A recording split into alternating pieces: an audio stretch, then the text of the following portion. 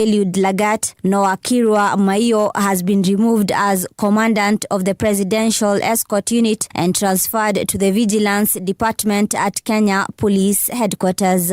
William Sawe, who was leading the RES squad, has now been appointed as the new head of the Presidential Escort Unit. Judah Matthews Guio, who has been serving as deputy commandant of the PEU, has been directed to proceed on leave pending retirement.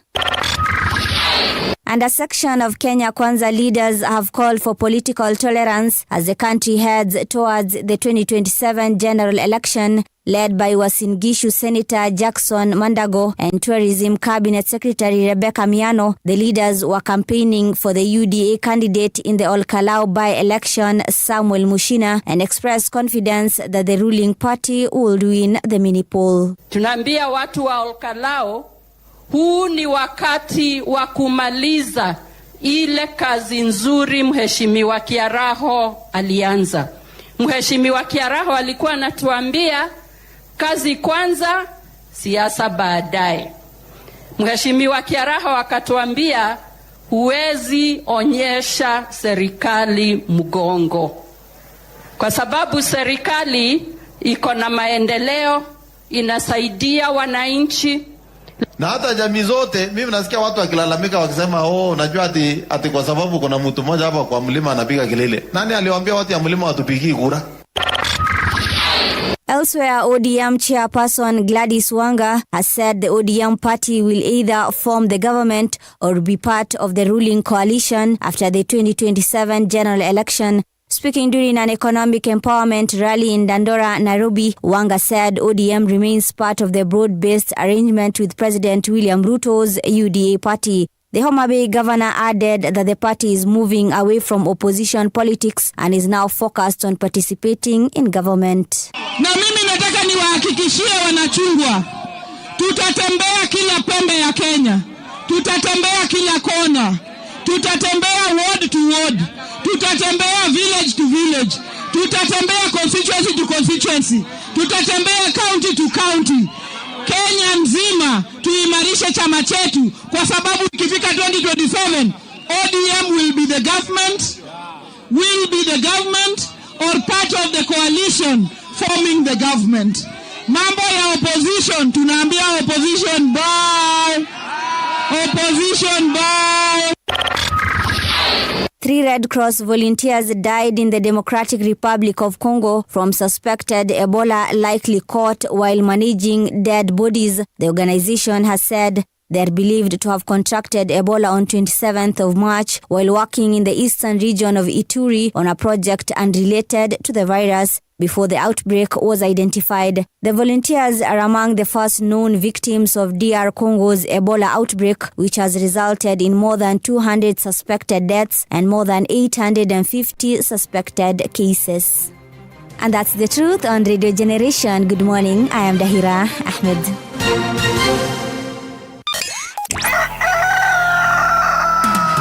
In the beginning, there was morning radio. But now there is Radio Generation's The People's Breakfast. Curious and bold, getting facts from the shadows. That's what it is. Now, as the city wakes and secrets stir, a bright new voice shines. The People's Breakfast. Your morning, your voice, your journey. Good morning. Good morning, my neighbor. Welcome to the home of hard truths and bold insights. Radio Generation. A very good morning to you. Welcome to Radio Generation. The time right now is 5 minutes past 6 o'clock. It is the 25th day of May 2026. And like City has said, ni vizuri kufanya kazi na mshirika mwenzako. Mtu ambaye anaamini yale mambo naamini, mtu ambaye mna share the same vision. City, yes. How are you doing? Very well. You're well? Yes, I am. We missed you on Friday. Yes. And the audience, made it very clear that they had missed you. But nikamwambia utakuja leo. Waliwaambia jambo la maana na la kweli. And thank God umekuja. Juu usingalikuja ningekaa fala, ningekaa mtu mwongo sana, ningekuwa mtu ambaye ni kama anasemanga mambo haezi timiza. Hiyo sio fiti. Na hiyo si fiti. But we're glad that you're back. Thank you. You had a good weekend though? Apart from of course the morning. If attending funerals and the funerals go well, is Yeah, it went well. Yes. Tuliomboleza vizuri. Nam. Yes, it was that was accomplished well. And I'm happy we did. Yeah. I'm very happy. If there's anything I have learned in the last 1 month is that no matter what happens, life has got to move on, especially for the living. You have got to move on, you have got to keep on living. And you have got to do everything that you have to do to honor the dead and also at least wajue mali wako that mtu anaendelea na kazi safi. Yes. Au sio? Ndivyo brother, ndivyo. All right. Leo ni 25th May lakini kama nilivyowaambia, wacha tuangalie what is significant about this particular day. Several things happened. For example, in 1787, the Constitutional Convention officially convened in Philadelphia. Ili mambo ya America huko hivyo. Independence ile wajua. Ndio hiyo sasa. Lakini pia tukiangalia mambo ya 1961 huko tu Marekani, US President John F. Kennedy announced his ambitious goal before Congress of landing a man on the moon before the end of the decade, effectively launching the Apollo program. Yes. They eventually did it. They landed on the moon. Several things happened after that. And now Apollo akona sistaki ambaye anajulikana kama Artemis. Artemis is the goddess of the moon. And they have started another mission equal to that of Apollo program, where they have gone twice now to the moon. The first time they launched a spacecraft that was not manned. That means it didn't have a pilot, it didn't have a crew. Ikaenda ikazunguka pale mwezi na ikarudi. And then now ilipiga round for sure. And then last month they sent Artemis 2, but this one had people. Went around the moon. Yeah. Ya kwanza walirusha wakaona kumbe tunaweza fika. Ya pili wakasema sasa twende. Wamefika tena. Now there's going to be I think an Artemis 3 perhaps, or maybe it will have a different name, I don't know. And this time around they will land on the moon. Artemis is the Greek god of hunting. Yes. Yeah. And wild nature. Yes. And she was the daughter of Zeus. Yes. Yule god supreme, yule prime god. Yes. And she's a twin of Apollo, isn't she? Umeipata vizuri sana bwana. Unajua hizi vitu bwana. Unajua usinionage tu nikitembea huku tu nikikunywa maji ni kama sijui kitu nafanya. Yes. And she had twin sister of Apollo. Yeah. I think she's the goddess of what again? Remind us. Hunt and wild nature. The hunt and wild nature. Na twin sister ya huyo jamaa umetaja Apollo. So huyu ndio yule walikuwa wanaomba before waende kwa hunt, ndio wamwambie sasa make sure tukifika pale we can get antelopes, deer, rabbits maybe, chicken. See, they are going to hunt. You don't hunt chicken. No, back in the day before chicken were domesticated. Me, I'm not sure chicken were domesticated. Just like I'm not sure cats were domesticated. What do you mean? Just like I'm not sure dogs were domesticated. What do you mean? Dogs were domesticated. I mean, I believe those animals just decided they come to live with man. There was nothing like a man. Alienda, akafanya trisex. Look, that one is a discussion for another day. Yes. About the things I don't believe. But for now, relate to your nature. Well, dogs, if I remember well, they were bred from wolves. Dogs were not domesticated. Wolves are wolves, dogs are dogs. No, and I'm telling you, you can go check out this history. Unajua ile breed ya mbwa ambazo tuko nazo? Ziko nyingi. Like those toy dogs. The chihuahuas. Yes. Those look like big Did you call them toys? Have you seen the size of those dogs? Yeah, they're like this high from the ground. Like the palm of your hand, more or less. Who domesticated? What were they before? Rabbits? They were bred over time. Or what exactly? Over time, and then now they became. So were they squirrels? The first wolves were domesticated, sir, and then with time they evolved because of that adaptation to not having to hunt like they used to. Yeah, so over time they became more and more do I call it subdued? So a bull terrier was what before it got subdued? A what? Bull terrier. Oh, that's a breed of dogs, yeah. So now I do not know, but over time, I'm telling you, CT, as much as unacheka, over time they were bred and then they became what they are right now. And let's not forget, some of it was a little bit of scientific tweaking of the genes here and there to make them what they are today. Sawa? No, sawa. But let's just continue. You and your domesticated dogs, and me and my wolves which are not domesticated. 20 bro. Sawa basi city. So zebra ndio wali domesticate kama punda. Sasa zebra no. Okay, hapo kwa zebra na punda hata nisijidanganya tunajua. At least ya dogi ziko same. Ziko same ish. No, very so except ya kwamba zebra iko na stripes. Ndio. But genetically they are very different. The punda, the zebra, the horse. No, horse ndo tofauti bwana. But they're the same family. Horse tumeona ikiwa domesticated. Horse I know. That I'm not even arguing. Kuna honga pia na wild horses, what they call feral horses. Yes, like they're just there in the wild. They can be domesticated. They can. To discuss domestication baadaye. Sawa. Tupate methali. Sure, I haven't. Right. So why don't I take you there? Why don't you take us there? The couple is known as Dahomey. Ushaona ile movie about the kingdom of Dahomey? That lady. Yes. She's called the woman king. Yes. Ushaona hiyo? Yes. Bas, now she's called Viola Davis. Iko hivi, hiyo hadithi si fiction. The movie makers took the usual literary license kufanya ABCD, but it represents a reality that existed at a certain point in time in the history. Now, the reason why these things are sometimes important to reminisce over is to understand that they were not just some dormant nation that were doing nothing, and until colonization came about is when they became something. Yes. They were great before colonization, and they diminished with colonization. Yes. Okay. They had a thing going on for them. Dahomey. It borders Togo and Nigeria, Burkina Faso, Niger. Okay. The name changed in 1975. Okay. It was the Kingdom of Dahomey. Yes. 1975 it changed. Wakaanza kujiita nini? Bana walipima wakaona hii kitu. Si ilikuwa Dahomey. Ikawa Benin. Okay. Good for them. Sawa. Tuko sawa brother? Kabisa. It is 87 times smaller than the US. History ni mingi hapa. Tutakuja kuziangalia baadaye. Sawa. Right. And capital lazima nikwambie. Tuambie. Cotonou. Official language is French. Kifaransa. Sababu wale akina Macron walikuwa kule. Yes. Nyakati za ukoloni. Hao watu ni wale watu ambao wamwambia France kanyaga kubwa. They also had a coup, right? Right. So kwa coup belt. Yeah. Ile coup ile d'etat. Coup d'etat. All right. The proverb. Before you ask a man for clothes, look at the clothes he is wearing. Before you ask a man for clothes, look at the clothes he is wearing. Yes bwana, wewe angalia bwana, huyu jamaa hizo nguo anazovaa. Ni nguo aina gani? Kwa hivyo kabla ni kama tu kusema kabla ni kuombe chochote, hata si nguo peke yake.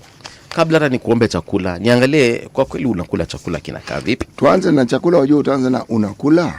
Tuanze hapo wenyewe. Ukishauliza kama mtu anakula. Huwezi omba kile ambacho mtu hana. Bwana weweza jaribu lakini utapata chochote, sio? It's like asking kuitisha maiti damu. Haiwezi kupa. Hawezi. Sababu yule hana chochote yule. Nimekupata tena vizuri tena City. Asante sana. It is now 14 minutes past 6 o'clock. Let us see who's with us this morning. I know MC Tonje kutoka kule kwenu Shago Muhoroni. Huyo ako tuned in properly. Support brother, support. Huyo hata before tuamke ni kama anakuanga na sisi, ni kama yeye ndio ufungue station before tufungue. Ndio hiyo. So MC Tonje. Support ya watu wangu wa nyumbani hao. Ndio hiyo. MC Tonje nashukuru sana. Douglas Kibogonga amesema good morning Poland City. Last Friday hour the government was on fire. Was it really?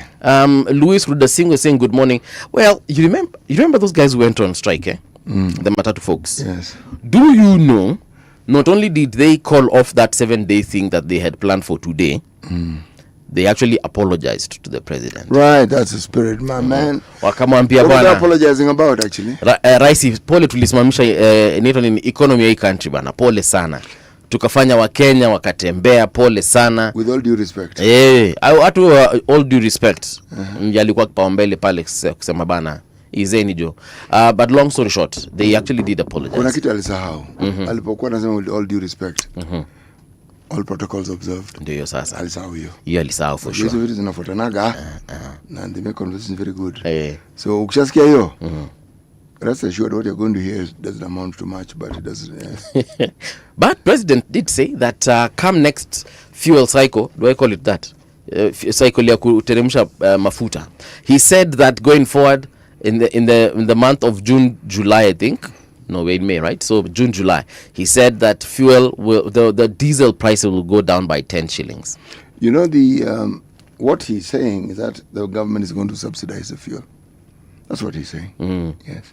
So right now they're looking for that money so that come that time they will subsidize it. Interestingly, though, he didn't mention anything to do with petrol unless I missed it. Unless I honestly missed it. Transportation as we know it. Yes. And if I may speak Kenyanese, majorly, wanatumiaga diesel, lori, matatu, diesel. Yes. Magari za watu binafsi ndio mara nyingi zinatumia nini? Petroli. Ndio. Lakini magari mengi ya watu, yes, the ones that serve the public majorly are the buses. They tend to use diesel. Of course they do. So the hoo-ha was there. But there are very many cars in the hands of private citizens that do not conduct that sort of business. Those ones kuna zingine ambazo zinatumia nini? Zinatumia pia kerosene. Yeah. That we are petrol and diesel. Okay, fine, I get you, City. What the president said for me is okay. I mean, from where I sit, because he had to do something, and I feel like he was pushed to the corner to do something, and he seems to be doing something. That much we will give it to him. Scan is going to catch up with us. Yeah, there is a reality about fuel globally that needs to be addressed. Yes. It's a reality everywhere. You know what? I have a feeling, City, that fuel can even go up to 400, 500 bob. But Kenyans need to be talked to. I couldn't agree with you more. Yeah. I'm not saying that I want it to get to 400 for sure. No. But I'm just saying that the reality of things is fuel globally has gone up. It has. Yes. And the problem isn't that there isn't enough oil. It's that we don't have enough refining capacity in the world. They were bombed. Now, the government of Kenya needs to talk to Kenyans. It needs to talk to Kenyans and just tell them, look, guys, this is it. And they need to be, because there are some things that even Kenyans have been asking. The asking. government talks about reducing the price. What you're saying needs to be alongside it. Guys, we are going to try and reduce it by 10 bob. But let please understand where we are coming from. This is our reality. They need to break down that G to G thing that they keep on telling us. They also need to, at the very least, for EPRA to tell us what is it called, that formula they use. You know, transparency. Wakenya tu wanataka hiyo. Everything you're saying is EPRA's mandate. Yeah. Yes. And the moment they do that, trust me, ile siku, God forbid, mafuta itafika 600 per liter, at the very least, we shall be on the same boat and on the same page. We will be upset about it, yes, but we will know why it is 600. Yes. You know, let's start with it maybe 300, because if we say it will be 600. We won't come to work. Personally, I won't. I hope boss ajasikia your part. No. 600 shillings a liter is going to be very difficult to come to work. That is 3 times what we're paying now. Currently, yes. But let me just mention to you that what we are doing, the Nigerians did before us. Okay. In 2023, when Tinubu became president, they really hit them. Brother, 3 times. The fuel price. Yeah, ni 200 leo. Tip. 600. Deal now. Yeah. We are kicking the can down the road. We need to be honest with ourselves as to what is happening. And it needs to be explained to Kenyans why it was cheap a while back, because it was, and why it is not cheap now. They must tell Kenyans how we order fuel. Yes. How much of it comes in. And they must tell us why it is they never enacted the Petroleum Bill, which would have become the Petroleum Act, which would have ensured that we have a minimum of 6 months storage. Yeah. Because if we had 6 months to 8 months, honestly, what was happening on the world market wouldn't affect us very much. Yeah. So, remedial action, looking for ways to mitigate, because we knew. Yep. And we are the port where all these things come through. Yes. So the urgent conversations has to be about the reality of the fuel crisis, because it is a crisis, and also looking forward and determining how will we prepare for it. Kitu ya kwanza EPRA wanafaa kufanya is, you see all those levies we spoke of here, they're about 9 or 10. Wakuja tuambie from that petroleum development levy, watuambie this is where this money goes. No. How much it is. Yes. Magari ambayo tuko nao Kenya, tuko nazo rather Kenya is this number. Na baada hii namba ambayo tuko nayo, hao wanatumia petroli, hao wanatumia diesel, hao wanatumia leaded na kadhalika, hao wanatumia V-power. Sawa. So what we collect is this. Hii, now we come to you. Hii inafanya hii. Hii inafanya hii. Bless you. Hii imejenga stadium. Hii ni stabilization. Hii ilijenga Rironi Mausami Road. Namna hiyo. The moment Kenyans know that, by the time we're seeing fuel going to 240, 282, whatever, we'll be like, okay, so now we understand. But hii kuamka tu siku moja mlikuwa mnanunua mafuta 170 and then 190 then whoop 240. Bwana. Hapa ndio tunasemanga watu si wajenga bwana. With all due respect, watu si wajenga. All protocols observed. Haya. Kalebo amesema huku kwetu Matanga kwenda mzuri inamaanisha tulikula tukashiba. So when they say that they had a good funeral, it means that they went, they ate, and they're well fed, they're full. Nafikiri jamaa anaongelea kwao kwa sababu kwao ndio nafikiri watu wakisema Tanga ilikuwa mzuri. They were well fed. Yes. Okay. Sasa, and we thank you for that narrative. Mine went well because you ate. The eulogizing was good. Politics was at a minimum. And the deceased was the one who was the center of the conversation. That is why it was a good funeral. Okay. Yes. Bruce Lee says, morning guys, morning guys, hopeful for an entertaining show today. Well, Bruce Lee, we hope we won't disappoint. Kennedy anasema, good morning, listening live from Al Quoz, Dubai. Now wasikiza loud and clear nikichapa mboka. Kennedy, thank you so much. Mili Motimbiti saying, good morning, Movie NCT. Hapa Safat. I think this is Kuwait, yeah? Safat, Kuwait. Show inashika sana. Keep up the good work, guys. Thank you so much, Milimo. And we invite you to stick with us up until the end of the show. Right now, we're checking radiogeneration.co.ke. And our first story is inside the growing pattern of security lapses at Ruto engagements. Did you see this one? Some guy just walked up to the president and held embraced the president. The president came to no harm. The president wasn't harmed, but it was a very... That's a lapse. Yeah. That's an extremely... The moment you've embraced the president for 10 seconds plus. 5. Now, repeated security interruptions during President William Ruto's public appearances have once again come under sharp focus after a fresh incident in Kilifi County where a man managed to break through crowd control and rush toward the podium before being stopped by security officers, triggering swift changes within his protection team. Now, the incident happened yesterday during a Thanksgiving service held in honor of the Principal Secretary for the State Department for Youth Affairs and the Creative Economy, Fikirini Jacobs, in Kilifi County. Now, the head of state was delivering his address when a man carrying a Bible pushed through the crowd and moved quickly towards the dais in full view of invited guests and leaders.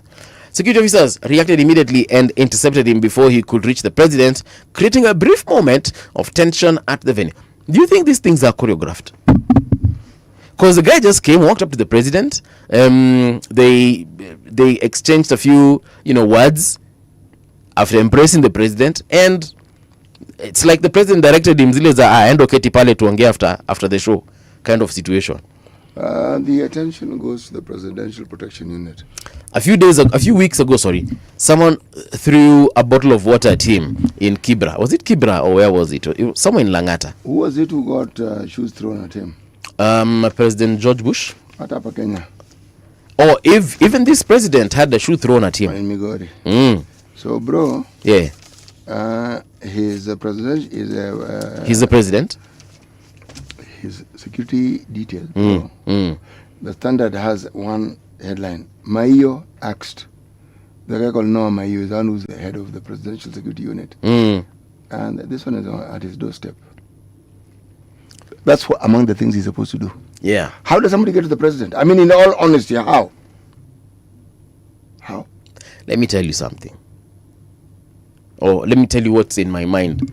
It's either these things are choreographed, because how do you get to the president, bro? Do you know even when you are at a presidential function, the security, the aura itself, itakwambia tu usikaribie ule mjamaa. Anyway, that's that as far as the presidential event is concerned. Yeah, this thing is very, by the way, Paul, it's extremely serious. This is not a mild thing. Yeah. Now, Mayo, that guy you're talking about, Mayo out Sawe named new presidential escort commander after Kilifi breach. The National Police Service has carried out a rapid reshuffle in the presidential escort unit and the Reke sub-unit following a security breach involving President William Ruto during a public event in Ganze, Kilifi County, where a man managed to get past security and reach the head of state. Now, in the changes announced by Deputy Inspector General Eliud Lagat on Sunday, Noah Kirwa Mayo has been transferred from his position as commandant of the presidential escort unit and moved to Kenya Police Headquarters under the Vigilance Department. William Sawe, who was serving as commanding officer of the Reke sub-unit, has been appointed the new commandant of the presidential escort unit, replacing Mayo. Hii sasa ndio secret service ya Kenya. Abana. Reke no. Reke are the ones who deal with these urban terrorists. Watu ambao wanajua na wao ndio wanajua kulipua bomu.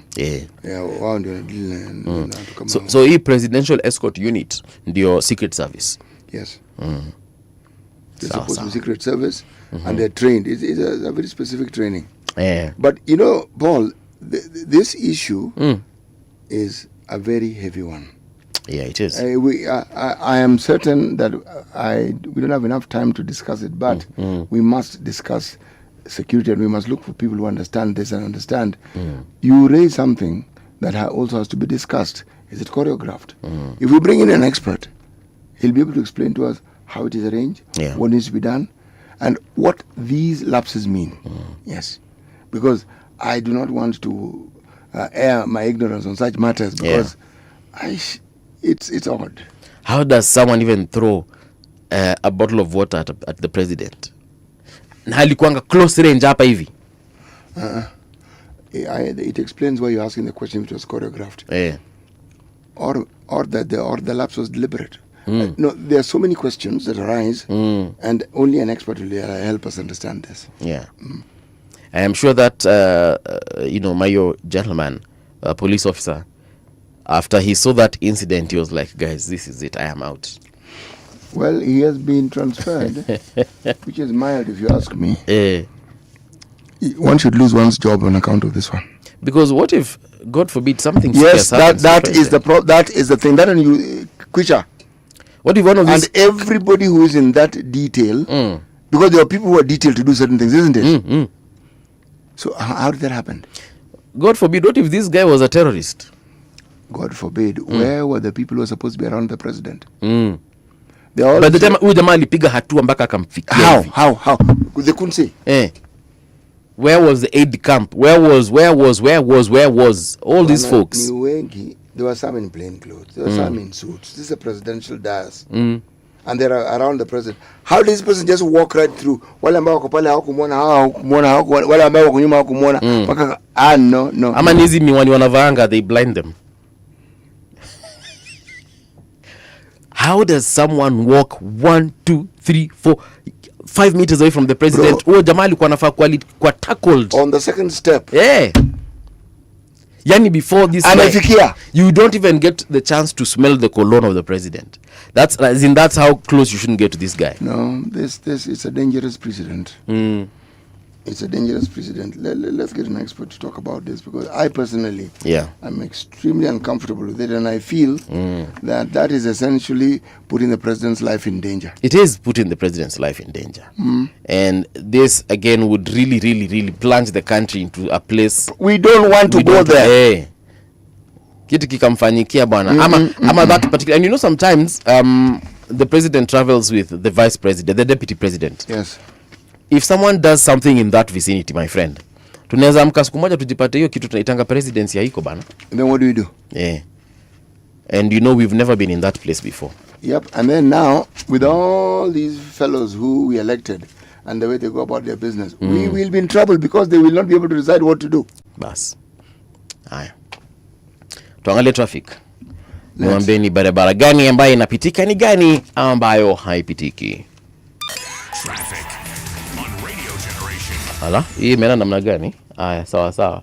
Something has happened there. Oh yeah, here we are.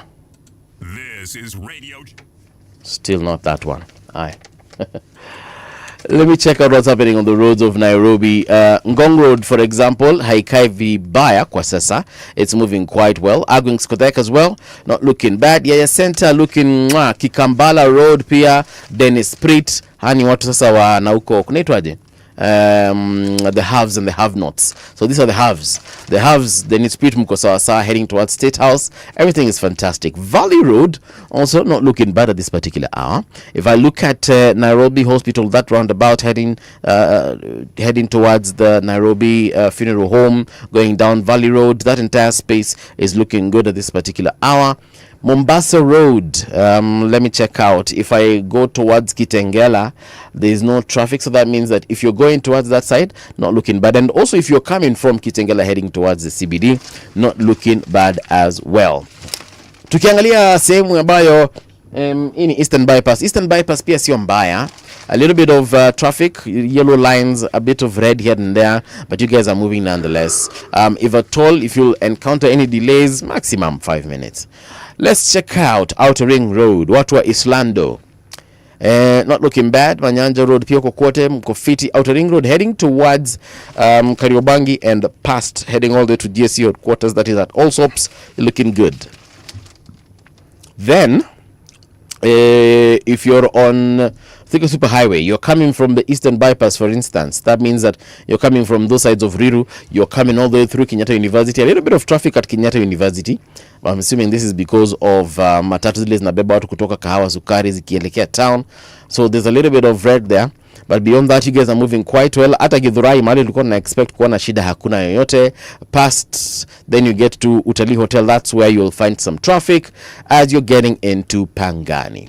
Last but not least, Mombasa County. Let's check it out a bit. What's not happening here? Well, nothing much actually. Naona mko sawa. Sehemu za bandari kule Mwembe, Moi Avenue, Nkuruma Road, Dedan Kimathi Avenue, Sidiria, Tononoka, Ziwani, all those places are looking good. Links Road, uko Nyali, Kongowea.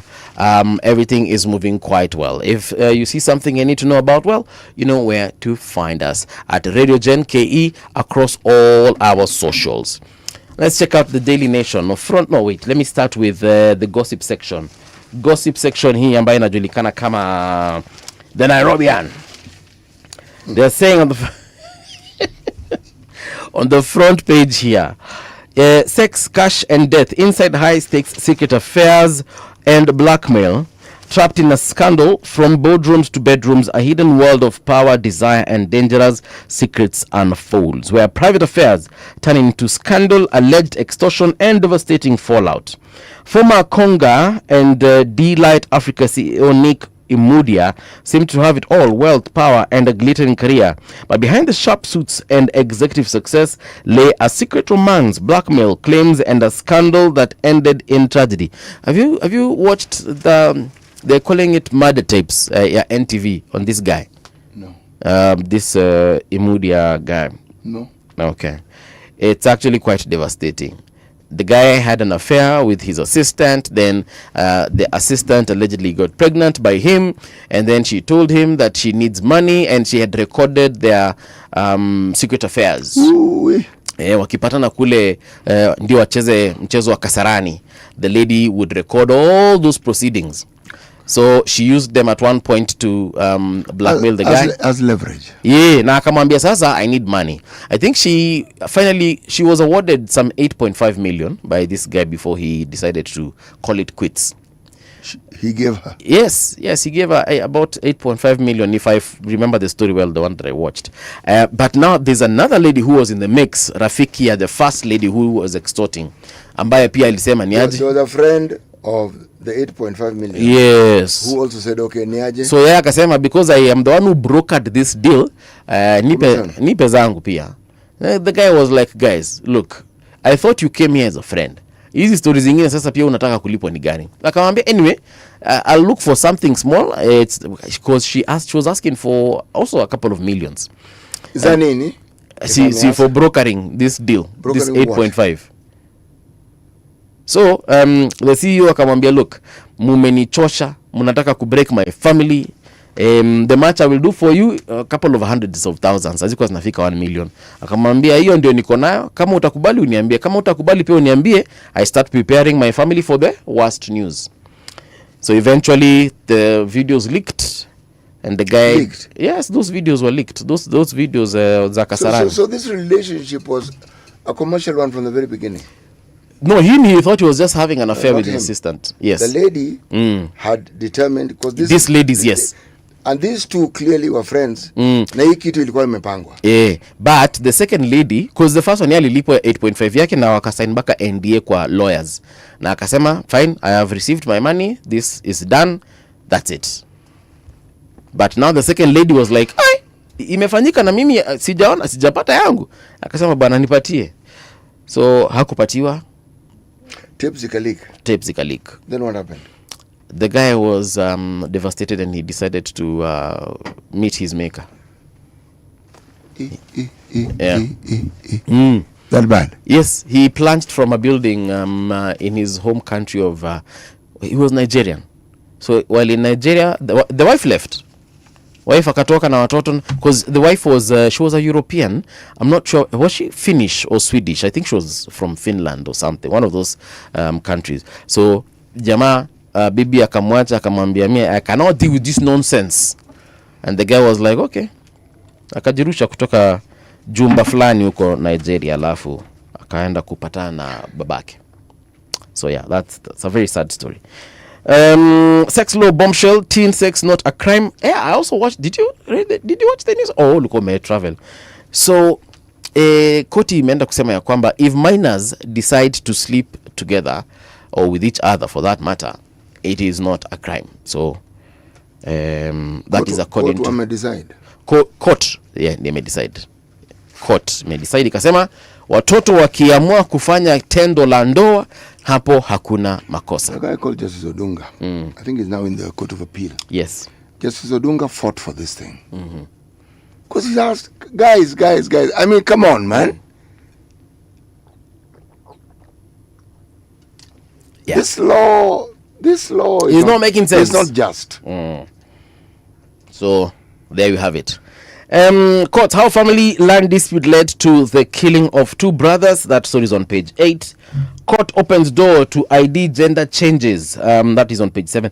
So imesema ya kwamba, if I remember this one well, that people should be allowed to register as no gender or choose the gender that they want to. You don't have to decide whether your child is a girl or a boy. But again, the full story is on page 7. My interpretation is not necessarily the one given by the courts. Paul, that thing is in the West. Huh? I've heard of ridiculous things in my time. This is just about one of the most ridiculous things possible. There are countries in the West, yes, where children, watoto, not adolescents, yes, children, are being allowed to consider whether, their gender is whether they're gender fluid. Yeah, I'm thinking, kwani the human race has lost it completely. Yes. Let me just read kidogo ndio nisikuwe nimesema vitu zangu. No, you're not far from the truth, bro. Yeah. Judge rules delays and silence cannot be used to defeat constitutional requirements. Now, according to a story by Kamau Muthoni here inside the Nairobi, anasema the High Court has paved the way for individuals seeking to change their gender markers to do so without being constrained by classification of male, female or intersex. Justice Bahati Mwamuye, in his judgment in a case filed by transgender activist Audrey Mbogo alongside Maureen Muya and Ernest Thaya, said the delays and silence cannot be used to defeat constitutional requirements. Yeah, so he noted that despite several orders directing the government to amend Bogwa's birth and identification documents, the birth and death registry failed to comply, citing a gap in the law. So basically today, CT Muga, you can go to registry and saying, I want now to register as a woman, and the registry has got to comply with your demands. Sawa? Or intersex for that matter. That is your abridged version of that article, India. Uende pale register, ukaregister of persons useme from today I'm no longer Charles Muga, I am Charlene Muga.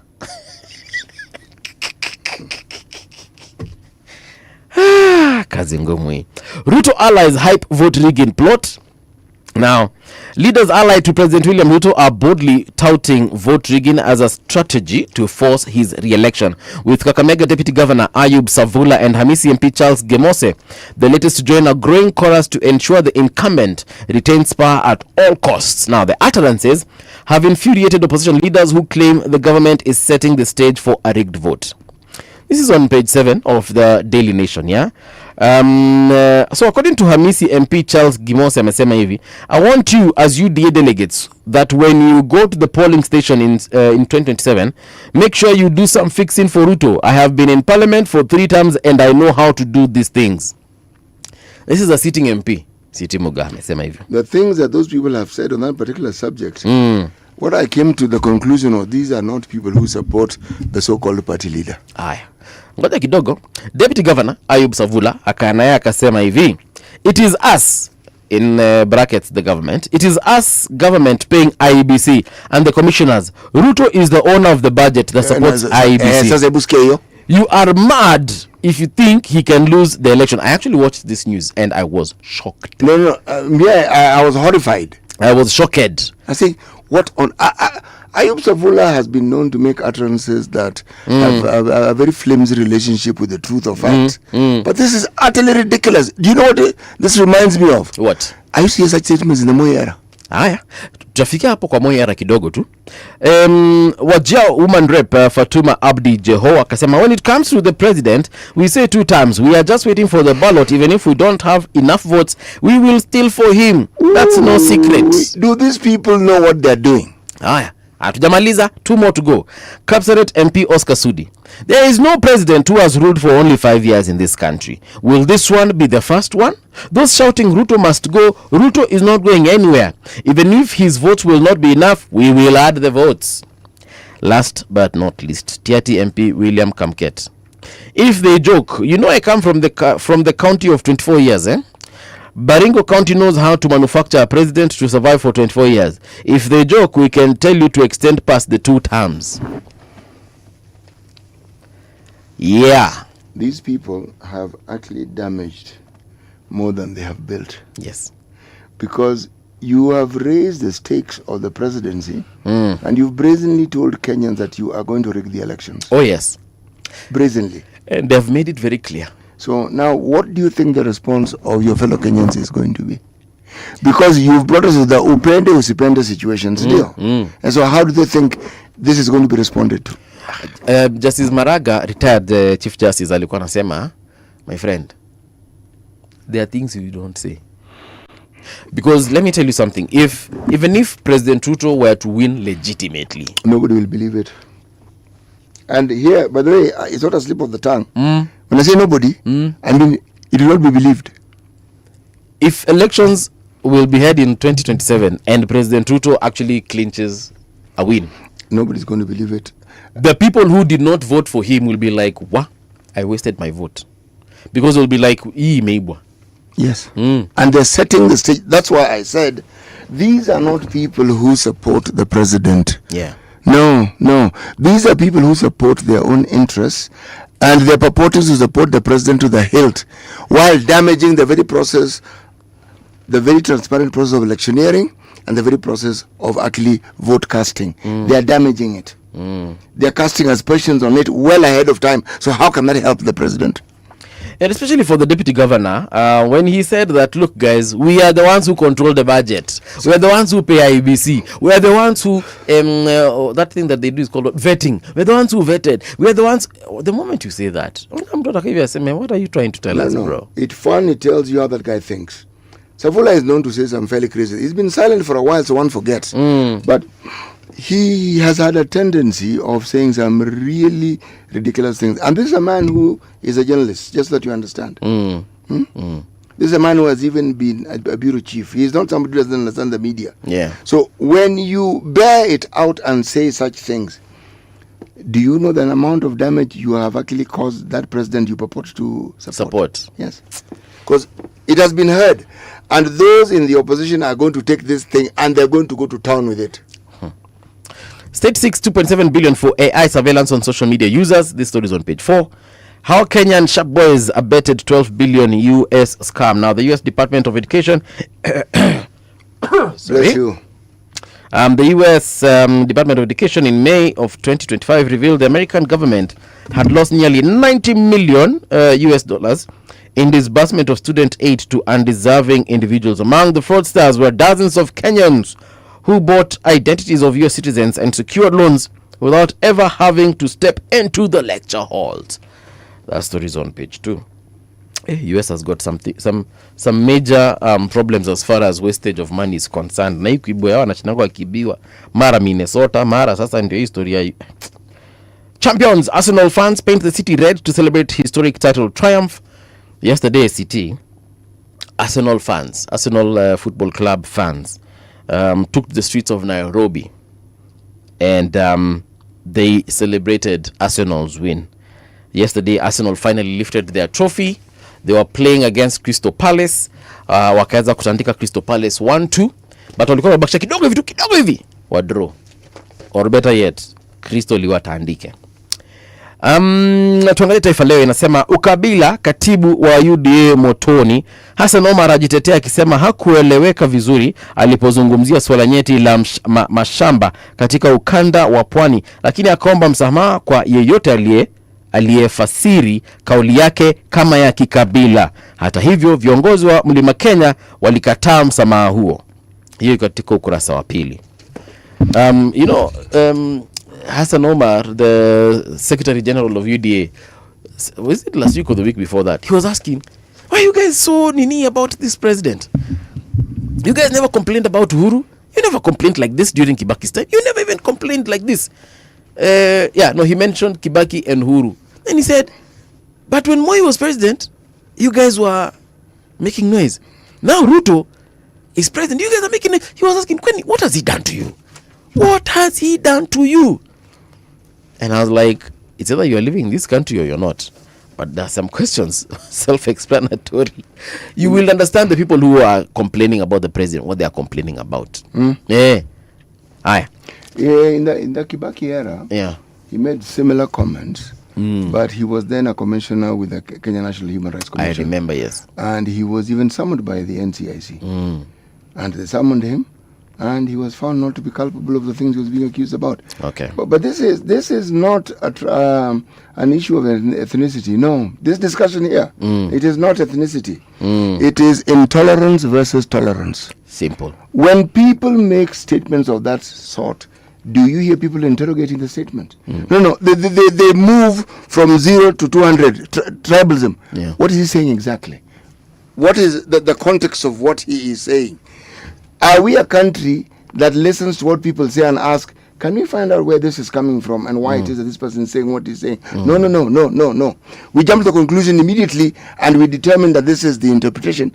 And this is the only interpretation. Yeah. Look at those who say whether it is 1 term, 2 term, 3 term, or Ruto must go, and where Ruto must go, we're not sure where he should go, whether he should go back to State House, or whether he should go home to Sugoi, or whether he should go back, wherever he wants to go back to. We don't know this. Kwanza Senator Methu said he's not going to Sugoi. Because they're currently in the UK with Rigiji. Alisema Mr. President hata alikuwa anaambia Rigiji. Kwa anaambia Your Excellency, hii kitu sasa tukishachukua nipatie tu nafasi tu ni hakikisha asiende Sugoi. Akienda Sugoi tena na pesa yote. So basically we're saying that we need to they will what is it called, wataanzisha cases against the president. These are statements that give us an opportunity to interrogate and to have an opportunity for us to actually discuss what is being said. Yes. If Matthew says that, what does he mean? Is he being tribalistic? No. Matthew is telling you what he'd like to see done, but does he know the consequences of that? If we use a yardstick for judging a president, taking him to court, is he the only president we're going to take to court? Because he definitely is not the only president who has not done what he said he would do. He's not the only president who has had scandals during his watch. So where do we start and where do we stop? Okay. The need to open our mind to the possibility of actually discussing the issues around utterances as opposed to jumping to conclusions 0 to 200 in one go. No, that is what now inflames people. Okay? I agree. We've had people saying statements against other communities. Some focus on people's foreskins. And you have to ask, why do they focus on the foreskin? What is it about the foreskin that becomes a matter of discussion? Talk about it. Don't just move from 0 to 200 in one fell swoop and all of a sudden you've concluded and suddenly war drums are being beaten. What? About foreskins? Let's focus. For heaven's sake, this intolerance that we exhibit in our politics is the mother of all the problems we have. Yeah. And there are people who are specialists at it. You do not interrogate issues, you jump to conclusions. Haya. Viongozi, vilio viongozi wakisema UDA teba kura in 2027, alafu Amerika na Iran karibu kupatana. Trump asema hatimaye mataifa hayo hasimu yanaelekea kuafikiana. Over to you, City. Right. Taxation jitters rocks the finance bill. This is the headline in the Star, what they call bang in the middle of the paper. All right.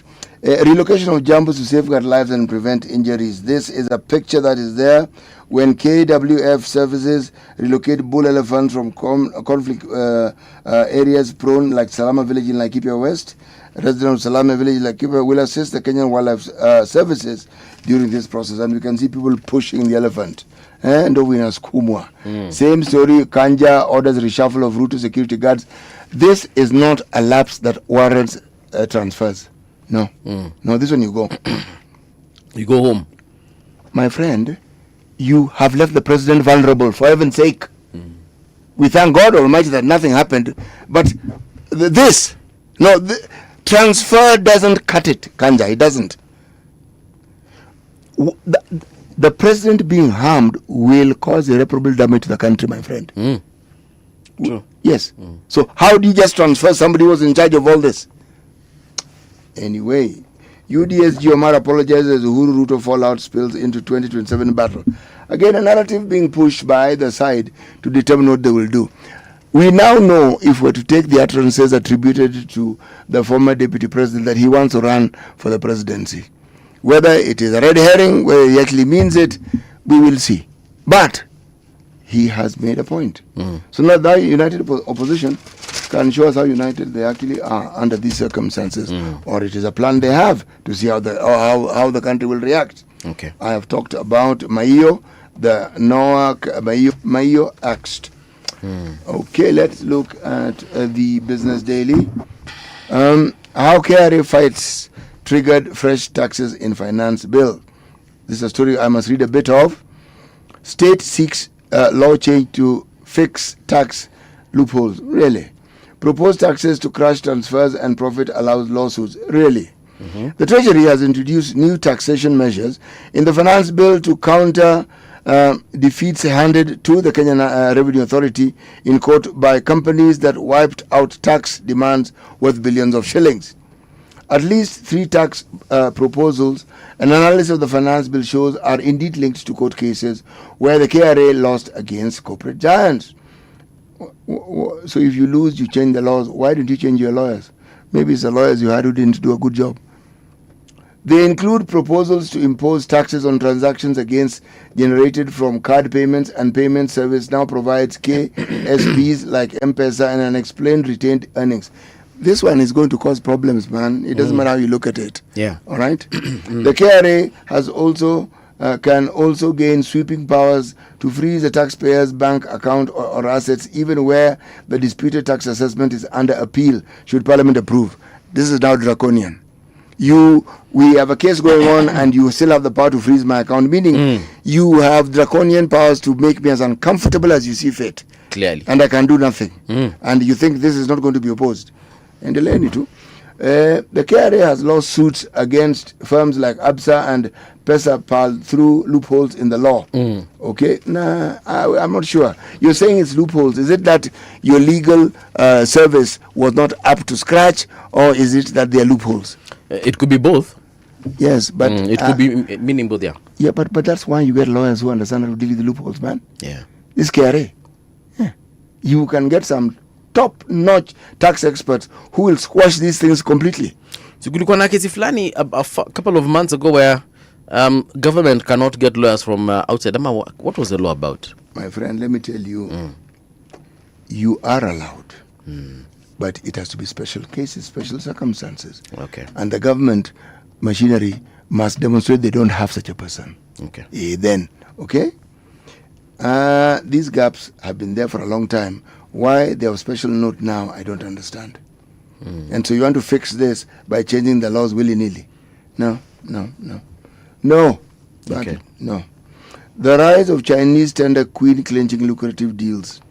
The Kenya's procurement arena power is measured by the ability to secure mega deals for Chinese nationals Yingdu. However, what sets her apart is her ability to win both small and large contracts. Foreign firms to pay capital gains tax on sales of shares. Kilavuka walks away from KQ 131 million in exit pay. Bond returns overtake shares and investors seek Iran war cushion. Trouble anywhere and not very many solutions in sight except for changing laws so that KRA can tax people more. You're looking for trouble. Anyway, nataka nipatie salamu watu wawili watatu hapa salamu kabla tuseme what else is coming through. Where were we? Soli Ochieng amesema big up City and moving live connecting from New York. Have you been to New York City? I'll take you to New York. I've not been to New York. They call it the Big Apple. Ile apple kubwa ile. I'll take you to New York. It's actually a very pretty place. So when we get the money, I'll make sure I book first class ticket.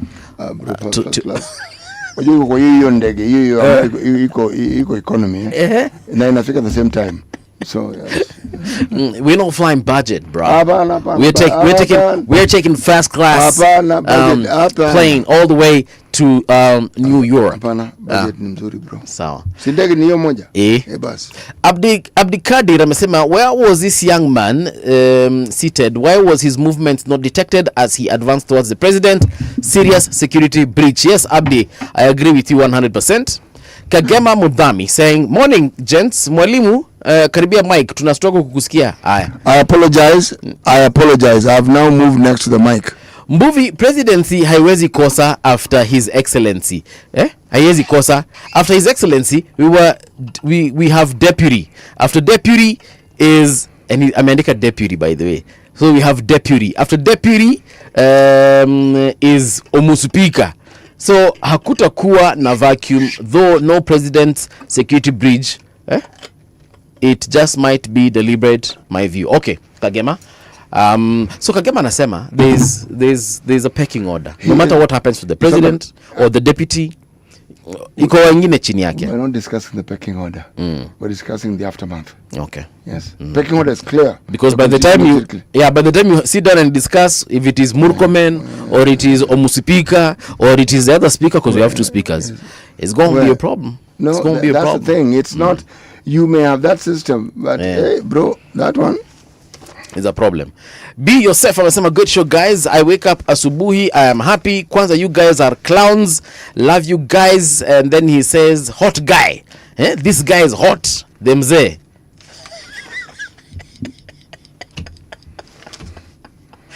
City. Paul, it gives my heart immense gladness to see you so happy. No, but City, has anyone ever told you you're hot?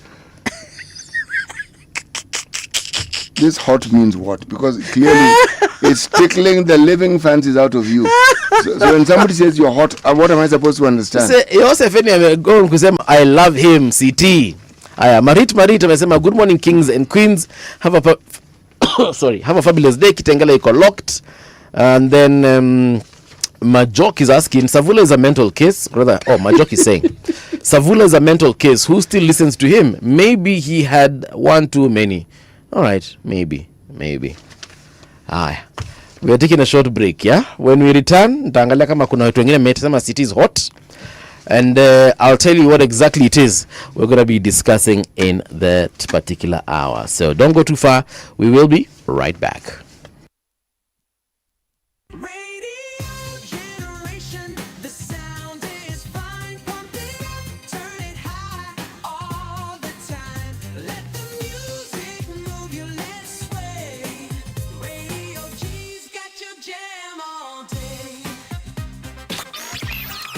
Radio Generation. the home of urban soul. The views and opinions expressed on this program are those of the guests and do not necessarily reflect the views of Radio Generation. Radio Generation assumes no responsibility or liability for the interviewee's views. This is Radio Generation. In the beginning, there was morning radio. But now there is Radio Generation's The People's Breakfast, curious and bold, getting facts from the shadows. That's what it is. Now, as the city wakes and secrets stir, a bright new voice shines. The People's Breakfast, your morning, your voice, your journey. Good morning. Good morning, my neighbor. Welcome to the home of hard truths and bold insights, Radio Generation.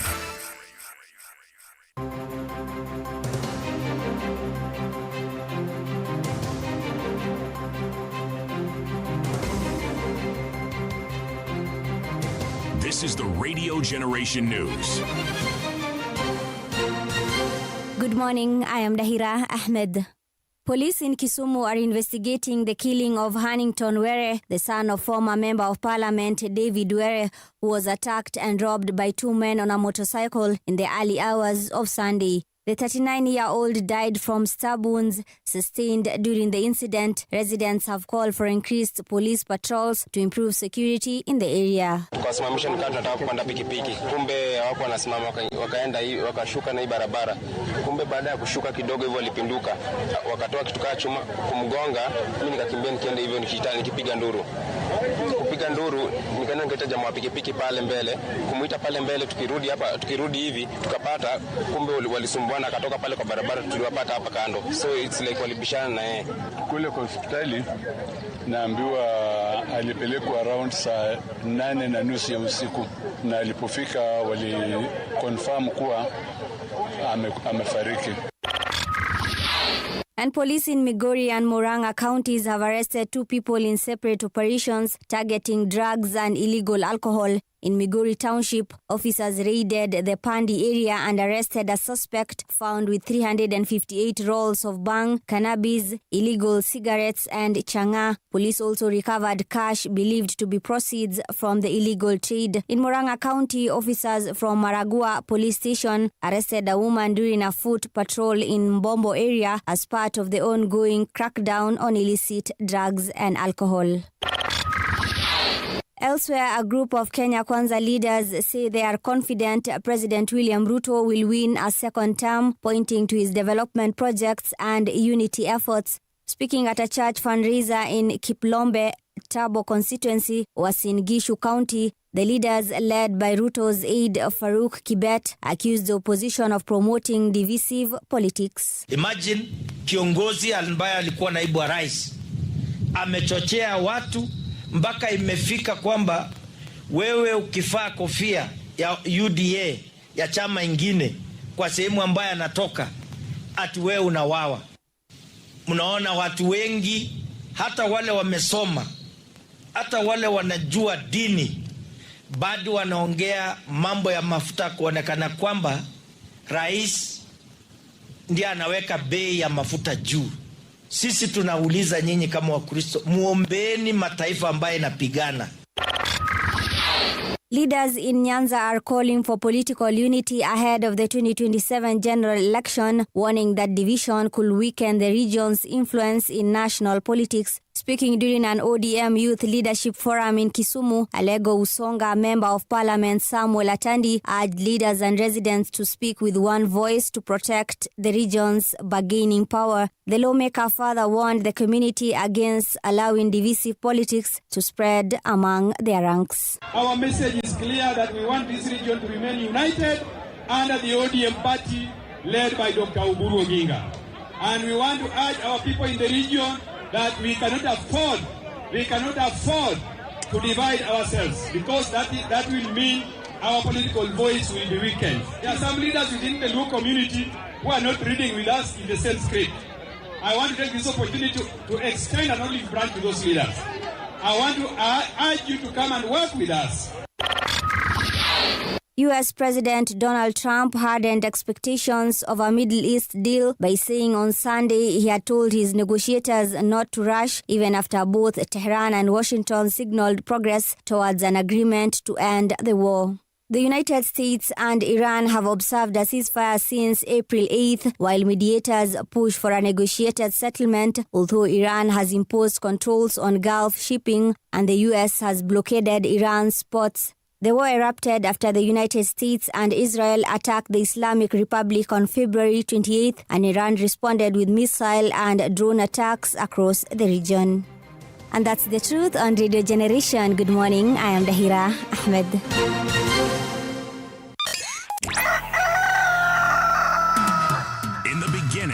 There was morning radio.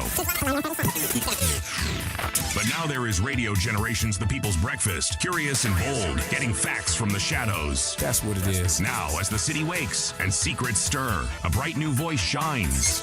The People's Breakfast. Your morning, your voice, your journey. Good morning. Good morning, my neighbor. Welcome to the home of hard truths and bold insights. Radio Generation. A very good morning to you and welcome back to Radio Generation. The time right now is 7 minutes past 7 o'clock. A big shout out to Bra. This is Briley's, I think. Briley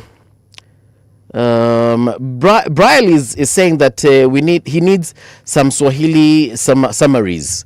Well, Brile, not Swahili but English summaries, but we'll try our best. Sometimes the tongue is so used to Swahili that by the time you're thinking in English, man, that point is already gone. But thank you so much for your observation. We shall try our bestest. Then I said I read Majok's message, didn't I? Marit as well, and everyone else who's checked in, whether it's on X, kwa X pia ndawatafuta and see if you guys are there, and I'll definitely give you your shout outs. You can find us at Radio Gen KE across all socials. Someone is saying, CT, that the UEFA Champions League game between Arsenal and PSG, they are hoping that Paris Saint-Germain will win that particular match, so that Arsenal can give us some room to breathe. Is that how it works in football? Yeah, apparently. But yes, I'm not football buff. Yeah, I know, City. And slowly by slowly, every single day, I'll be helping you through this. So don't worry. No, I appreciate it because I get to know more. But you're right. This Arsenal win, even if I didn't want to know, now I know. Yeah. Even our own producer, Edna, is a huge Arsenal fan. She's a huge fan. She is tweeting after every 2 seconds about Arsenal. This is the breathing I'm talking about. People from other teams can't breathe because the timelines are just filled with Arsenal. Do you know this commitment that I see Kenyans have towards the English Premier League? If they only had this commitment in holding their leaders to account. Someone actually said that. Someone was saying, all this noise we make. Yani kama tunaweka hao jamaa ambao tumewapigia kura bumper.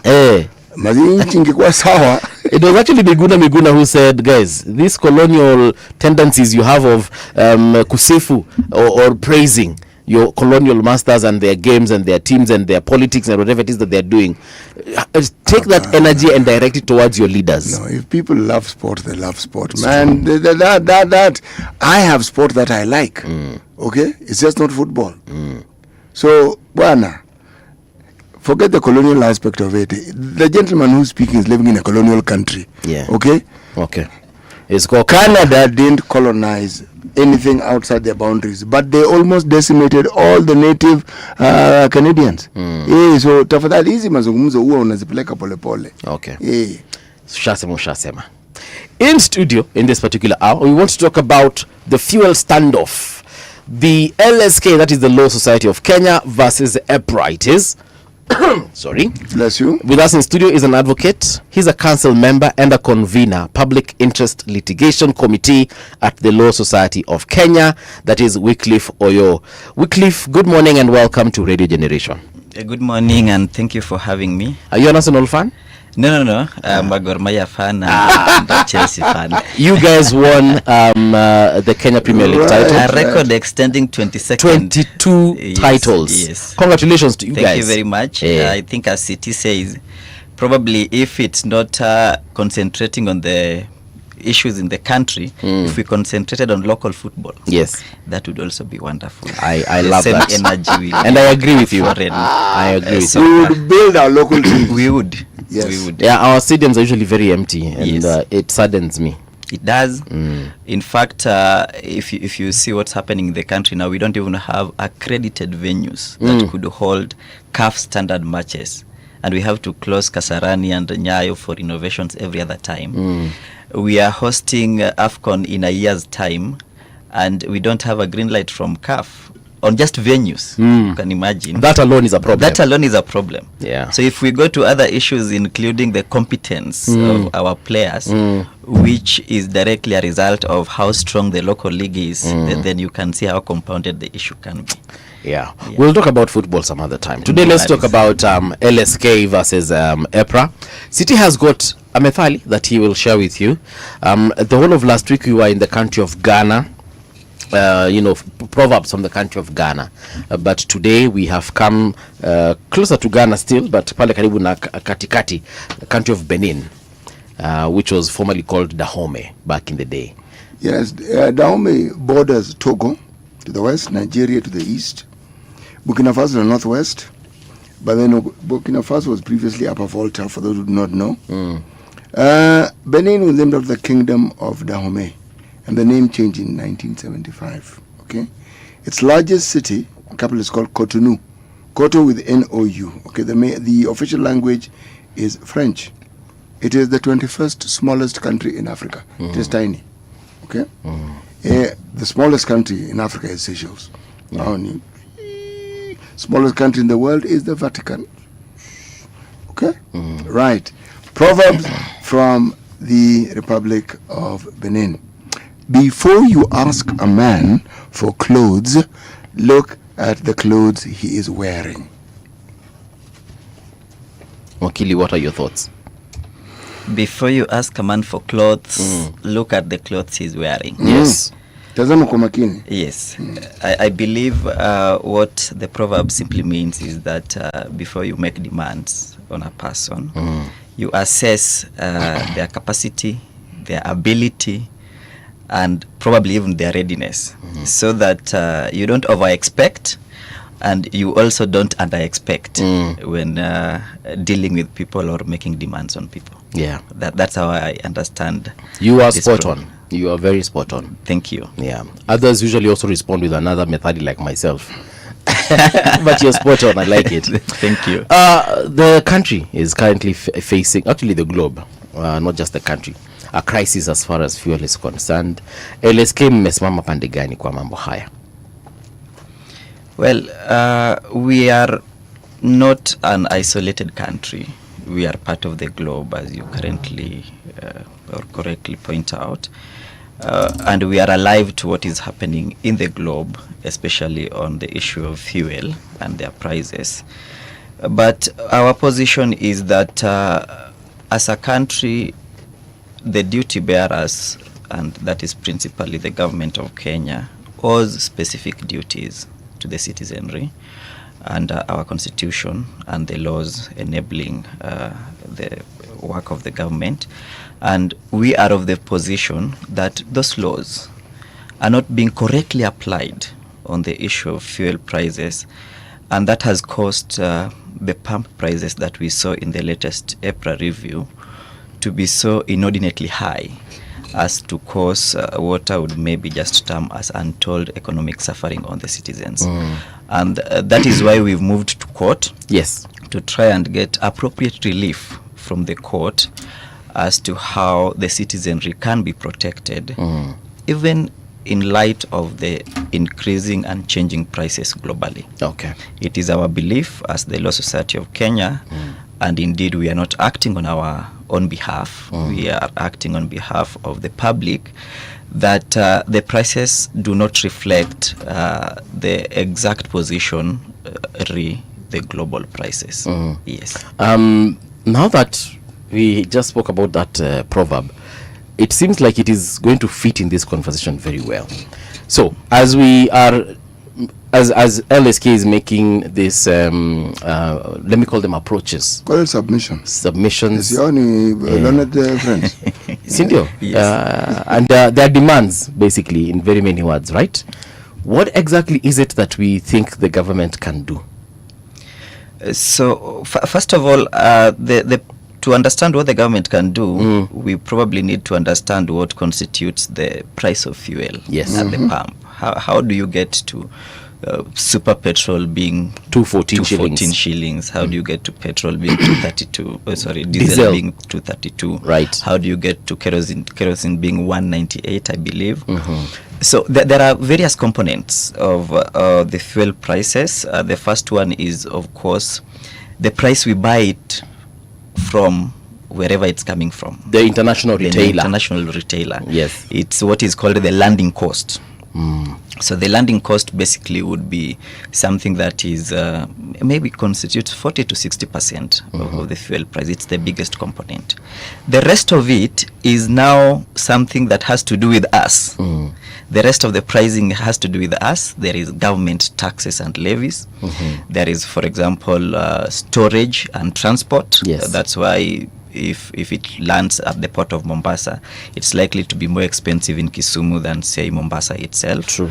There are other funds and levies that are put on the fuel price. We have the Petroleum Development Levy, for example.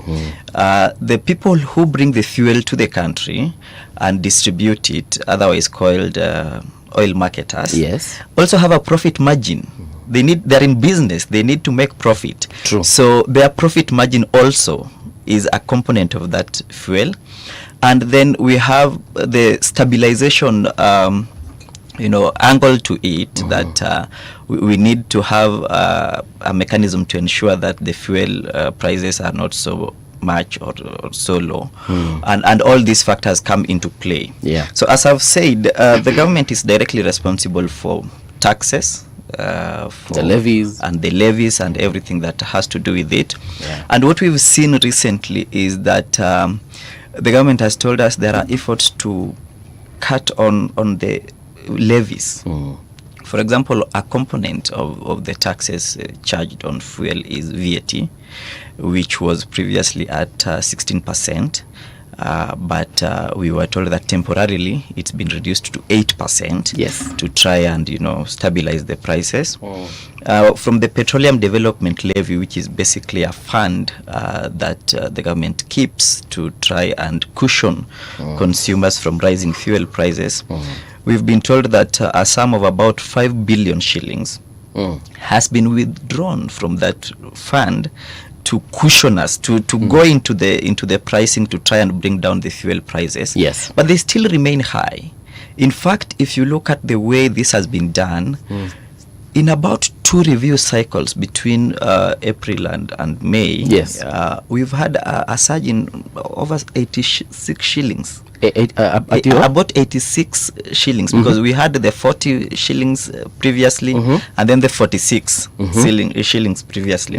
And there is the interesting bit where the government says, if you agitate, then we can reduce it down by 10 shillings or so. But you see, the resultant effect is that even with this interventions by the government, the price still remains very high.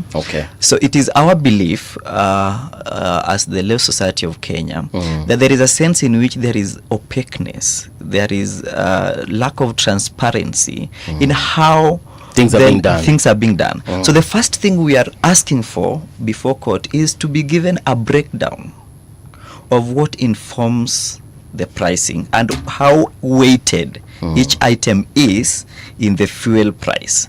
That then lends an understanding of then us saying that the fuel development levy has accounted to 3 shillings off a litre of diesel or a litre of petrol, as the case may be. There are also policy considerations that the government puts in place from time to time to try and deal with issues such as this. And one of them, on the 30th of April this year, the Ministry of Trade and Investment gave a green light to the Ministry of Transport and the Ministry of Energy to increase or to allow fuel of a higher sulfur content to be in the market.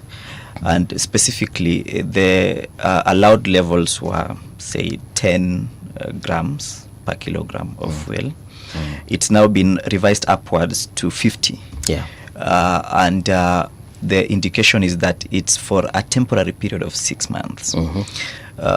What this does is that it then allows the importation of fuel that may not be of high quality, but that the government says is necessary to try and deal with the shortage. Okay. Is it cheaper? It's demonstrably not cheaper. You see, the whole intent is that it should be cheaper, actually, but it's not even cheaper. So we are dealing with what we would call a double tragedy. It is bad fuel that is still high in prices. But even that policy directive is shrouded in mystery. Okay. We do not know if public participation, for example, was done before that policy directive was given, and then how does that work, and who then has the onus of bringing fuel into the country. And that brings me to the third thing. You may have been familiar with now the very contentious G2G arrangement that the government says that it's signed government-to-government engagement with countries in the Middle East to import fuel, and an arrangement the government says is beneficial to the country.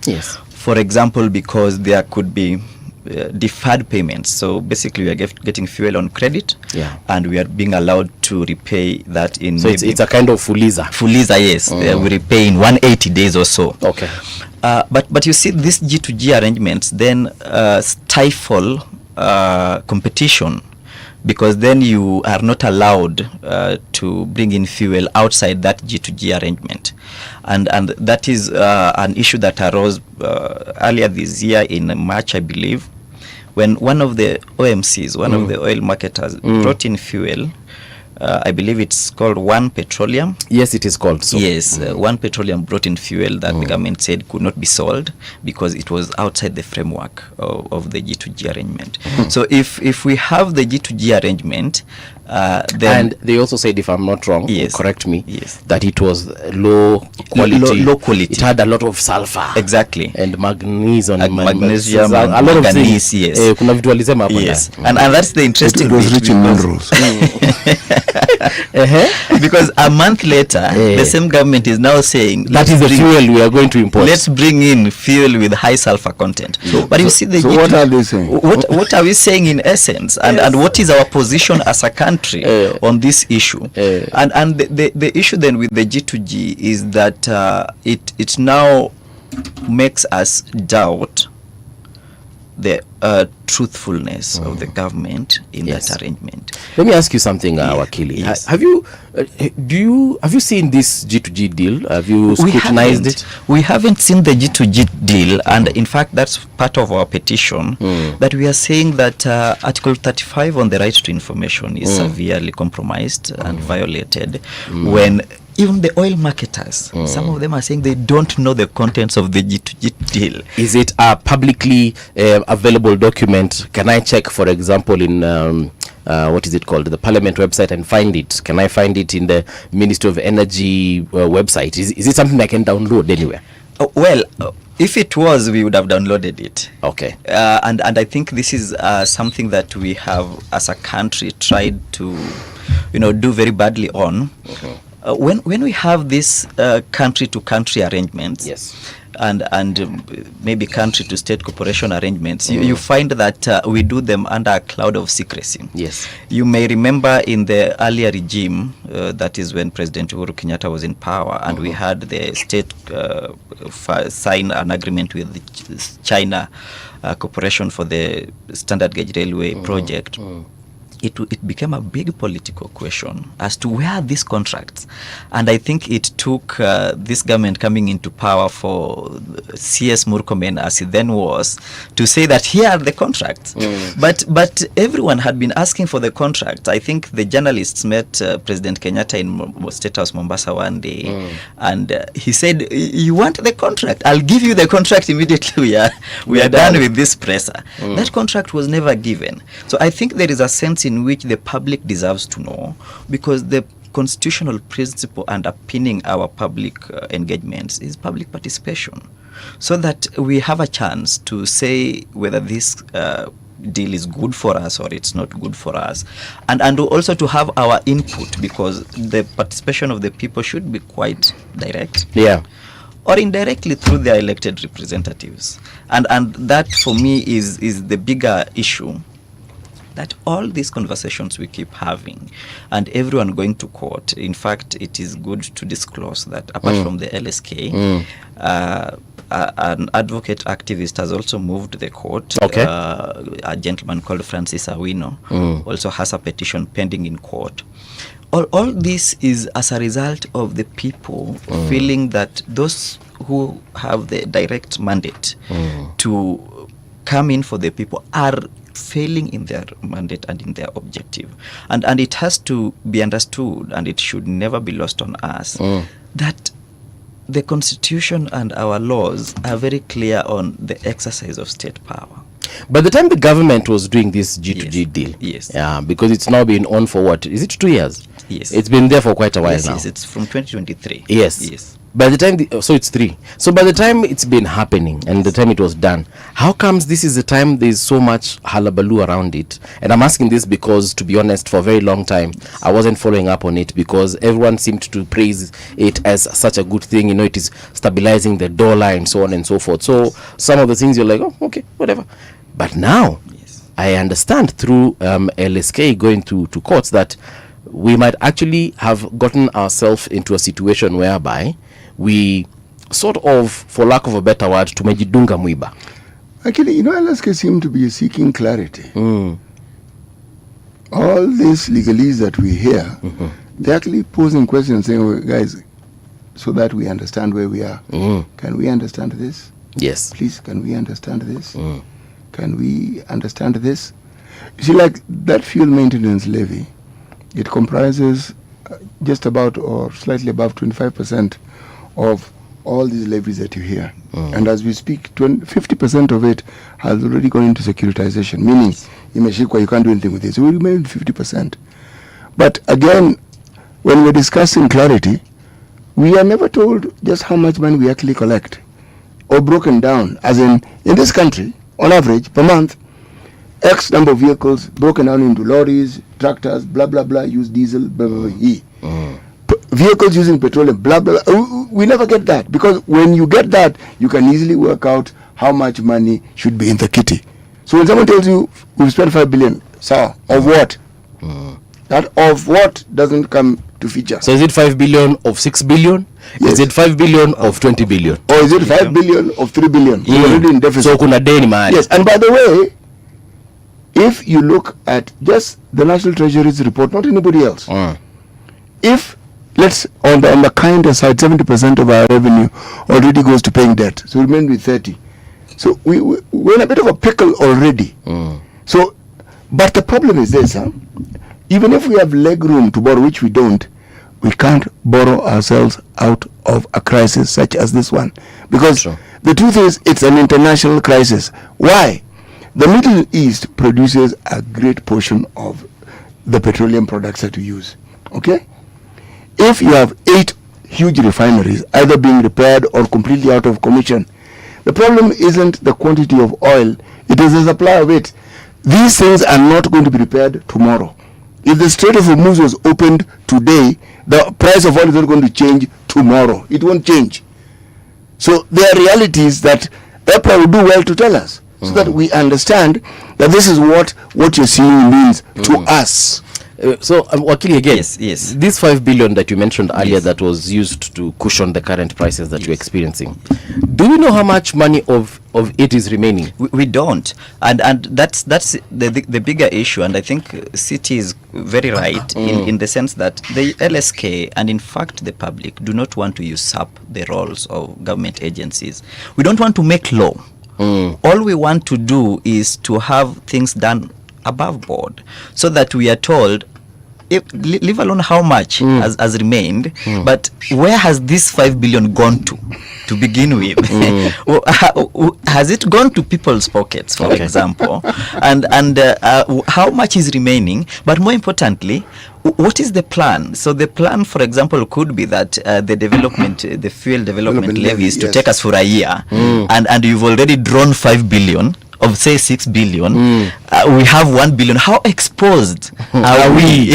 And in terms of this increments, or now they are increments, they should be reviews. In terms of these reviews being monthly, how sustainable is it to do this every month and say we will pump in 1 billion, we'll pump in 2 billion? How much is it? How much are we holding?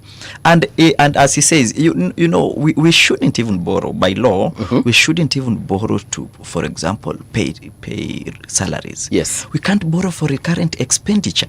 So has this money been sneaked in to try and fill a hole, a gap somewhere, which it shouldn't be by law? So that is what we are saying in our petition, that the public deserves to know, so that if you are suffering, and the suffering is occasioned by the fuel prices, and you see the fuel issue is such that it's very pervasive. It informs every sector of the economy. You can't say that because I'm not a matatu owner, it won't affect me, or a rig owner, it won't affect me.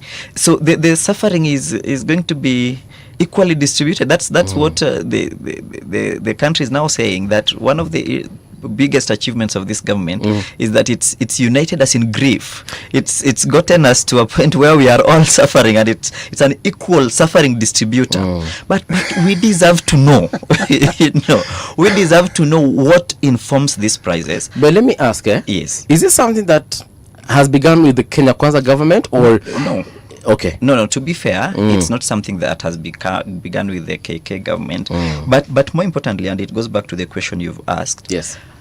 You see, there was a time when we had a reduction in international oil prices. And again, you're talking about the COVID era. Yes. And again, LSK moved to court to ask that that reduction, that benefit, be passed on to the consumer. You understand? But it wasn't, and that is the interesting thing, that in this country it seems like when prices go up, it's very difficult for them to go down, even when the factors that made them go up have come down themselves, or have been revised downwards, and then it behoves the question then, for whose benefit then does the price remain a high? And why are we not being told the truth? It's just like the Matatu Guys Act. If the fare has been revised from 80 to 100, if the fuel prices come down, they won't say anything. They won't say now we are bringing the fare prices down, right? If the fuel prices go up by 5 shillings, my friend, say we are increasing fare by 30% or so. So I think as a country, it seems like every successive government is benefiting from lack of transparency. Every successive government would rather give you very little information and then tell you that we have helped you so much, because you don't know the rest of the information. You would be thinking, if the prices are high in Europe, if the prices are high in the Middle East, surely our government has done such a good thing by having a development levy from which they can draw something to cushion us. But the cushioning must be seen. We have a principle of justice, that justice must not only be done, it must also be seen to be done. And if the common mwananchi is not feeling it, then is it really being done? If, let's say today we didn't have EPRA telling us, come 14th of June, fuel will be at 200 shillings, for example. if this were to be left to the oil marketers, do you think we'd be having cheaper fuel today? Maybe not, maybe yes. And that is an important issue. We are not saying we should not have regulations. And we are not saying that critical government infrastructure should be left in the hands of the private sector. We are saying the government has a keen interest in the state and public good especially. But that exercise of regulation and public good must also produce public benefit, so that if you ask me, for example, are private entities generally going to produce a public good, I would tell you that public profit margin. For sure. And so they'd probably be looking at making their profits higher. So the work of EPRA is not to be downplayed. Yeah. We can't underscore the importance of EPRA. What we are saying is, are they doing it in accordance with the law, and are government policies around it beneficial to the Republic and honest to begin with? Okay. I wouldn't tell you that now let's trust OMCs over our government, and it goes back to the whole point of sovereignty and the donation of state power, that we donate it to the government, and it's the government we can hold to account to even bring these people to book. Thankfully, we have a very transformative constitution. Yes. That has both what we call horizontal and vertical application in terms of human rights and in terms of all other things. Right now I'm dealing with a petition in court, for example, where a petitioner is seeking to have the UN principles on business and human rights applied. This is the first time we are dealing with a petition of this nature, where private entities are also obligated by law to respect human rights, to respect the way of doing business in a very transparent, in a very objective, and in a very beneficial manner. So we are not saying public and private entities are above the law. Whether they're multinationals, they are in-country corporations, it doesn't matter. They are all bound by the law. But such issues such as this rest somewhere, and that somewhere, for example, is lawmaking. And lawmaking is a function of the legislature. And when, for example, MPs come to national television, national radio, and complain about this, when they could just go to the House and debate and make the proposals that should be made towards helping some of these things, they are being clever by half. And I think that for me is what is worrying, that even those with the primary responsibility have abdicated that responsibility. And then it's now left to spirited Kenyans to go to the streets, spirited Kenyans to go to court, to have LSK go to court, and all these other bodies to try and bring back public order. Yes. One of the things that perhaps, again, EPRA, it tries to do this, by the way, maybe it just doesn't highlight it enough. But in telling us about our fuel prices, they must tell us every other component that is around it. The G2G was a temporary structural facility, temporary. It is said that the oil that we require regularly on, say, a monthly basis amounts to some like $500 million US. And we were supposed to pay to a certain level of immediacy. What this particular arrangement does, it gives us a 180-day facility. So it's a credit facility. You don't have to pay for it immediately. But it was supposed to be a temporary structure. But the other thing that it does, you see, the open market that we speak of is also open to volatility. Okay?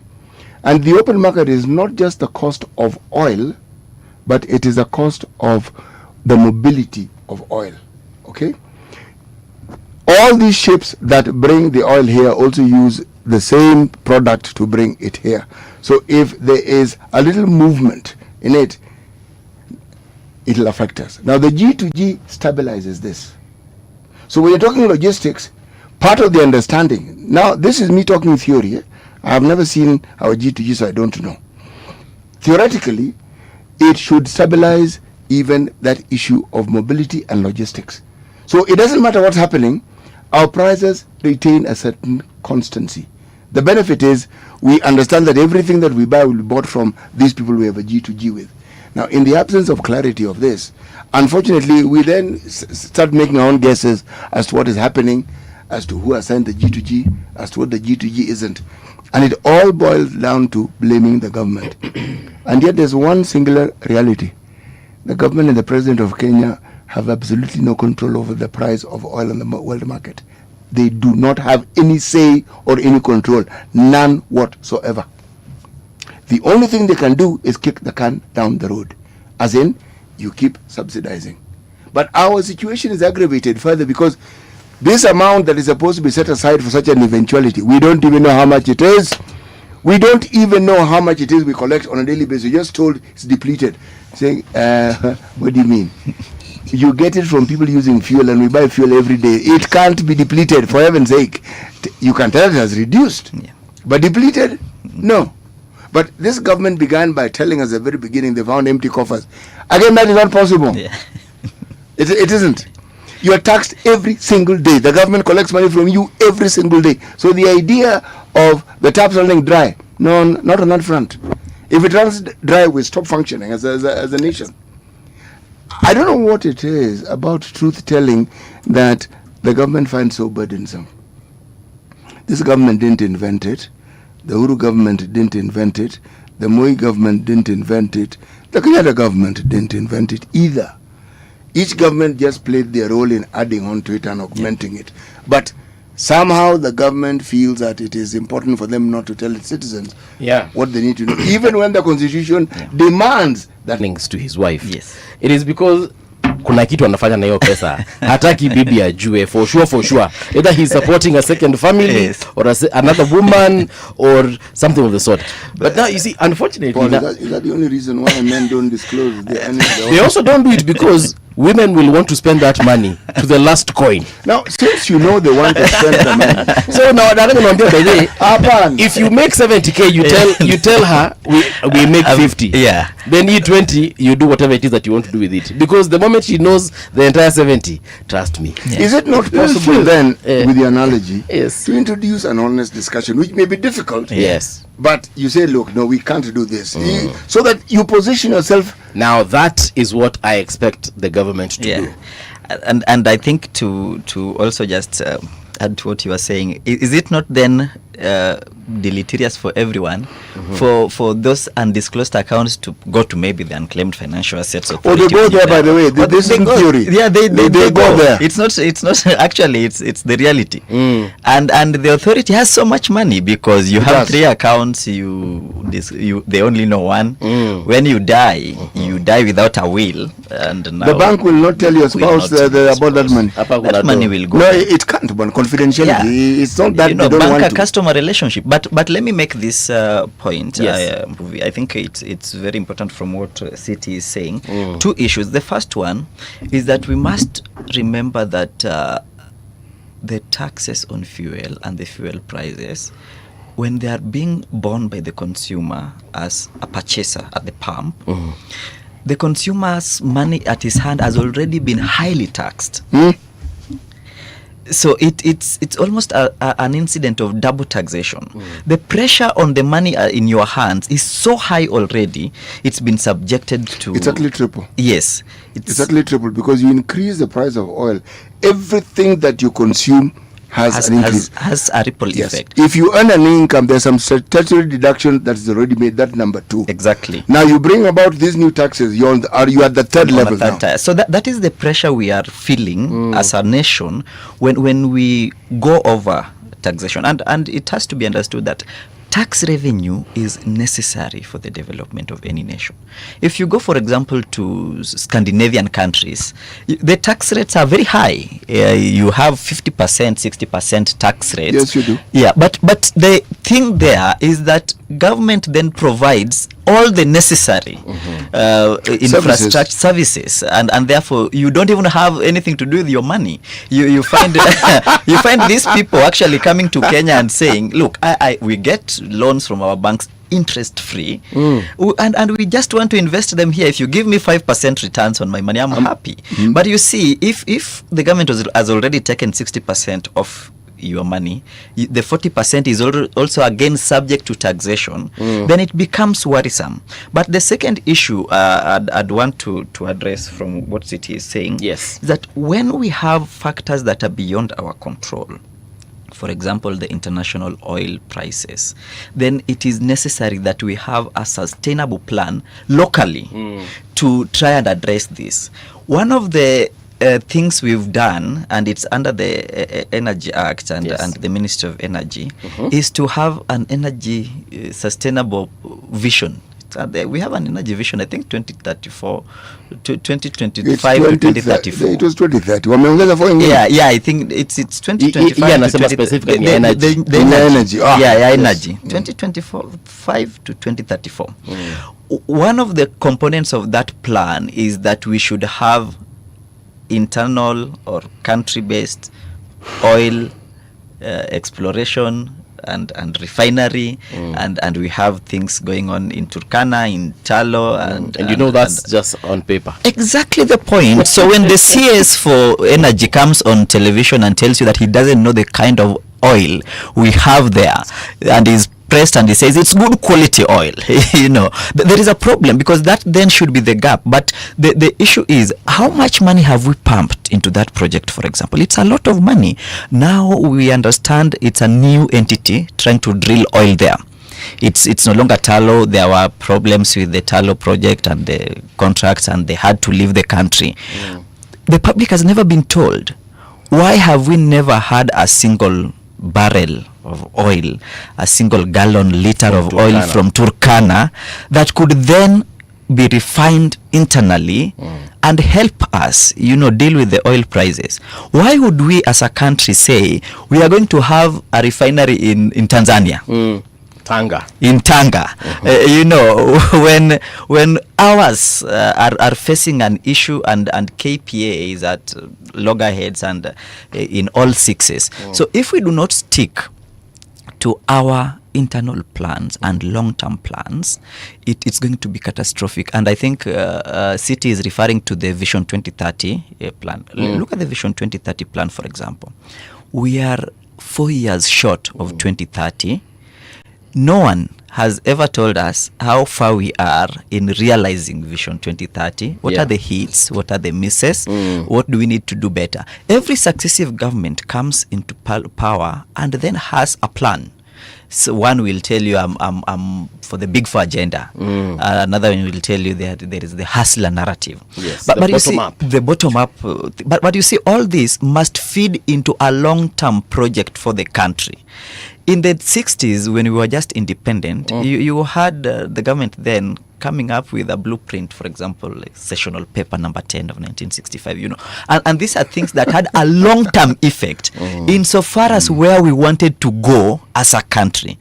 We cannot have short-term 5-year plans dependent on persons and not institutions, because the Constitution demands that whoever is sitting there should have a structured way of doing things. If it's you who is the president today, you should be bound by certain parameters under which the nation operates.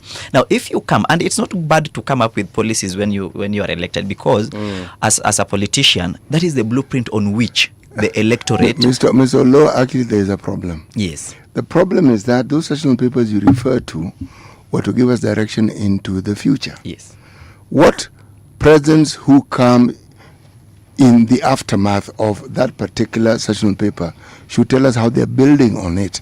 And if they are abrogating or moving away from it, they should tell us why they're moving away from it. But the idea that is based on populism, that you are the sort of person who brings in new ideas, that is the bane of our existence. Everybody wants to come up with a new education structure and then fundamentally marks up completely what was already working. Everybody wants to come up with a new change for whatever it is. The changes must come. They are inevitable. But surely, must they not follow a pattern that had been set? Because these sessional papers that we speak of, and sometimes flimsily, these are the things that these countries we keep speaking of who came to borrow. That's what they came to look at. Because there was clarity to this.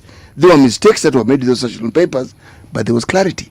These papers on literally every aspect of our lives, whether it is education, whether it is commerce, whether it's industrialization, What's more, there was a support system for everything. The parastatals that we speak of, it is those same parastatals that all these countries we borrow money from have. These companies you see coming to do work for us here, they are the parastatals of those countries. Those governments have a say in it. But they make money. So we were ahead of the curve a long time ago. Nobody seems to be anchoring us back on a path that others have proved for. That concept has been proved to be working by these other people. But we must come up with something that we think is uniquely ours, even if it's going to really mess up something as fundamental as the education system.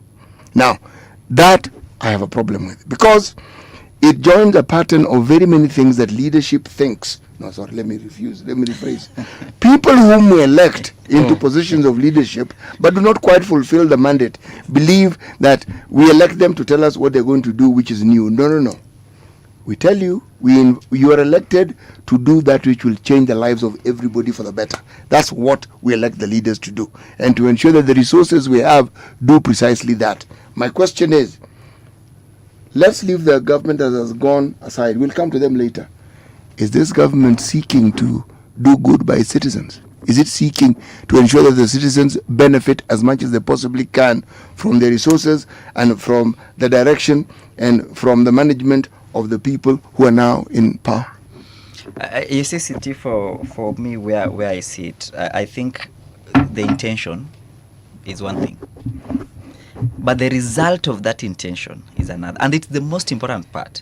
If they have good intentions, I can't see it where I see it. But if they do have good intentions, which produces a bad result, then those intentions are not good to start with. So I think for us as a public, we must be looking at the end result, end product of what the government is doing.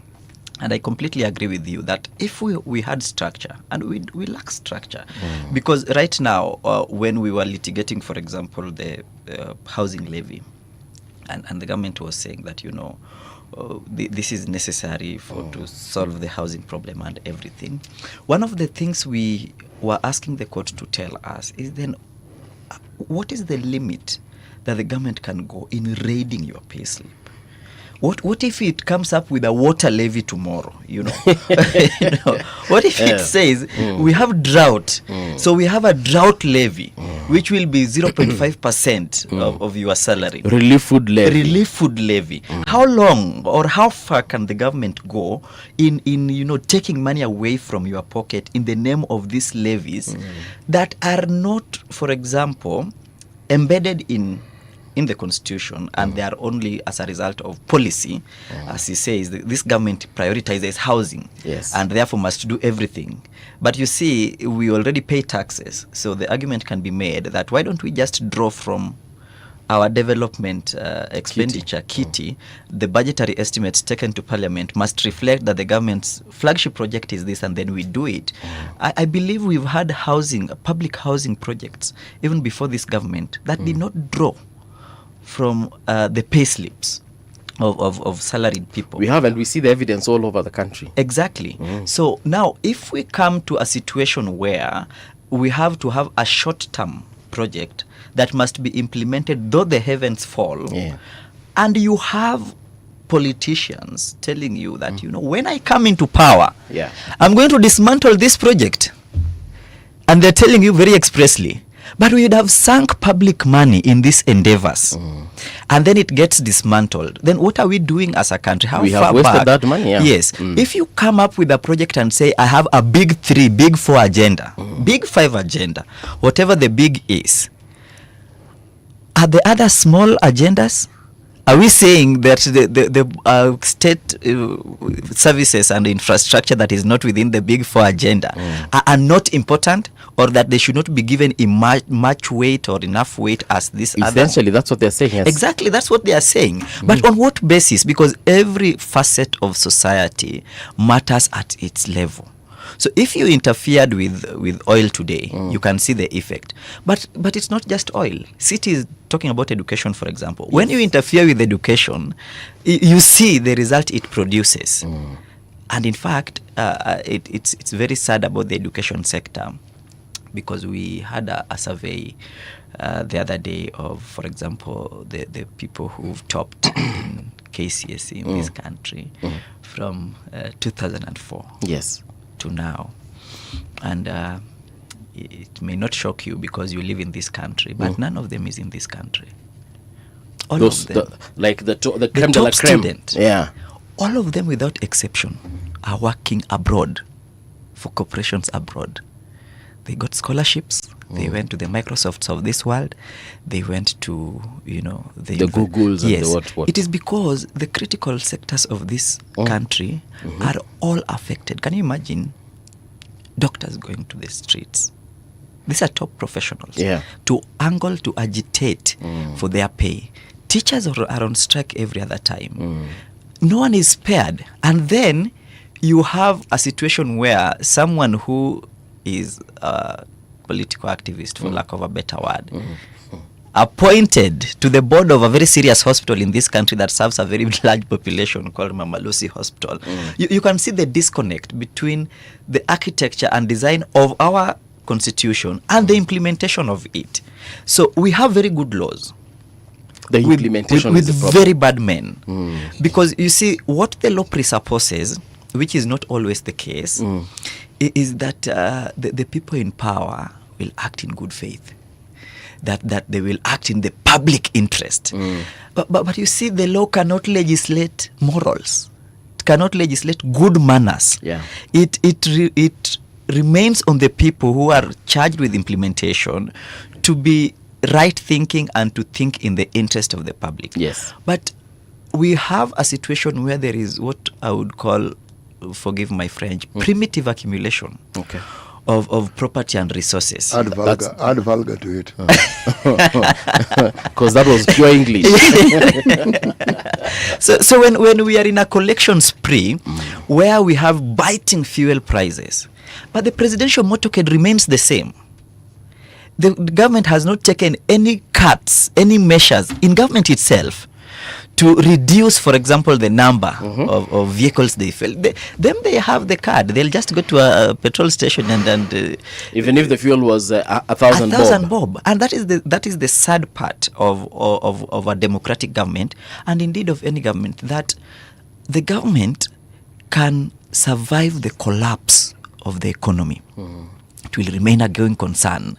If you look at near failed states, especially in Africa, those governments and the presidents there are still accorded every other benefit that accrues to a state head of government and everything that pertains to it.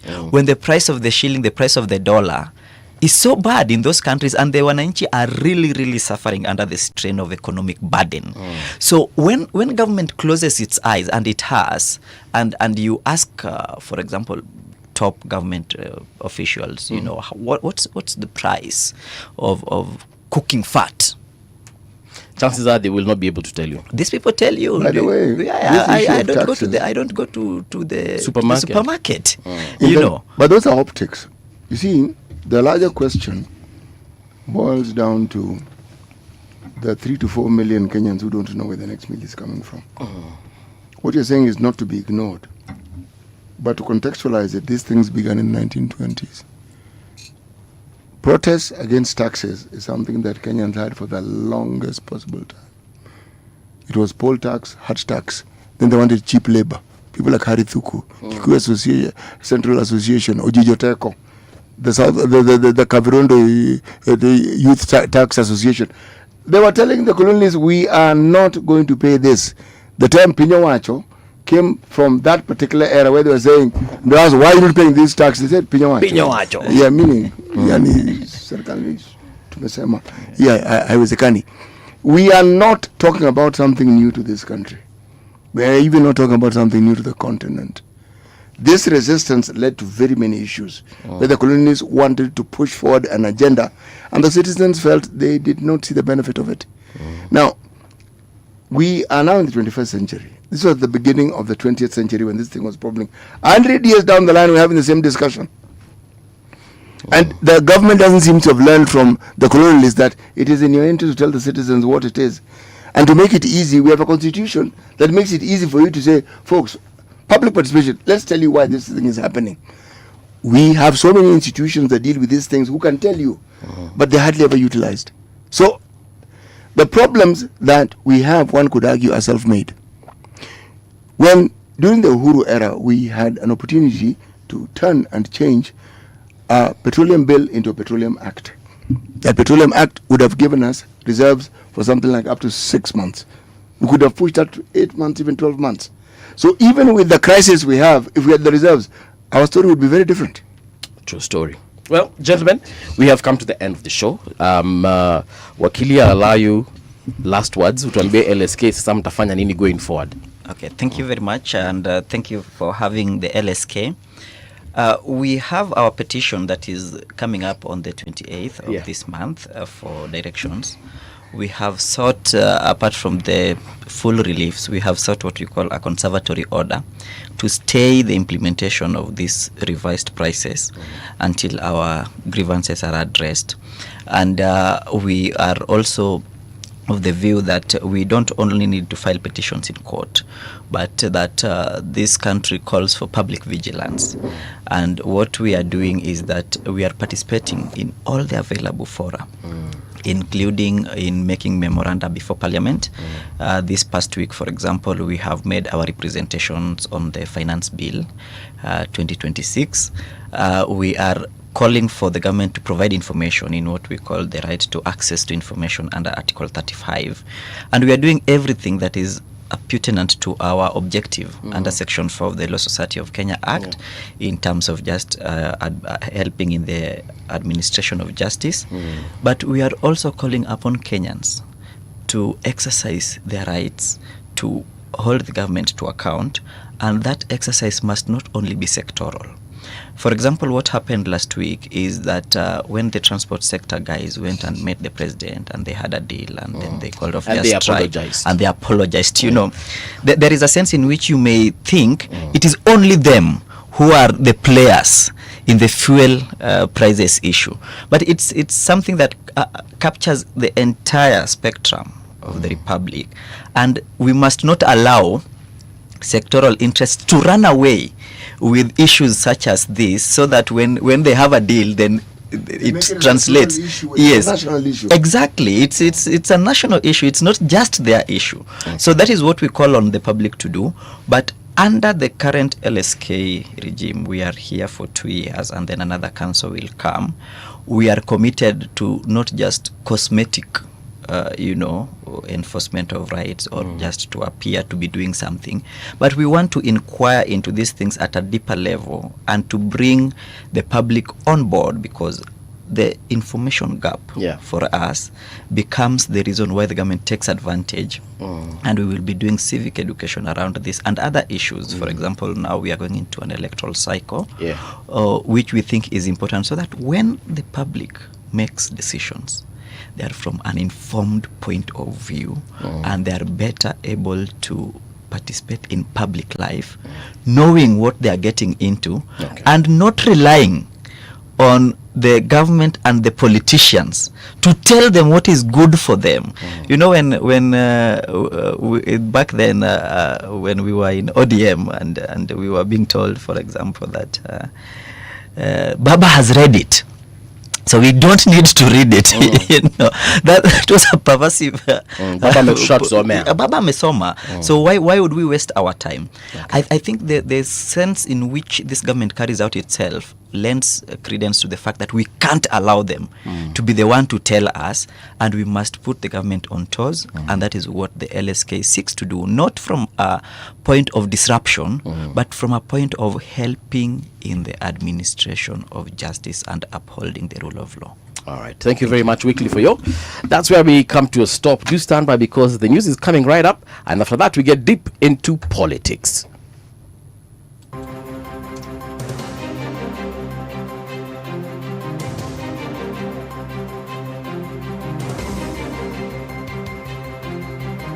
This is the Radio Generation News. Good morning, I am Dahira Ahmed. A family in Free Area, Nakuru County, is seeking justice after their 13-year-old son was injured by a stray bullet during last week's fuel protests. The grade 7 pupil was shot in the chin while playing in the family compound with his siblings. The family says the boy was not involved in the protests and has since reported the matter to the Independent Policing Oversight Authority for investigation. Wakati alitolewa risasi, daktari aliniletea na nikaiona. Na sasa vile niliona, nikamuuliza kama naweza enda nayo nyumbani. Akaniambia hapana, akaniambia haruhusiwi kunipea hata nisipige picha. Kuna mwingine alikuwa anachuna nyazi hapa. Nikasikia amepiga nduru, akaniambia ukuje uangalie mtoto kama ni risasi amepigwa. Kuangalia mtoto ndio tukaona mtoto ameshutiwa hapa hivi. A Kenya Airways flight from Entebbe to Nairobi was forced to return to Uganda shortly after takeoff. Q421 struck a bad moments after departure, prompting the crew to follow safety procedures and turn back to Entebbe International Airport as a precaution. All passengers and crew were reported safe after the incident. Moving on, Raila Odinga Jr. has urged the government to embrace dialogue in addressing challenges facing Kenyans, saying the rising cost of living has increased tension in the country. He linked the recent demonstrations over fuel prices to a lack of clear communication, arguing that the situation could have been avoided if talks had started earlier. The late Raila Odinga's son was speaking at a church function in Nairobi on Sunday. Tunajua siku hizi maisha imekuwa ngumu kidogo. Na sio kidogo, imekuwa ngumu. Na vile tulikuwa na baba alikuwa msema ukweli. Alikuwa mtu wa kututetea sisi wote. Ni kweli, na hakuwa na shida na kusema saa zile bei za vitu zimepanda, baba ndo alikuwa wa kwanza kusema. Lakini baba pia alikuwa mtu wa amani na alikuwa mtu wa mazungumzo. Yes, kitu yake ya kwanza haikuwa kuvita, ilikuwa kuzungumuza kwa utaratibu. And Wiper Party leader Kalonzo Musyoka has strongly condemned the proposed Finance Bill 2026, terming it a punitive and oppressive document that will severely burden ordinary Kenyans and cripple struggling households. He claims the proposed legislation targets struggling citizens and the middle class, failing to address the severe high cost of living. Kalonzo claims that the bill is punitive because it quietly introduces leasehold in land transactions for Kenyans. Our position is reject it as it is. Reject Finance Bill 2026-2027 because sasa introduce quietly leasehold. Dedan Kimathi atakuwa amekufa bure ikiwa ile damu wa Kenya walimwaga, haswa watu wa mlima huu walimwaga ndio ardhi yetu iwe sawa. Sasa nyinyi wajukuu wenu watakuwa kilipa rent because leasehold, kupatiwa lease unalipa rent. At least 24 people were killed and more than 70 were injured after a suicide bomber attacked a passenger train in Quetta, southwestern Pakistan. The attacker detonated a vehicle parked with explosives near a railway track as the train passed by. The blast caused 2 train coaches to overturn and catch fire, sending thick black smoke into the air. Several nearby buildings and parked vehicles were also damaged. Police and security agencies are investigating the attack. And that's the truth on Radio Generation. Good morning, I am Dahira Ahmed. Sports on Radio Generation. Good morning, I'm Samuel Otieno. George Russell suffered a big setback in the Formula 1 title race after retiring from the lead during the Canadian Grand Prix on Sunday. Russell had been battling closely with his Mercedes teammate Kimi Antonelli before his car suddenly stopped on lap 30 due to a suspected engine problem. Antonelli went on to win the race, making it 4 victories in a row. The result now puts the Italian driver 43 points ahead in the championship standings. Following a 2-1 defeat to APS Bomet on Sunday in Kericho, AFC Leopards head coach Fred Ambani has accused the Football Kenya Federation of appointing biased referees for the match. He claims the officiating was aimed at hurting AFC Leopards' chances of catching up with Gor Mahia in the title race. Following the loss, Gor Mahia won the title yesterday. Kama tuwezi badilisha officiating Kenya, tuko na problem. Yeah. Amwezi pata game kama EFC, magames zina decide ligi, then unaangalia refa kama huyu, origin yake ni wapi kwanza. Alafu unampea game kama hii, na decisive game. Ni mazeni upuzi FC nini? Federation afaangalie. Amenyima Beda alikuwa anaenda kufunga bao. Hiyo ni ashamtoka, ameshika bolo hadharani, then no booking, no nothing mzee. Kuna iwezi happen hivyo. And that's your sports update on Radio Generation. Good morning, I'm Samuel Otieno. Sports on Radio Generation. The views and opinions expressed on this program are those of the guests and do not necessarily reflect the views of Radio Generation. Radio Generation assumes no responsibility or liability for the interviewee's views. This is Radio Generation. In the beginning, there was morning radio. But now there is Radio Generation's The People's Breakfast, curious and bold, getting facts from the shadows. That's what it is. Now, as the city wakes and secrets stir, a bright new voice shines. The People's Breakfast, your morning, your voice, your journey. Good morning. Good morning, my neighbor. Welcome to the home of hard truths and bold insights, Radio Generation. A very good morning to you. Paka sita amenita Omera. It is now 11 minutes past 8 o'clock, and in studio we want to talk about the future of ODM and UDA working arrangement. To have this conversation with us is the MCA for Kileleshwa Ward, Honorable Robert Alai. Mheshimiwa, karibu tena sana to Radio Generation. Thank you so much, asante. Huku ni kama home. Na hata uko home actually. Niko home. Nice to see you though. Asante sana. First things first. Juzi nilitumwa video nikaambiwa wow Mbuvi na best yako tunamefanya. Na kutumia wadako.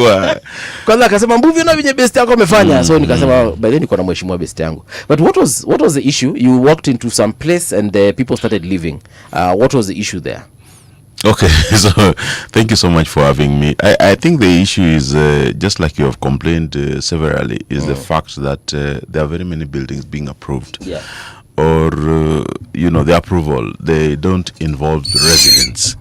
And this is what the resident of the Raptor Road, basically what was being built on the junction of David Oseli and Westlands Avenue. Yeah.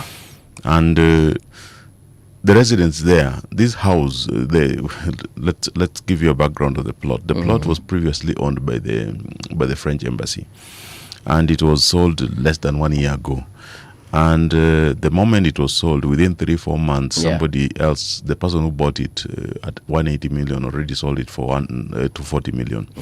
And the developer who comes from the Chinese community, who bought it, basically wanted to put 20 floors apartment in just slightly over half an acre. Yes. Plot, 400 units. And 400 units in half an acre. Half an acre. Yeah. Right. Yeah, so and they're basically 1 bedrooms, so the resident was saying that this is just the write-up. So there was not much information apart from the write-up. They have written that we have a notice of this meeting, 20 floors, 3 basement units, 3 basements. So they're going 3 basements. Then we are going to have 400 apartments on this block. And the residents were complaining. This was the 3rd meeting now. I'm telling them that, okay, if residents are complaining, can you guys don't do the public participation today? Yes. It is a Maandamano day. And Maandamano day means that people cannot move freely. True. Why do you give the residents to reject your plot? It is not, Kileleshwa does not belong to me. It is the residents who decide. They want these things or they don't want. True. I also have only so much powers. The only thing I can decide for is that I tell you the right thing to do is that give them a fair and open space for them to air their views. You cannot come and bring a public participation event on a day where the whole transport system of the country has collapsed. They refused. The people attending that meeting, Chief Kilimani, who I don't know what was doing in there, is not Kilimani. Chief Kileleshwa, Assistant Chief Kileleshwa, Assistant Chief Kilimani. Okay. You see? So it's a cartel. I called the ACC, I say that apart from your 4 chiefs. Who is the ACC? It's called somebody, Hassan. It means ACC. Assistant County Commissioner. The DA as well. DA as well. So this guy was adamant. The thing has to proceed. I tell her, you only out of, the hundreds of expected residents, only 3 are here. And they're basically here because they come from the next plot. But they are saying, can you please postpone this thing to the next meeting? Yes. The ACC said that thing has to go on. These approvals will be done. Nikauliza ACC, where is your loyalty? Because an administrator in this meeting is supposed to be on the side of the public. What does the public want? What is the priority of the government in this area? Unataka kujenga apartment. Lakini sisi kama serikali, hatuna library, hatuna hii. You give the priority list. You're basically speaking with the residents. But also, you are ensuring that both sides have their fair process. Residents have a chance to air their views, but the developers also have a chance to actually explain their project. You're actually a neutral arbiter. But what has been happening is that the administrators have been turned into biased participants in this. And in most of the time, I'll send you just now. Yes. Report from NEMA, the bundle of the approvals of at least 20 apartments, 20 developments. 20 apartment buildings. Yes. And what you'll find is that the same name. Same names, and like 50, but you'll find same. The chiefs are there, assistant chiefs are there, same name, wameapprove Kilimani. So these are the members of the public.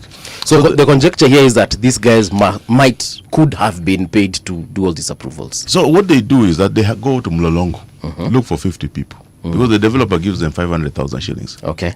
The chiefs. So it's 50K.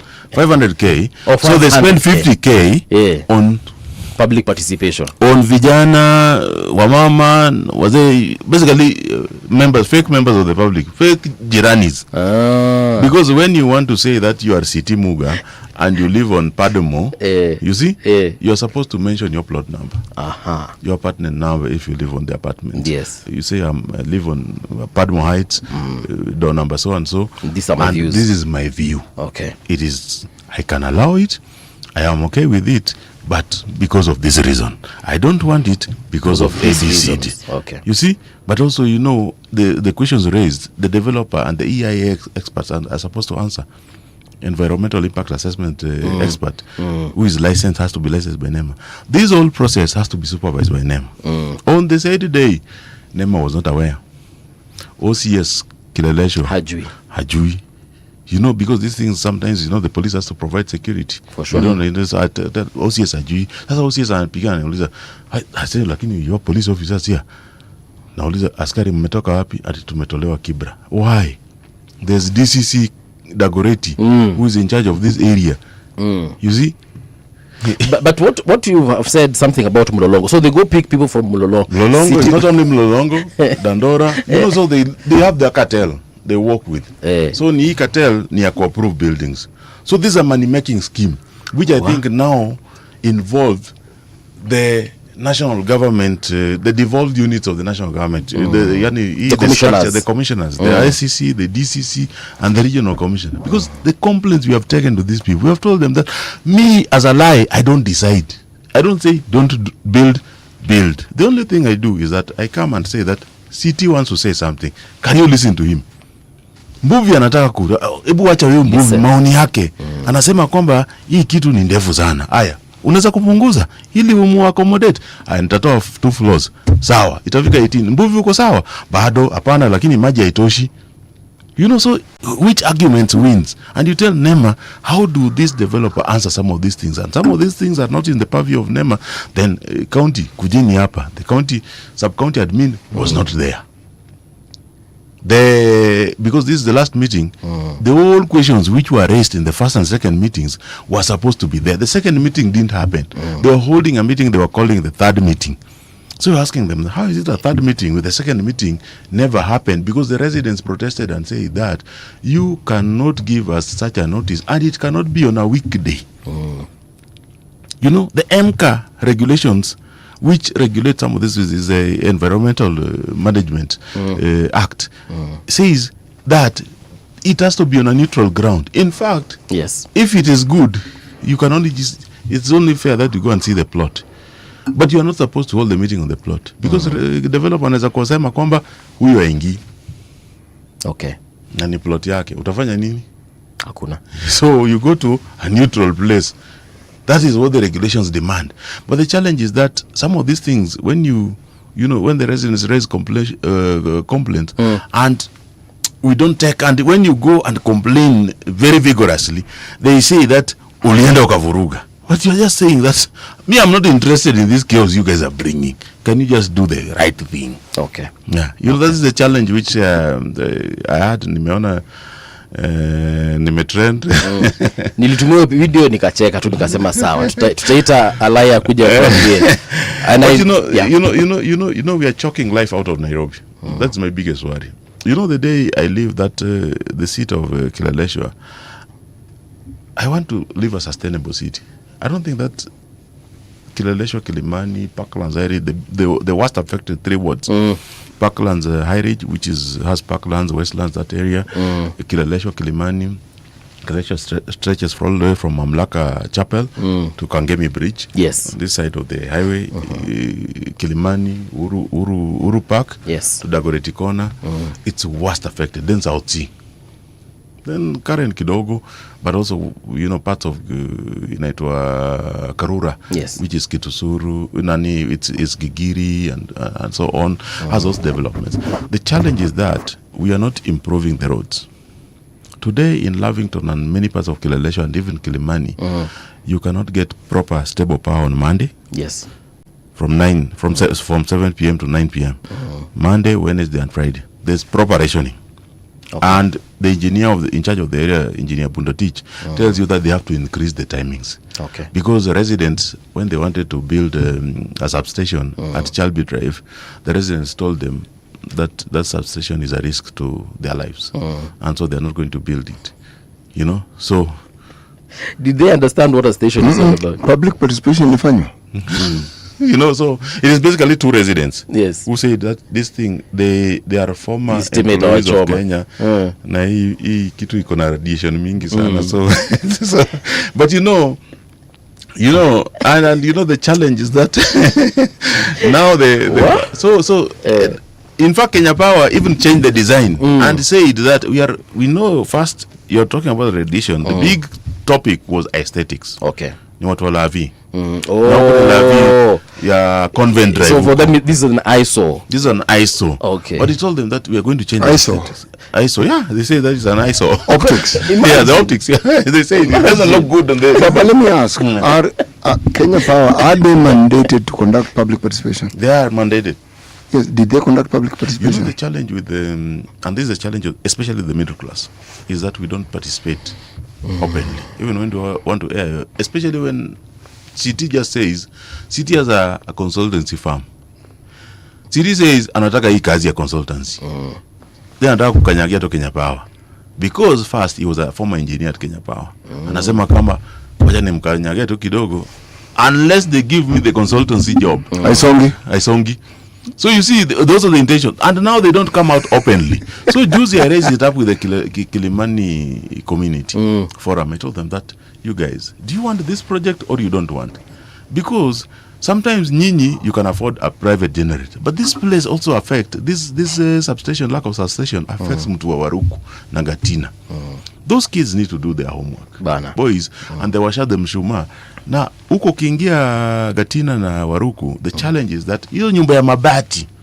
And because I think sometimes they use them to, I don't know, to regulate temperature, what, either wameweka cardboard ndani, ama wameweka curtain. It is a fire hazard. It's a very... Forget fire hazard. What about the smoke? Yeah, that one, of course, you're inhaling soot. Yes. You're just waiting. It's a disaster waiting to happen in terms of your health. Yes. So the risks You know, it's like those days, you know, some of these things, we just fight them and you don't know the impacts. There are days when we were just fighting alcohol, tukasema bana nini. Kasema, then tufunge mabazi. You can go to a slum today and close the bars. Yes. The net effect, watu watakuwa na nyorosha mabibi. Because now wanaenda nyumbani, the frustrations of the life outside there, yote anatoa kwa anatolea bibi. Yeah, so unasema okay, we cannot toa the drinking dens, we can only reduce them because there is a net hazard to that. Yeah. So whatever these guys are fighting that they don't want, the electricity which is serving Kileleshwa and Kilimani was supposed to be used last, this capacity in 1997. We are still using it up to now. I agree with you in terms of that power, because even here in this building, yes, we are, you know, we experience a lot of power outages. Yes. So our generator has to kick in every other time, and it's really taking a toll. And we told, you know, every development here, we told the governor, this is what you do. These developers are replacing mostly single dwelling units. Yeah. So you are replacing a single dwelling unit, let's say 1 acre. Mtu alikuwa anaishi 1 acre, anaishi vizuri. The old money like City Muga. Anaishi vizuri eka moja. You see, then akauza hii eka yake. And this developer says that I bought this acre for 200-300 million. There is no way I am going to build one unit. No. So anaanza kujenga another juu. The challenge is that kama Kileleshwa today, you have more than 60 of them ongoing. Yes. We have talked about this a lot. 60 current projects ongoing. And they're all on 1 acre plot. 1 acre, 3/4, also the variation, you see. So you are replacing single dwelling units at 60. Ilikuwa ni 60 families you have replaced. An average household ni 5.5 people. So hakuna mtu nusu, si ni watu 5. You know, watu 5. Watu 6. 6 times 60? 360. So 360. So 360, you have replaced those ones, you see, with 400. Times 400. Oh, so now it's 360 times 400. Yeah, because you are mostly 300. Kama ni kidogo ni 300. You see? So and the facilities that the gentleman or the gentle person or the individual on the 1 acre has remained constant. Yes. Police station from Mamlaka Chapel to Kangemi Bridge. Police station ni moja. Iko na askari 50. Shule, the whole of Kileleshwa ward. Shule ni Kileleshwa primary. Moja ya primary. Shule ya high school ni Kenya High. Moja. Ya Kenya High hata ya admitingi watu hapo. It's a national school. Hata waja national ni wadosi wanaletanga elite. It is who has connection. Huwezi kupata admission hapo rahisi. You know, the few who gets kindi zingine. You ask yourself why the chief principal there always have to get you know, a connection from State House to you know, to be posted there. All the presidents. You're telling me that whole region has 1 secondary school? Yeah. There's no other public secondary school. When you're nafanya scans yoni, secondary school. That's what Kileleshwa doesn't cover Lavington. No. It covers part of Lavington, you know, Mutangari. No, it doesn't. You're right. Nikichora your map. So and that's why I say I agree with you. In some wards, Malindi ward does not have a single school, no health center. You know, no health center. No, in many wards, I think like 12, 13 wards in Nairobi don't have a single primary school, no single health center. Kileleshwa doesn't have a health center. They're trying to. There's a 2 acre plot, but there's quarters more than 500 families there. Hakuna hospitali. Hakuna. Yep. Because you know we are not supposed to depend on easy dental clinic, e-clinic, your private. No, the first public. Yeah, and that's why I'm saying I'm actually. Because I'm asking watu huko basi the common mwananchi akigonjeka anaendanga wapi basi? Kuna huko kama Waruku huko the poor section of Kileleshwa, the mtu wa maskini akigonjeka, always there's a private facility there which is called Igu. Which is providing a lot of support, but it's private. Pesa inalipo huko. You know, you can work with SHA, you can walk into Mbagathi and so on and be sorted out, with no single thing you're paying. The challenge is that when you don't have, because the public facilities are supposed to protect you from the extremes of the economy. When we don't have them, it means that people are vulnerable. In Nairobi today, the 70 to 80% of the schooling is private. Why? because we are not building more schools. And they told the governor, chenye ufanye simamisha hizi majengo. Tell this people, when you are replacing single dwelling units with maybe 400 or 300 units, you are doing what is called subdivision. Kwa sheria, when there's subdivision, kuna kitu inaitwa surrender. Tell these people, because these plots are too small, one acre hawezi kusurrendia government something. So what they do, they surrender in monetary terms. You give the government even 10 million. 10 million times 60 is 600 million. 600 million, you can go to Kilelesha Primary School and bring down a block and ujenge magorofa. You know? Okay. You can properly impact an area. But the pesa, you know, they'd rather go to individuals than go to the government. No, that's a challenge I have. In fact, you can develop Nairobi as it is today without much touch of revenue, which is currently generated. You can get much more by just doing the right thing. And it's in the law. See, Okomba will lack Sharia to do that, to enforce it. Well, okay, that one I guess then you'll need to address it somehow, and we trust that you will drive the conversation quite well. But Paul, it isn't his job only. You see, but he has tried to rouse the residents of that area. Actually, I'm in agreement with you. I'm just augmenting. I should have started by saying, let me augment what you're saying. The role that an MCA is supposed to play is what we're actually talking about here. Yeah. You are a representative of the people, and representation means partly to protect them, partly to show them the way forward, and partly to intervene in the august house which they call the county assembly on such matters. But what we have observed, because in Nairobi ni kubwa, is that we tend to hear MCAs from very specific places speaking. The others is like they don't exist. True. And all the things that all the services that are supposed to be provided for the citizenry, it is something that is talked about, written about. That's just about it.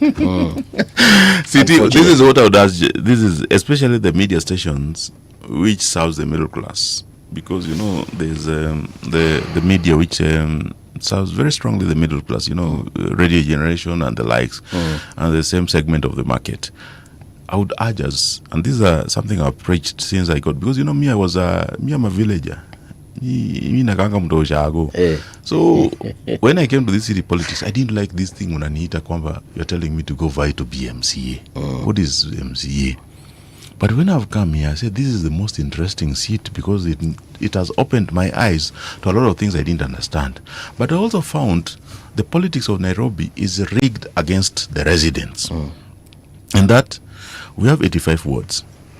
These 85 wards, when you check on the numbers and you check even you can even go to the Nairobi County Assembly website there, yes, you'll see that not more than 10 MCAs out of 85 have a university degree, which is not bad.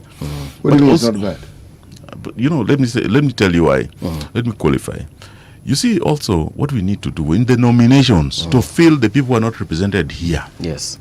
We now need to have people who have the historical background of the city, the business people who have been in the media for a very long time. You know, people who have been in the security sector, can advise on the enforcement teams on what. So this, when you are having a committee, you don't only have youth and women. Na chama ukiambia wanaleta women, they bring the loudest noise maker from the slum. They don't see kwamba huyu jamaa wengine, you know, at some point you find that you are running a committee, the person chairing the planning committee cannot even write his name. But so how does he become chairman?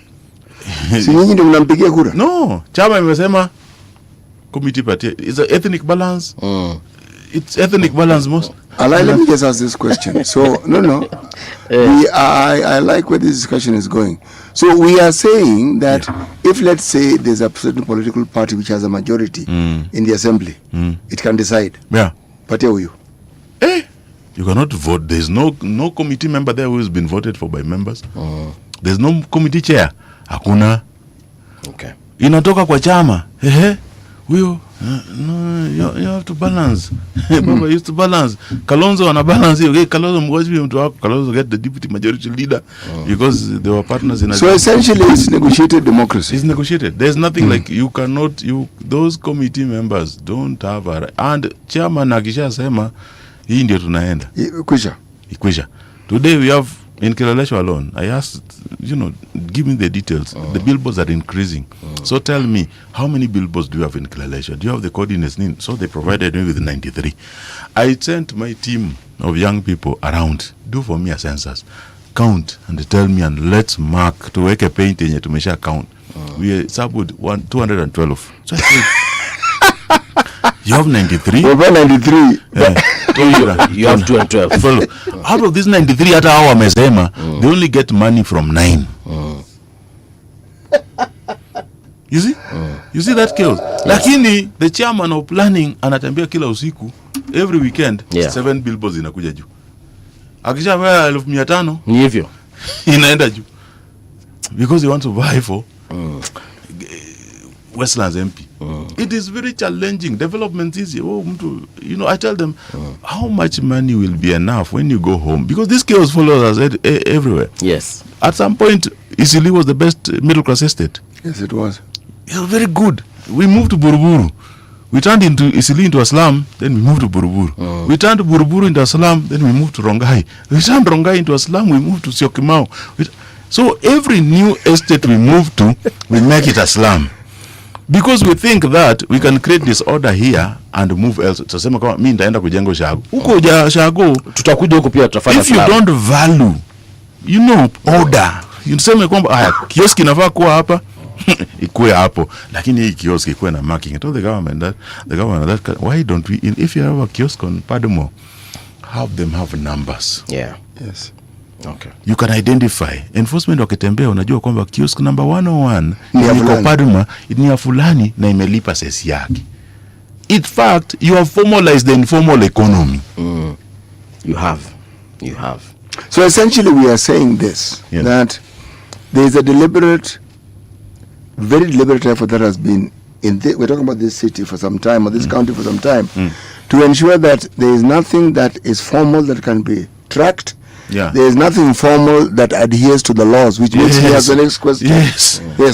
So if it's all over the place, which law will it be adhering to? Yes. Then it also tells me that if there is a plan for the city, it is being ignored. Yeah. So which leads to the question, do we have a master plan? Do we have a zoning plan? City unajua leo tumejenga stadium nzuri sana. Talanta. Hata named Raila Odinga Stadium. Okay. Talanta is called Raila Odinga Stadium. Yeah, but I fear it now. And I fear it because a stadium is just a stadium, sindio? But a stadium needs supporting infrastructure. It does. Yes, it does.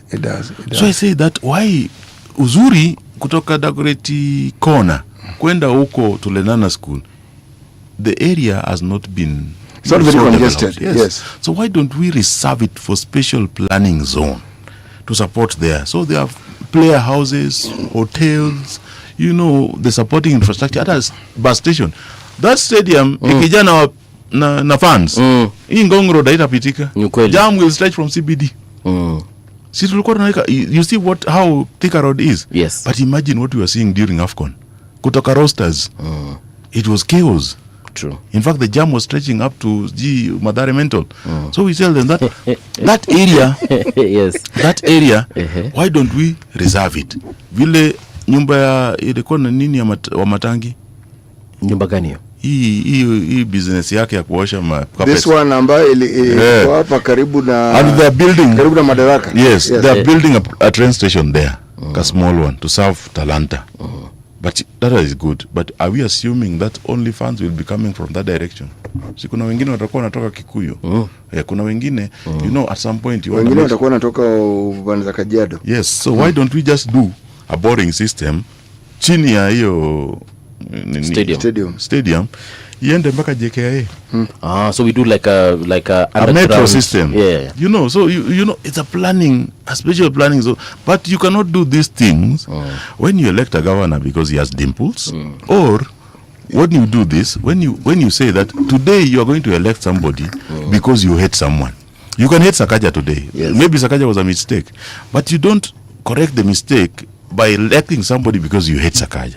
And also the person coming tells you that I want to be governor because I want to be president. I wish that we'll elect somebody one day who say that I just want to be governor peke yake. I want to sort Nairobi. Yeah. I want to at least live. Kidero did. We used to criticize Kidero a lot. until you went to that city and you found that all these fire stations which were being built because of Kidero. He left a plan.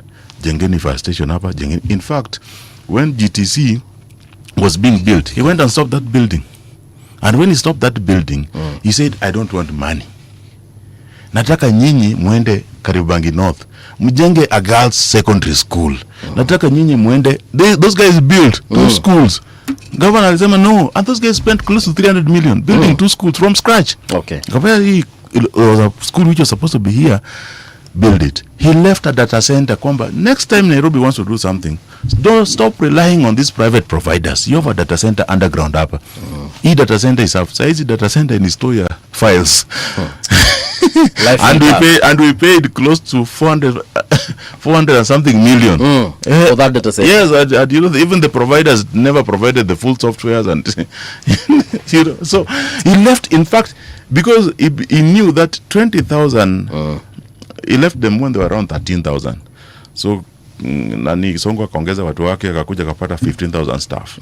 Sakaja may increase. They are going to around 21,000 now because they were 20,000. Lakini naona around 3,000 supposed to. Oh, this 21,000 staff. What do they do exactly? you know the city is a mongrel and they disappear there.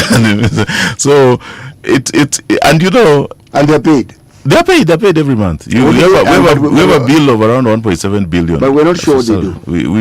We have not done proper assessment to see how productive they are. That 20,000. And even the 20,000, today if you ask the governor, wangapi wako transport? Wangapi, he will not tell you. Because we have not automated systems. We don't even have an ERP. How do you run a 20,000 employee workforce? No. Without an ERP is a problem.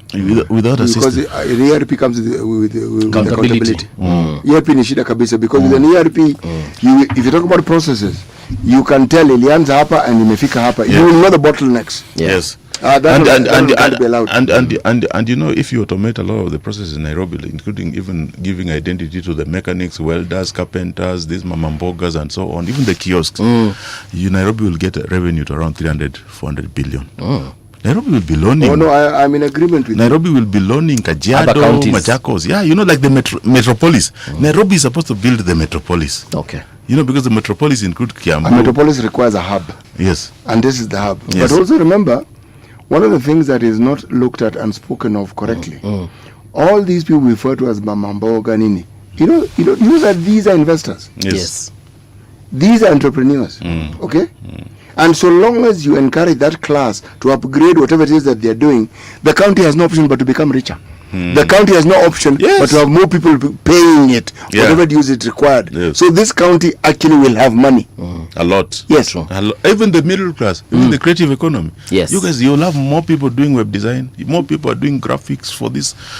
Kiosk anataka design ya nini.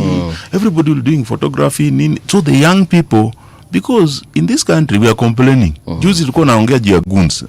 What are we talking about? Tuko 52 million, sindio? Same 12 million cannot be employed, either too young or too old. We are remaining with 40. These 40, out of these 40, 18 are employed.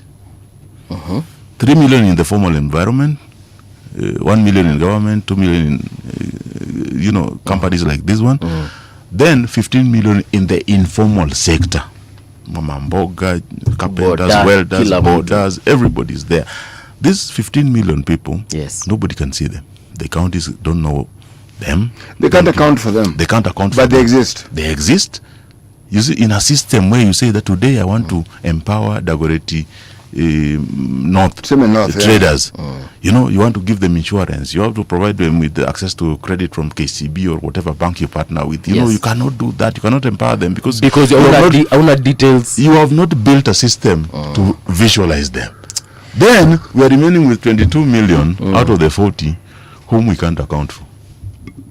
Mtu ana grow nyanya kando ya river, ana haja na nyinyi. Hata wengine hata wapigi kure. So this economy tulikuwa tunapiga kelele juu ya goons is actually a goon economy. There's something that has been happening lately and I'd like your comments on it. Yesterday Deputy Governor Savula na wengine wakasema they will rig in President Ruto come what may. It was Deputy Governor. Deputy Governor. Yes. Sorry. I'm I'm sure perhaps if you haven't, you will see it. It's on the front page of the Daily Nation. So these leaders are saying that no matter what happens, President Ruto has got to be president in 2027. I don't know what your thoughts are on that. No, I think it's a very dangerous thought. You know, when people talk about some of these things, and also, you know, when we don't have full discussions on some of these issues. You remember when in NTV, Duncan Kayemba did the revelations on the 207 violence, and the fact that the country almost wanted the issue to be swept under the carpet. So it scares me that we casually talk about some of these things, but the discussions come out of those things is that they believe that it has to happen, that William Ruto has to get a second term. But on the other hand, also, if you ask the people who support William Ruto, they believe that William Ruto has been unfairly targeted because of his ethnicity. They believe that when Moi was president, who, you know, was the interruptions in the central Kenya domination of the presidency, they believe that the whole civil society was hyped to target him personally. But when Kibaki became president, the main activists and the main drivers and the main cartels in civil society became the face of corruption. The all leading voices, they became ministers, they became the biggest lawyers who are defending the biggest beneficiaries of the system. So that is the frustration we are having. What we need to have, the candid discussion we need to have as a country is that, are we having a system where everybody is given a fair chance, and these everybody's represent communities or a group of communities? Because wanasemanga kwamba Kenya ni ile stuli ya mguu tatu. They believe that the Kenyan politics is driven by three ethnicities, which is Luo, Kalenjin, and Kikuyus. So they believe that when the Kikuyus and Kalenjins are working together, the Luos have to be out. When the Kalenjins are working with so that is the belief. Yes, they believe that drive a system, that system which drives the and isolate others. It is bringing a frustration on some things which people are not. I wish that people are as honest as Hassan Omar, because you know Hassan Omar is communicating something. I wish that you brought Hassan Omar into a truth and reconciliation meeting and tell him, hii shida uko nayo na Wakikuyu inatokana wapi? Haya, Mkikuyu wewe pia, hii shida uko nayo na William inatokana wapi? Can we agree? NCIC, organize this forum. Let people talk openly in a forum which can be properly controlled, and you know nobody's. Then we say that this period we're going to hold kutoka leo. Let's finish with this discussion kwamba so and so. Kila mtu afungue roho. Then we reconcile. Then we say that now we understand what we are doing. Then learn for us to balance. Why don't we have a rotational system where now we are saying that it moves from one to one, so that because people are having all these frustrations is that tunaamini kwamba jamii yetu hawatapata fair chance, so lazima iwepo. But Robert, is this not what the 2010 constitution sought to actually rectify? You see, I am against this. No, I'm using the words. Let me repeat it so that it's understood. I'm using the word against deliberately. This conversation where everything to do with the equity and the equitable distribution of resources centers on the national government. No. The amount of money county governments receive are phenomenal. We talk as though 15 billion pesa kidogo, 2 billion pesa kidogo. No, it's a lot of money. Me CT, I wish that you'll be elected. I know a lot of governors who are corrupt. I know a lot of governors, but I sympathize with them sometimes, you know, because you know, first the money, even if it was enough, it arrives 3 months late. 3-4 months late. Okay. And the fact, you know, when they were suggested devolution, they suggested 16 counties. It was actually 16 regions, which was supposed to be now counties. So easy. Kibaki, you're dealing with 16 people who are not your PCs. You know, Kitambo ilikuwa na PC. Who would command? Who would you command? These people you are not able to command. They are elected. Akasema bwana, patia kila jamii county yao. Mpaka zingine have ethnic names. Turkana, Pokot, Kisii, Tharaka Nithi. Meru. You see that one? It was watered down. Just yesterday, we are discussing this, but just yesterday, in fact, I was watching some of these things, and you see the mess around the killing of Odhiambo Mbai. The person who spoke for 10 minutes about devolution and said that this is what it's supposed to do. He's considered by the architect of this thing by very many people. You see, in fact, today I have a private office in the office of one of the people who call, and the noise was never made much about another professor who died during the Adrenico Adede. Yes. Professor Adede in Spring Valley. That's so when you talk about these things, you know how we sabotage devolution. And the fact that the national government still remains with a chunk of money, but most functions, including even the issue of roads. Yes. If you want to build roads in Kilimani and Kilelesho, yes, there's urban roads. You expect me as the MCA to push for roads to be developed. Kwanza, the law which was made, the County Government Act, does not compel the governor to give equitable distribution of development. And that's why we say that we want a Ward Development Act. So that people think that we want something like called CDF. No, we are not even interested in the money. Let the governor manage the money. Let the executive manage the money. What we want is that Ataniki criticize the governor. I'm supposed to get the pesa itaingia. Sio kwamba wewe unaongea sana juu ya governor. Because but Robert, you're supporting what I'm saying. You see in the spirit of an honest conversation. The monies that the county governments get is not little money, number one. Yeah. But they never talk of own source revenue. Yes. And yet there was own source revenue in the days of the municipality. Yes, and we don't improve it. Yeah, so that's the point. How do you explain that a municipality was raising more money than the county? It's mind-boggling. Yeah, so we need to build. When we built the counties, apart from the accountability laws in the County Government Act, Public Finance and Management Act, and so on, all these supporting laws, we never built systems. But we dismantled it because the CIC, which was supposed to guarantee that the implementation of the Constitution works, was given 5 years. How do you give a monumental piece of legislation like a Constitution 5 years? 5 years, you don't even understand how this thing works. Yes. And so still you are not understanding. No, we still don't understand how it works fully. So like some of these things, Unapata, the biggest chunk of revenue is spent on every new governor trying to build their own system. Then this system is hosted somewhere in their private companies or in their private facility where the government does not have unfettered access. Ukijaribu ku access some of these things when the national government anasema kwamba separate and distinct. The two levels of government are separate and distinct. But we have one president. We are one country. Yes. Why don't we just agree that for the management, that's why the way we have suggested laws, let's agree on a system. We say this system is going to help the counties collect revenue. It works for everybody. This is how it is going to be managed. You are going to give the Auditor General access. You are going to give the Controller of Budget access. Real-time access, so that they see also the movement in and out of the money. Yeah. Robert, let me ask you a question. Yeah. What happens when people get elected? Because sincerely, because the thing that the county system of government has proved, it defies any level of education that somebody called a governor may have. It defies any previous knowledge or expertise that somebody may have. It defies it.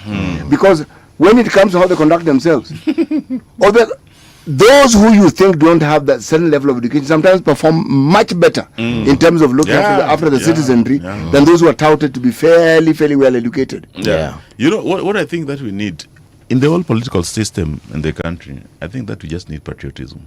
We also need to understand, patriotism. That's why I say sometimes we wanted degrees.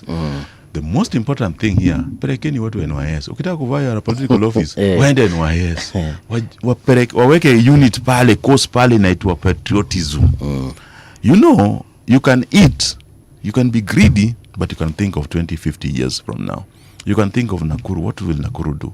This road, when the president is building it today, the challenge of us building roads is that we build it for use today. Then every development we are doing... It's a populist move, really. Yeah. Yes, it is not... You don't consider the economics. Yeah. If we say that Uganda is our biggest trading partner in the region, if you're building a dual carriage, where should it head towards? Yeah. Okay. Mahesh, is ODM and UDA still working together? See, we are still working together. Right. We stopped. What? It's just that we've been seeing, for example, there's that committee that was appointed by was it a committee or what? President appoint Honorable Cecil Mbarire, and I think Honorable Gladys Wanga is also there. What is the, do I call it progress of that particular meeting? No, I think what is going to happen, and there's a lot of challenges here, is that Baba died, and this is association of two parties, basically here, and two major parties, ODM and UDA. Yes. The vision bearer of ODM died. The vision bearer of UDA is alive. Yes. So there's a bit of, rough storms in ODM, not because somebody wants something bad to happen to ODM, but the fact that it's still a very short period since Baba died. For them to know how to steer the ship, how to navigate the very rough weathers, because people thought that ODM is just ukipewa chama uta manage, but ODM is a huge facility for any single person to manage. And Baba used to have a lot of powers. He would calm the storms by just waving his fingers, and he just say, sijui nani so and so is differing with so and so wanapigana, but and we need to form association. The biggest gap which is going to happen in the Kenyan political system as we head to the 2027 election is that Baba used to ensure that every ethnic community, especially in Nairobi, was represented. Get to the point where some people don't feel that they can fairly win an election in Nairobi, and Nairobi is the seat of power. It will bring instability in some parts of the country, and that's why you see that sometimes even the Luo say that sisi ndio tunakusupport, unajua utapata kura Central Kenya. Then say no, they are high. Even his own MCA in Karen say no, they can't win, but you have to give them a fair chance. He would at some point, when you see that the others are going to dominate the other communities, he say that no, give them. There are small marginalized communities, especially from the pastoralist community, who will not get fair chance in Nairobi City County Assembly, and even the other, city counties. He ensured that this is the biggest worry. But as we move towards 2027, I think that the ODM ship is understanding that Baba meant a lot, and Baba was not fully, the support base of Baba never had closure, because the way he was buried was not the way they used to burying their hero. It was not 3 days, then Mezika, nobody went there, and we didn't dance a Jawa enough. We needed to dance a disco matanga. No, he never had. We never even drank water there. We never, in some places, even in the lowland, something as simple as seeing the tears of the affected families. Hey, kweli, it gives you closure kwamba baba amekufa, nimeona mke wake ama mtoto wake akilia. We never even had that chance to pass and see the family and even to greet them, because Baba was the morning period was short. Everyone was required either to be at Nyayo, or be in Kisumu, or be in Bondo within a span of 72 hours. Economically, it was very impossible to a good, the support base, even logistic wise. Even if you gave them, even if they had all the money, it was almost impossible to do those things within 72 hours and finish. So I think that what we need to do as ODM is go around the country. Robert, you know very well that Luo funerals never end. He knows. Even after that 72-hour thing, we still go back. We make plans. We go. Oh yes, we. It's a 9-stage process. From Landoto to Teroburu, it's a 9-stage process. It is very detailed, and every people think it's what at least we are what? We are worshipping the dead, or what? Basically, we are honoring the dead. We are honoring the dead. It is a mourning period that psychologists have proven to be very useful. In actually moving on after the death. All these processes that seem laborious. It's mourning. Simply something like care. Which is just everybody going away. There's a process. You just don't wake up all of you and leave the family. You leave the family. No. There are some who have to remain. A sequence. There are some who are the critical ones. In movie, kumacha peke yake, he can even commit suicide. So you don't leave There them are always alone. people with you. There are people who know, unamwacha pole pole, it's a 2-3 days, 4 days, a week affair. You know, so, and also we have to come at some point. We say, twende tupike chai kwake. You say now, we come, you know, we sing, we dance. There's a remembrance. So that's a very entire process. These people are expected to do it within 72 hours, and we have done it. But the point is that the leadership, the current leadership, didn't see the need to engage this grassroots, and that's why you see when Linda Wananchi have a very successful rally in Kisumu, some of us say that we left a gap. Those people use the party structures, which is still mourning, and they need somebody to hold their hands. Go and engage those party structures. Talk to them. Not that they hate this side or they love this side. They need somebody to hold their hands and tell them that, you know, life is going to be better. Because Baba used to do a lot. Baba used to call these places. Baba used to engage them. Baba used to send, you know, you direct, I want you to support the kiosk owners on this road. Because he knows those guys have a role in the party. There's a mobilization they always do. You know, they support this party function in one way or the other. So, but you unaingia hapo, unafikiri kwamba the only watu wako ndio wanafaa. Baba calls you and I have talked with them. I hear that you want to remove them. How? What are they going to eat? You know, just leave them there. You know, they also need to survive. You know, so this is, I think that we need to engage the party structures. And we need to give, when the ODM, when they finish engaging the party structures, they need not to engage UDA in detail until they properly, you know, give people closure over Baba. All right. Thank you so much, Mheshimiwa, for coming through, having this conversation, especially on the issue of Nairobi City. Maybe perhaps one time you need to consider being the governor. You seem to understand it. We need 200-300 million.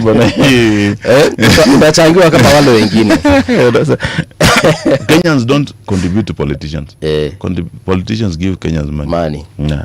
But we hope things will change. Yes. We can't throw the baby out with the bathwater. True story. All right. Coming up is the news with Winnie Maganga. Then after that we host Senator Richard Onyonka. Usiende mbali nasi, twaje sasa hivi.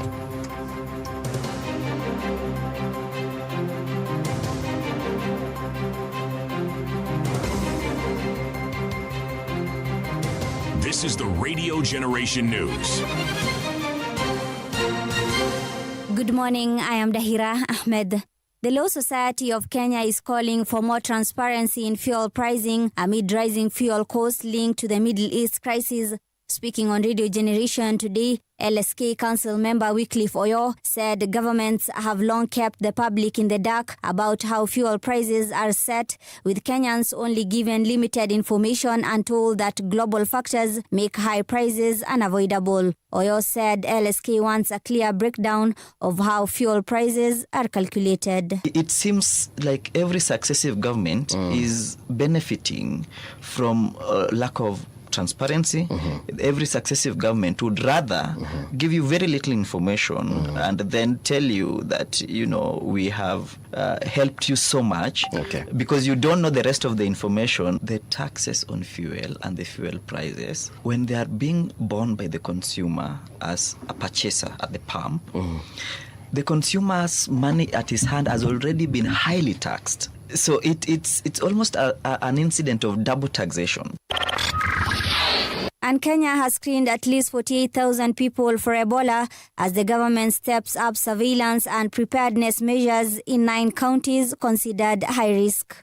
National and county authorities are also identifying holding, isolation and treatment facilities in readiness for any possible outbreak. Health Cabinet Secretary Aden Duale has urged Kenyans not to panic while encouraging the public to remain vigilant. We have put in place a very strong disease preparedness and surveillance system across all 22 counties, which 9 of them are counties in a very high risk area. We have screened 48,000 people, the 9 labs, testing labs in the country, and we have 1 mobile lab that is deployed in case we have a situation where we need to reach areas that we shall be using for holding and isolation centers in order to facilitate treatment and care in case we reach that stage.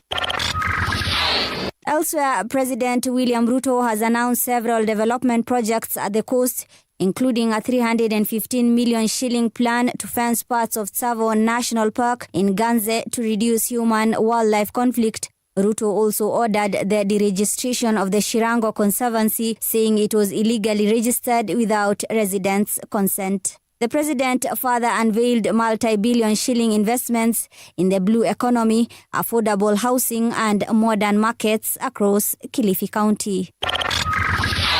The Kenya High Commission in Canberra has urged the public to avoid speculation following the death of Kenyan national Sheila Chebii in Sydney, Australia.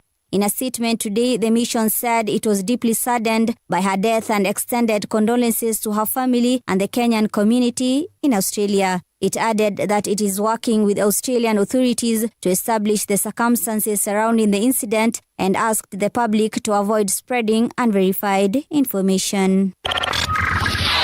And police in Kisumu are investigating the killing of Hannington Were, the son of former Member of Parliament David Were, who was attacked and robbed by two men on a motorcycle in the early hours of Sunday. The 39-year-old died from stab wounds sustained during the incident. Residents have called for increased police patrols to improve security in the area. Tukasimamisha nikaa tunataka kupanda pikipiki. Kumbe hawapo wanasimama wakaenda wakashuka na hii barabara. Kumbe baada ya kushuka kidogo hivyo walipinduka. Wakatoa kitu kama chuma kumgonga, mimi nikakimbia nikienda hivyo nikipiga nduru. Kupiga nduru nikaenda nikaita jamaa wa pikipiki pale mbele, kumuita pale mbele tukirudi hivi tukapata kumbe kwa hospitali naambiwa alipelekwa around saa 8:30 ya usiku na alipofika wali confirm kuwa amefariki.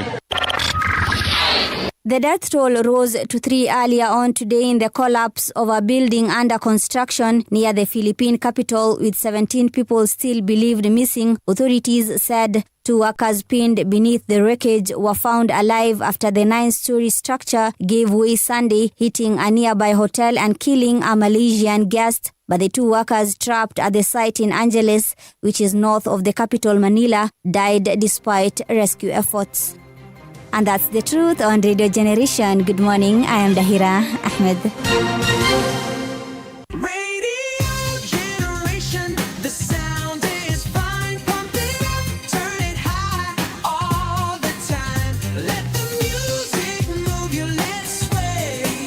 Radio G's got your jam all day. Radio Generation, the home of urban soul.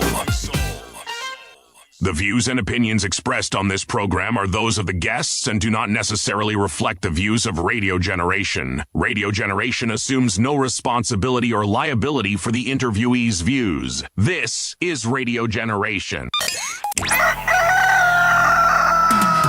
In the beginning, there was morning radio.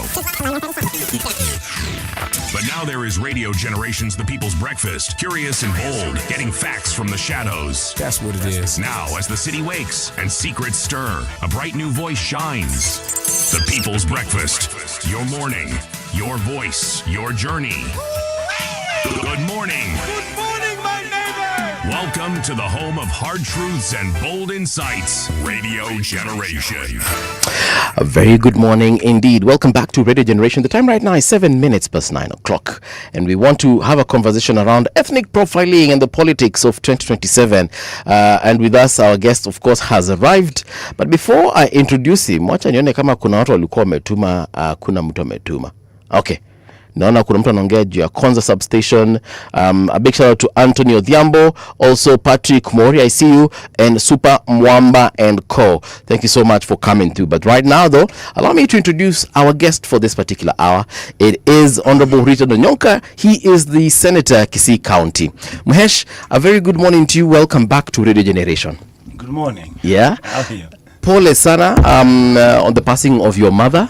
I remember on the night that the tragedy happened, we were actually to host you here.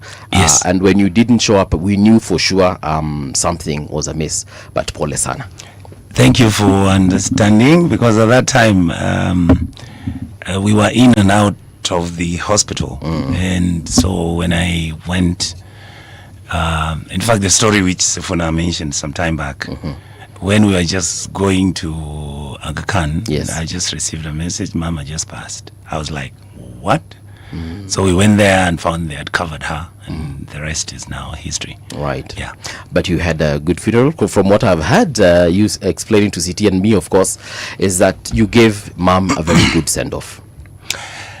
I want to say this, it's not even me, because I don't think we had that capacity. You know, initially, Mr. CD Muga. Mwesha umesema atakuta CPCD. Right. Initially, when somebody passes on in the family, you're going to look at basic logistics. We are expecting 200 people, immediate family members. You organize, because she was in Nairobi, transport her to, or the person to wherever they came from. Then the normal, you're looking at the maximum budget is maybe 500,000 shillings and that kind of thing. And you feel that is adequate? That was completely adequate. But then the Kisi community has certain protocols on how an elderly person is buried. So one of the conditions is my mother would have to wait for 3 weeks. Yes.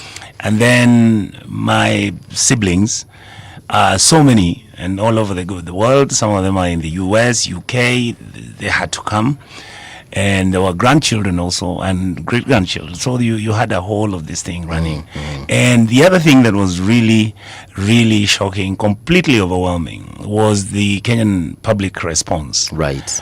The reaction was overwhelming. The support was incredible.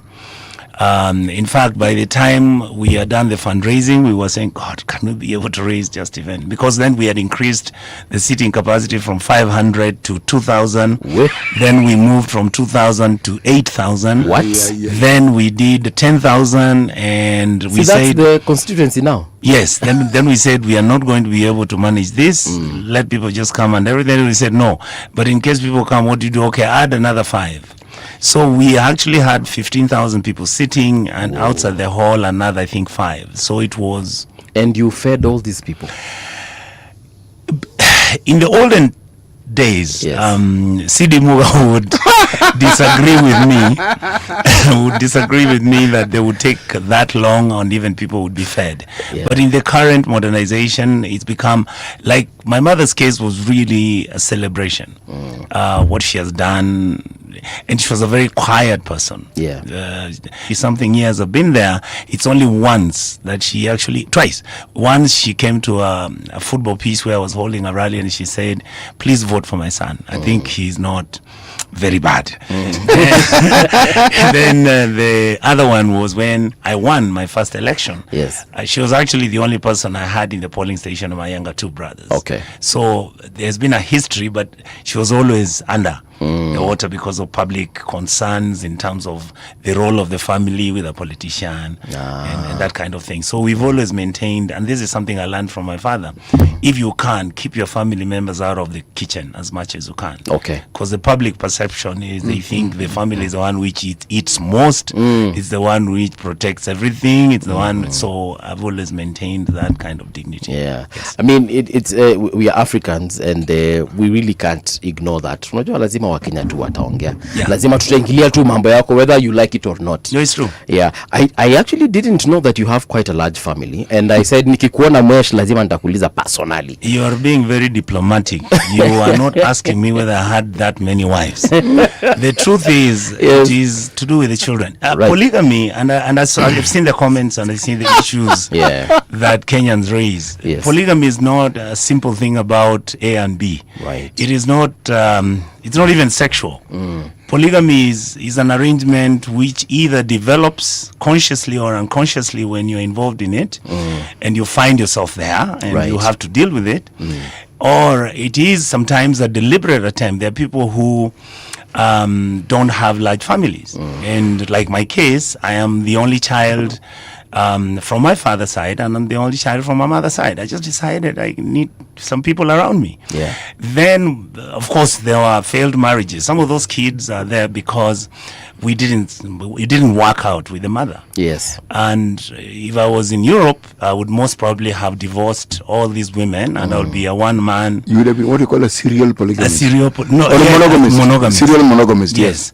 And yet, the other argument that I always make, and I want people to take it a little bit easy on people like me, if today I was a Muslim, I would be having 4 wives and 33 children, and nobody would give a damn. True. And yet, because I'm a pseudo-Christo-African religious modernist, I'm considered to have low morals, and therefore that's why I have many kids.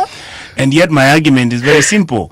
You never hear anybody complain that a Muslim has many kids, because nobody contributes food to him, nobody educates those kids. It's the same like me. I've never asked for a fundraising. I have never told people my children don't eat. If you see my homes, all those kids feed in those homes. Yes. They all visit their mothers. Every season, every group. It's only the mothers who have disagreed completely, which is fine by me. And because I've tried to tell them this has been overtaken by events. So let's bring up the kids and let's be family. But they say, no, that witch, that bitch, that. So I've decided to just pick up the kids and run with them. And my kids are happy and they love me and I love them. And we are really a big, happy family. Family, okay. So it's a blended family. It's an amazing experience. You know, let me simplify it, if I may. It's called a life path. Everybody has a life path. Yes. What you've described is yours. Yes. Yes. Yeah, that is mine. The most fascinating experience I've had is that the kids manage themselves. My eldest daughter is the chair of the board. The brother, Owino, is the papa. I love the guy. He's the one who's the vice chair. Okay. But he's the operations manager. When all the kids are messing, he's the one who will solve the disputes. They make a budget. The food is bought. They go and buy themselves. The 3 weeks, if we are holiday for a month, the last week is when they are doing the analysis of the performance in school. And CD, I would like to tell you that it's very fascinating to see. I have 2 sons in Alliance, right? And when they're on merit, and I have a daughter in one other school. I wouldn't have to expose her. And they sit and interrogate each other, and they mark their report cards, and they punish whoever that is doing well, and they tell him next time we come, we want results. Okay. So my job is very easy. The disadvantage is that my job doesn't allow me to spend a lot of time with them. So I've encouraged them to be more independent, to work amongst themselves and their mothers, and it seems to work. All right. Now, before we get into the politics, the other question I had was Rosalind Akombe. Did you meet her when she was in IBC or way before? I met Rose when I was working in New York, and we just became friends and continued discussing things and everything. And when she came to work in Nairobi, she got the job on her own merit. Did I play a role? I don't think so. Okay. Because she knew everybody. She could answer. She's a very clever lady. And one thing led to the other. And here we are. And we have lovely children. And life moved on. Okay. Yeah. It's a good thing, and we wish you all the best Thank you. Far as that is concerned. The management has asked me to make sure that we pass our condolences. I just want to say this maybe as the last thing about my mother's funeral. Yes. The Kenyan public has shown me that if you hold the fort, that if you are brave enough to stand for what is right, the response they give you in case, whether you're successful or you have a case like my mother's death, is shocking. The Kenyan response, the people from Kisii County, their reaction, the church service, and there were women singing for her, for the 3 weeks that we were waiting for the funeral. So I want to say that I'm really, really thankful on behalf of the whole family, of the Omoke family. This is another thing, Sidi. People didn't understand what is the relationship between the Omoke family and the Onyonka family. The truth is, I was born by my dad, Dr. Onyonka, and my mom when she was a young lady, and they were intending to start a family. Then my father flew with the Tomboya air flights. So he left in 1964 and left me with my mom. And when we went to the US, he actually didn't come back. My mother was a young lady, and she was single. My father had been there for more than 6 years, and she just thought the marriage would never work. So she decided to start another family. So she started a relationship. I'm doing a book, and I talk about, I was there when my stepfather was tuning her. So I was watching, and I would see how he treated her. And finally, she actually asked me, I think I was 6 or something. She asked me, what do you think? And I said, he looks fine. And he really turned out to be very fine. Later, he was carrying me along with her, and he started in other words, my stepfather and mother now started a new family. And when my father came from the US, he also married my stepmother, who's known as Mama Beatrice Mugamba. My brother Kiki's. Sidi knows my relatives. Okay. So my brother Kiki's mom, who is still alive, and she's also aged quite a bit. Then I had 2 stepmothers, one biological father, one stepfather, and 18 other relatives who are my brothers and sisters. Wonderful. Wow. That's a wonderful family. Yeah. So umesema unaandika kitabu? Yes, I am. All right. I'm doing actually a trilogy, my father's story and mine. Yeah. And please come and launch it here when it's ready. I hope so. Before mid next year to be ready. All right. Yes. Something that is on the dailies today, Daily Nation, Ruto allies hype vote rigging plot. I don't know if you've come across this particular, what is it called? Headline. Yeah. What do you think of it? She's wondering why I'm calling you CD. She doesn't know that. It's called a determination. No, our producer has corrected Mheshimiwa, anamwambia ni CT Muga. Yeah. But Mheshimiwa amesema deliberately. It is CD. Atamuita CD. He knows me well. CT made a Kisi guy and you call him CD. So here we are. All right, Mheshimiwa. Thank you. Let me answer this story. You see, if you look at the modern political trends, and particularly the feeling I have right now is that President William Ruto is actually using the template of what Trump is doing in the US. I am a keen observer of American news because I went to school there, and I kind of look at the American system because I spent some time there, and I watch the political trends. You will find in America, Trump has actually served 2 terms. Yes. But you will find these people sometimes saying, we think President Trump can run a third term. When you ask them why, the argument they make is that the first term was interrupted. Okay. All right. So the first term was not interrupted. He was removed. Yeah, he finished his first term. There was an election. Exactly. Yes. Now, for an ordinary voter who's not highly sophisticated in analysis and discussion, that may make sense. So what William is trying to do is make his friends come out here and try and, first of all, create this narrative deliberately to, 1, make sure they suppress the registration of the voting. Number 2, make sure that they make Kenyans become hopeless. Because if you know that the thing is rigged, why would you want to involve yourself? Exactly. And then the third issue is that they have deliberately made this a topic so that they can divert attention from the critical issues. Okay. This is the headline, and yet what we are talking about is the allies are talking about vote rigging, and they're going to Karabati this and Karabati that. Obviously, this narrative of Karabating the vote is also sequentially related to the issue of the tribalism you see coming up in our politics. How so? Because once you say you are going to rig the vote, then you have to look for the monkey you want to make dirty first to explain why you want to rig the vote. And then you have this narrative saying the Kikuyus have been there for this long, and the Kalenjins have also there for this long, and legitimately we are tired of it, and it's something that has been rigged all along, and therefore during 30 something, no, the elections are now.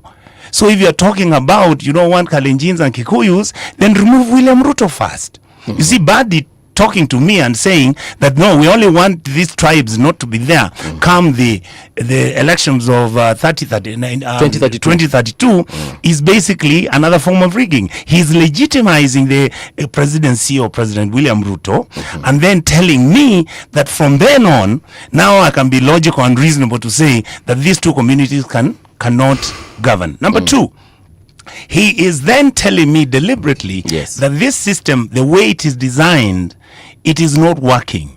And this is what some of us have been saying. And the point the point I've been making is this. If our tribalism has become a very problem which is going to destabilize and make this country existentially become ungovernable, then let us even discuss the issue of rotation. Okay. Let us legitimately constitutionalize this and say we have got 47 communities, and can we agree that now, from now on, every community is going to rule 5 years, and let us run with that. And by the way, it may not matter whether the president is qualified or not, because they think, Badi's argument is that if you can then use a tribe to make an argument that certain tribes have been advantaged and certain tribes, and therefore that is why we have bad governance in Kenya, then let us constitutionalize it. Then it becomes legitimate. But right now, it is a story of, number one, legitimizing the presidency of President William Ruto. Number two, then you create what? You create either blackmail by saying we are going to rig you anyway. We have got systems. We've been told how they have been collecting data. Young men who are collecting this money that is being dished out, they are being asked to give their IDs and numbers. You have cases where we are being told that the registrations which are being taken, the money which is being distributed for quote unquote, you see the money that UDA guys have been dishing out in various areas, places. People are being asked to give their ID and whatever. So either this information is being taken for pre-rigging or post-rigging. You're saying that they're buying people's IDs and registering that. Yes, we've had cases like that in Kisii, and every time we send people to investigate, they run away. So we don't know what they're doing at night. So this combination of all that, then you now say the boogeyman is the Kikuyu community. Now the person that you need to hate is the Kikuyus. The Kikuyus are the ones who've taken the land. They're the ones who've taken advantage. They're the ones who have taken their children to their schools, the businesses, they drive the cars and everything. These are now we are moving away from bottoms up. And again, we are now going to create something that is talking about this community that is the one which has been demonizing us. Nobody talks about that William Ruto has actually either misappropriated, stolen, or his government lost so much money that we are into debt. Now we are close to 13 trillion. In a period of 3 years, we are 6 trillion in debt. Nobody's talking about how we as a country are having recurrent expenditure, which is costing $1 trillion. Recurrent expenditure, money that people are eating and spending on holiday and traveling, not development. And now we are being told how monies are being stolen from Shah and all these things. That is not irrelevant. Now let us talk about the tribe.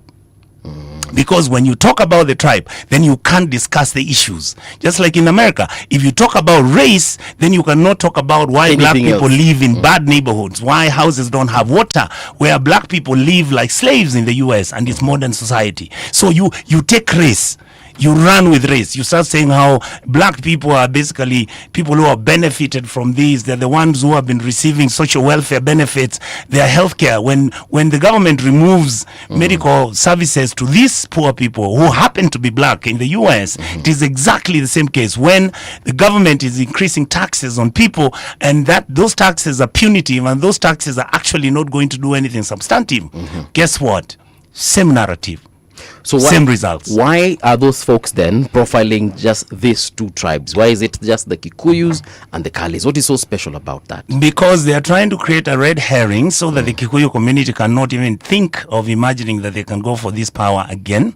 Then they are trying to create the narrative that all the 40-something communities, we are going back to the old city is the same old narrative where we are going to go, it is 40-something against one. And it can't be 47 about 2 because the one of 2 is serving, so let him finish his term. It makes logical sense, which is absolutely stupid.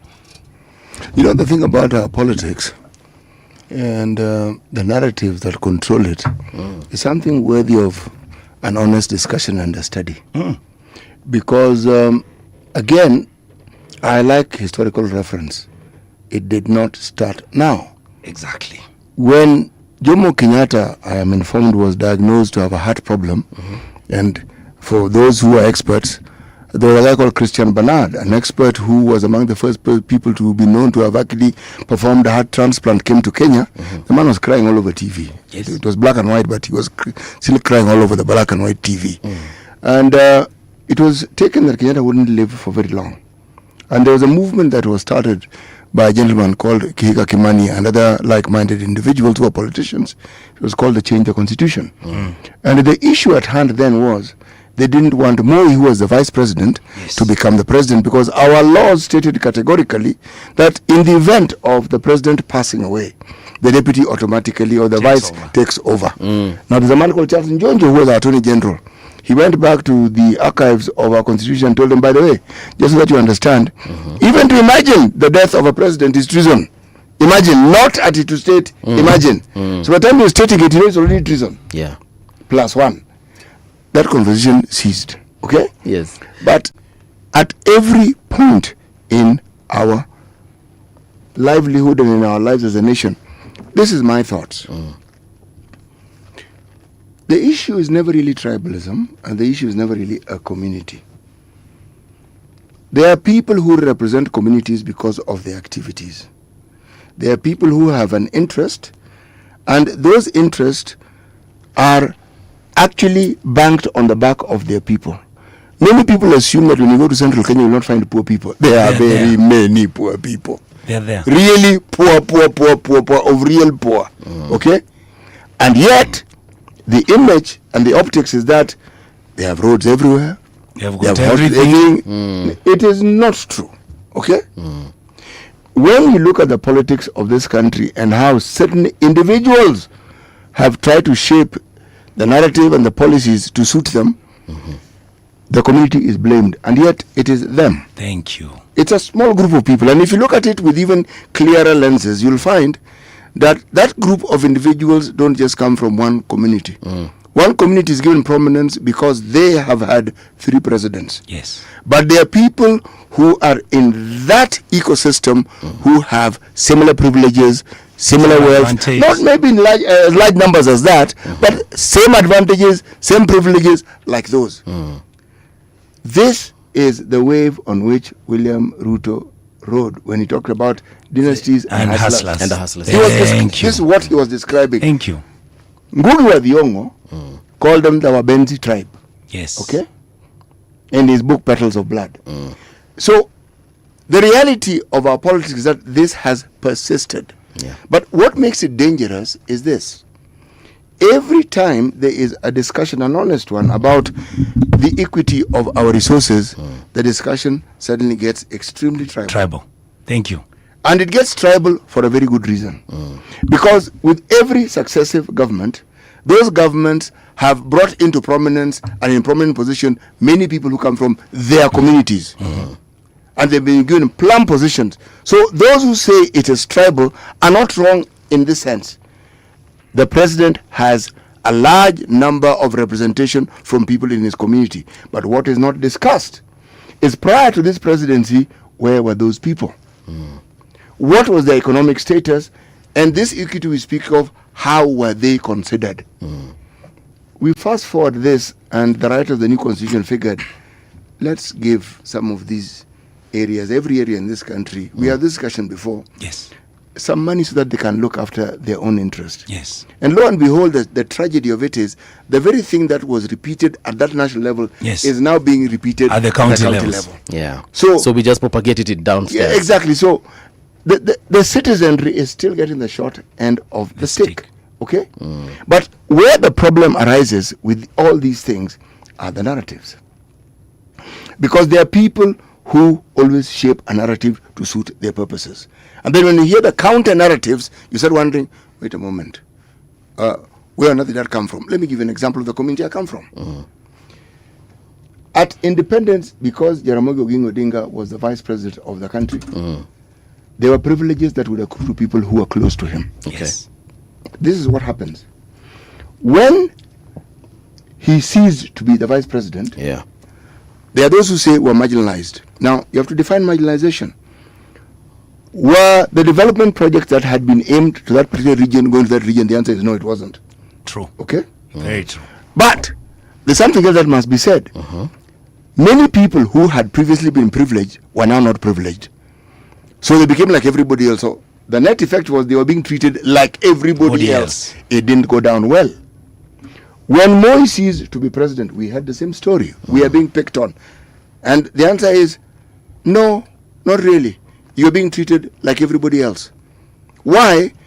Our presidencies, it has been understood, are presidencies where the focus and the bulk of whatever it is we call development projects tend to head in a certain direction. Thank you.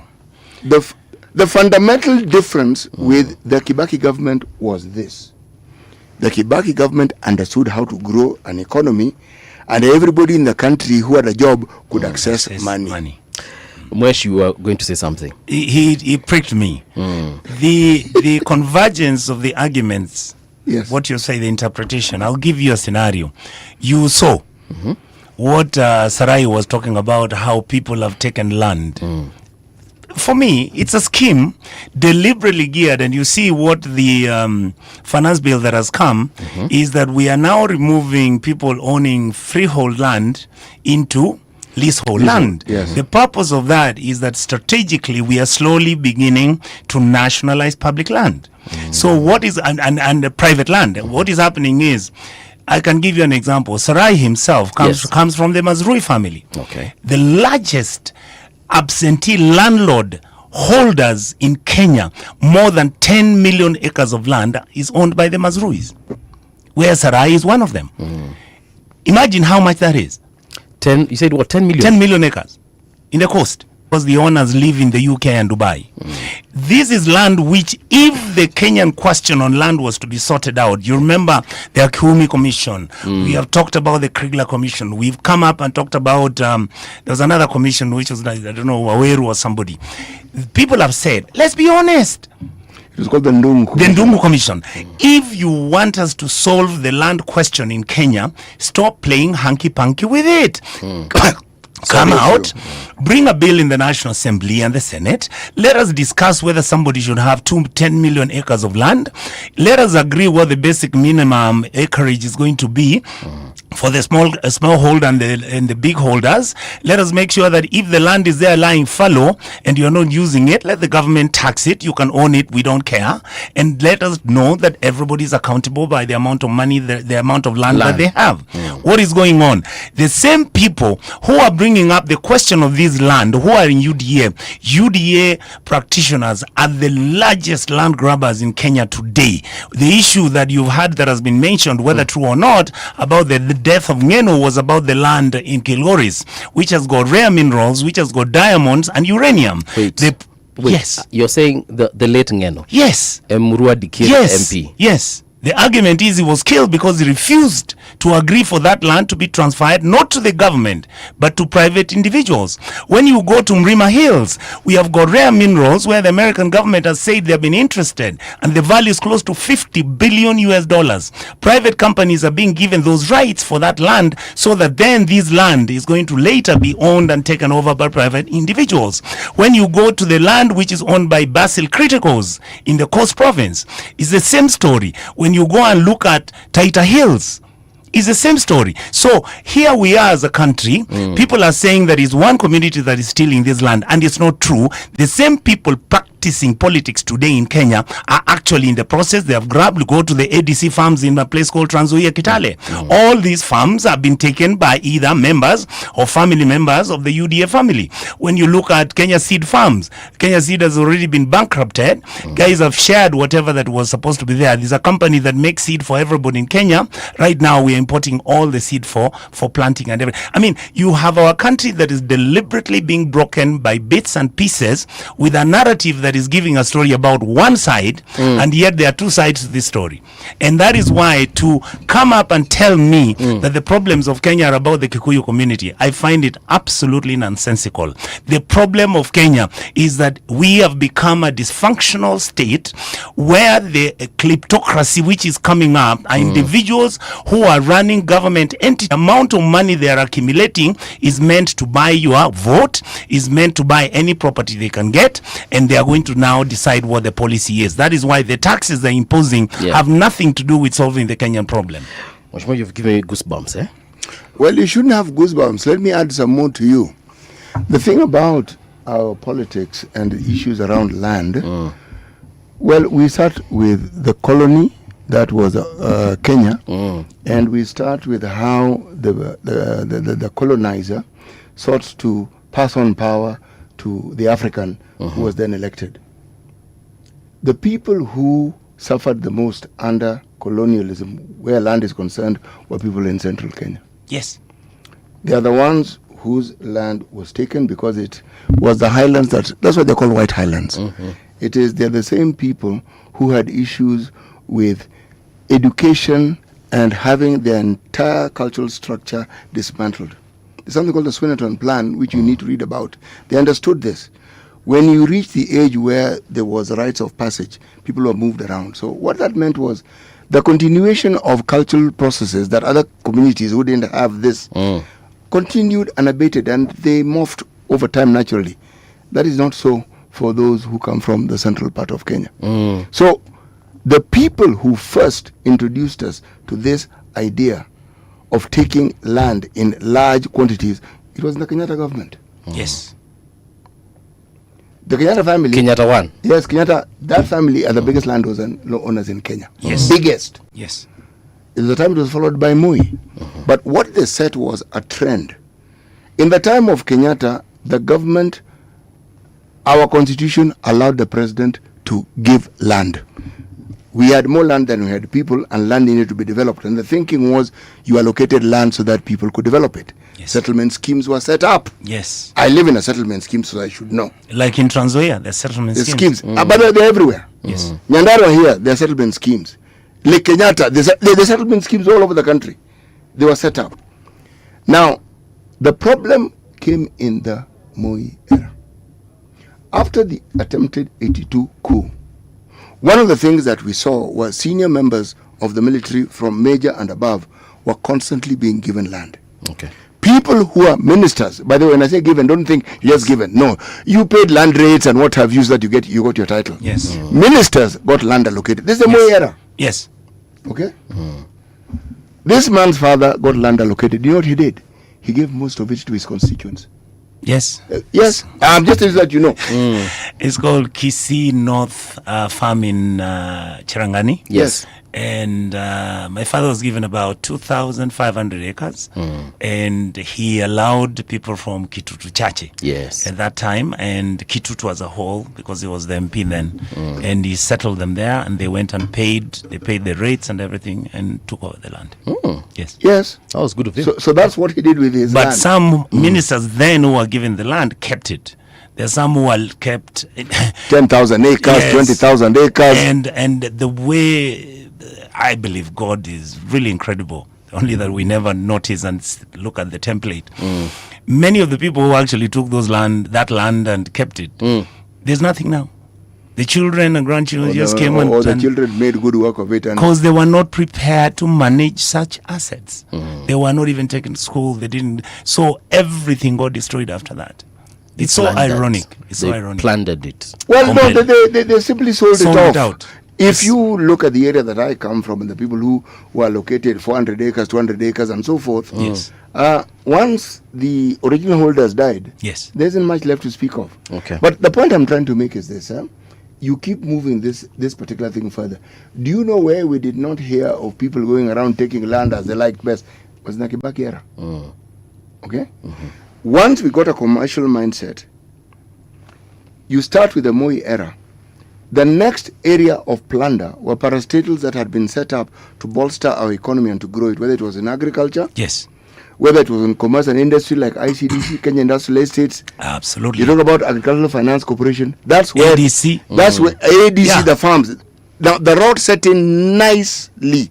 We set a foundation where it was free for all, for people who had connection with the government to plunder state institutions and to take land that belonged to the government. Prisons didn't have individual titles. Hospitals didn't have individual titles. Schools. I first encountered this because I grew up in Mombasa. There is a school called Loreto. Some senior government official hived off some 2 acres of playground to build flats. That was my first, should we say, interaction with this thing. Paul, it continued. Okay. This particular government seems to have determined that they're going to continue with it. The government before this one focused on government institutions and how best they could plunder, whether it was KPA. Yes. Whether it was Kenya National Shipping Line. There are things that have happened in this country where every successive government seems to have had individuals who think it is a free for all for them to be able to plunder state resources. This government, in my opinion, has one misfortune. The misfortune is that they like opulence. They display. Yes. And CP, that is the same thing that you notice why we have never been able to solve the sugar question. Sony Sugar has already been taken over by private individuals. Okay. What are they looking at? I understand it was leased. It is the extension farms they are targeting. Mumias, the same thing. The number of acres of land that Mumias has got, close to 250,000 hectares. It's called nucleus. The nucleus. If you go to Nzoia Sugar, it's if you go to Tulo. I come from Moroni, so I know. Yes, Moroni. You see what has happened in Turkana about the oil. People who are in government, the kleptocracies, get together, put the money together, and they have gone and bought swaths and acres and thousands of land. Why? Because there's oil there. Why? Because once the rights are negotiated now, because you see now, the French, of course, are going to bring Tulo back and Total, you see. Now, when that happens, that is how these people who are in government, some of them who left government, but they are part and parcel of this outfit, they are now going to share the oil revenue without them ever having been the indigenous owners of that land. So the question that certain communities are the ones who have been stealing land in Kenya, and you get the history from Muga Perfect, right, is that where we are today, if these things don't stop, and you are having and we are creating diversionary issues about our country, the reality is that this country is just slowly becoming dysfunctional, and the country is going to start breaking down, and then we are going to start raising the tribal animosity. Then it will bridge over from being tribal to going to religion, and tell me what you have is a powder keg of a country that basically has got all the symptoms and everything that prepares it to become a failed state. But bear in mind, Paul, that when you look at the coast, I'm talking about the Sarai issue. I grew up at the coast. The two resources that the coast had, one was they had the port, and then they had tourism. The tourism at the coast was nestled at the coast itself, the land at the coast. The vast majority of land that is next to the sea was allocated in the Kenyatta One era. Yes. Literally all of it. So even the hotels which were being built, it was a partnership with people who owned that land. The vast majority of people who owned that land, unfortunately, came from Central. Okay. The vast majority. The locals, I'm not talking somebody who grew up there. When you have a tourism sector that is dependent on hotels or on the port, okay, and then tourism ceases to be the business that it was, you end up being squatters in your own land. Exactly. Now, where they make a mistake is you focus on other people who got the land, but you don't focus on the people who you elected, who should have protected you, who made that happen. The ones who sold out. Yes. So, Mheshimiwa, all this to what end? For 2027 and beyond? The reality is that, one, I am extremely happy at the reaction that this thing of Sarai has got. People have stood up.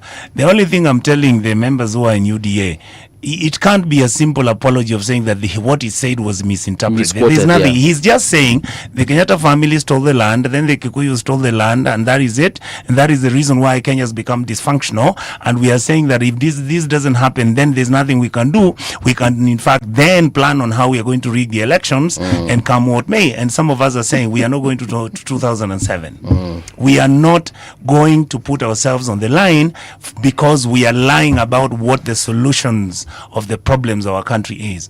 The solutions of our country is that we must go back to the rule of law. We must agree that we have a new constitution. We must agree that we must follow chapter 6. We must strengthen it. Corruption is basically killing our country. Look at this discussion going on. The other day, I saw somebody making a comment and I was like, thank you for reminding all of us. How many times did Raila, who's being praised now for everything else that they wanted to praise and how he was the most incredible, his funeral was basically stunning. How many times did you see him being called a person who basically kinyangarika, who is basically talking about things that don't matter? He's anti-capitalistic tendencies, and yet Kenya is a capitalist society. Raila was talking about, yes, you can have a capitalistic society that is reasonably socialistic to provide safety nets for its people, most probably the most vulnerable. And this nature where everybody in this country thinks that what they are doing is to chop off this country's assets, liabilities, throw them out the window, increase the liabilities. In fact, I was just told the other day, the affordable housing owes close to 1.2 trillion in debt. Owes who? All suppliers. Suppliers. Suppliers. People who supply those things, they have not been paid. But the money is being taxed. The money was paid and taken somewhere. And nobody talks about that.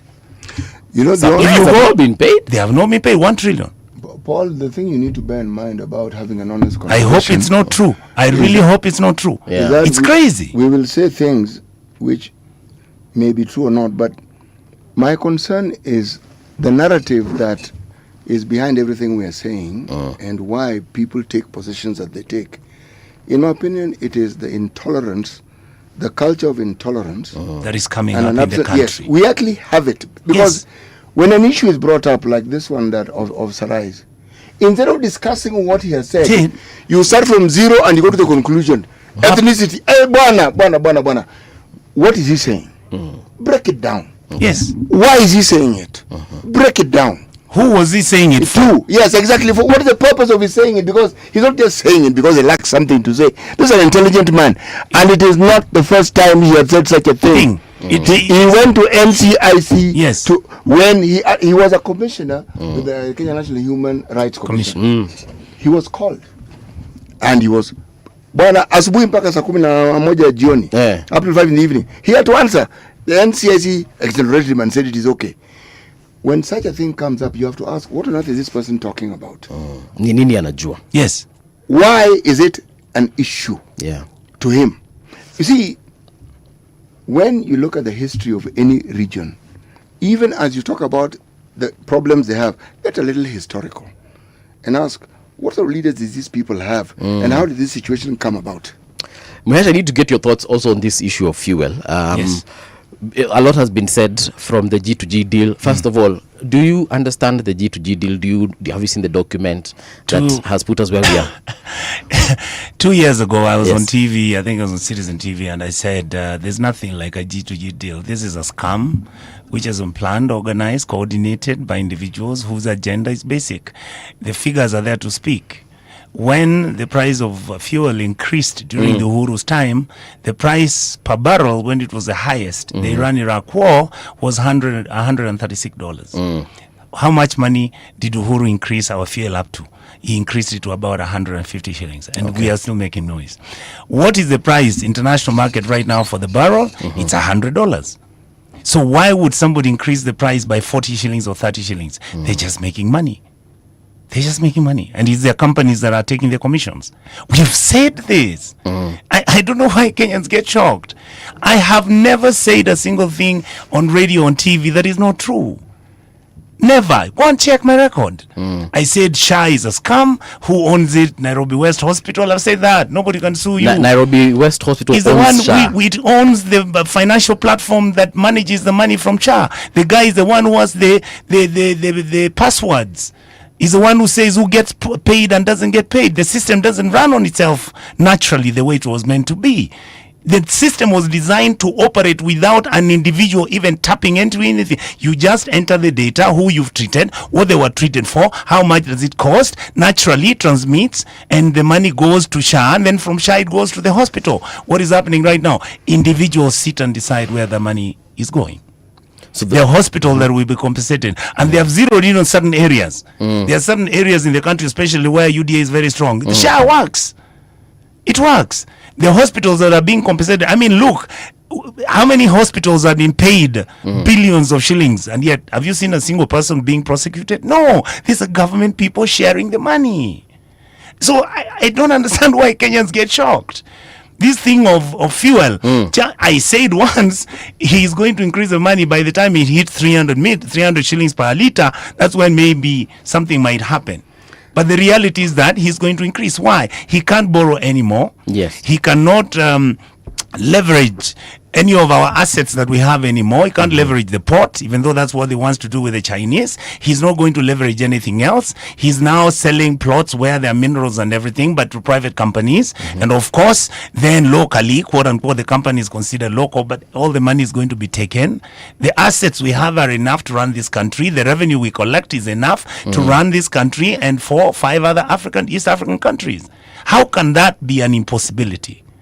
How is that normal? It isn't an impossibility. It isn't an impossibility. It is not an impossibility, Mheshimiwa. But are we saying, I'm talking about the petroleum issue, that the world market, the market forces on petroleum right now are not influencing the price of petroleum in our country? Absolutely not. How? Because the fuel we get doesn't come from Saudi. Where does it come from? Maybe Angola, West Africa. Wait, what? There's no war there. We are not collecting our fuel.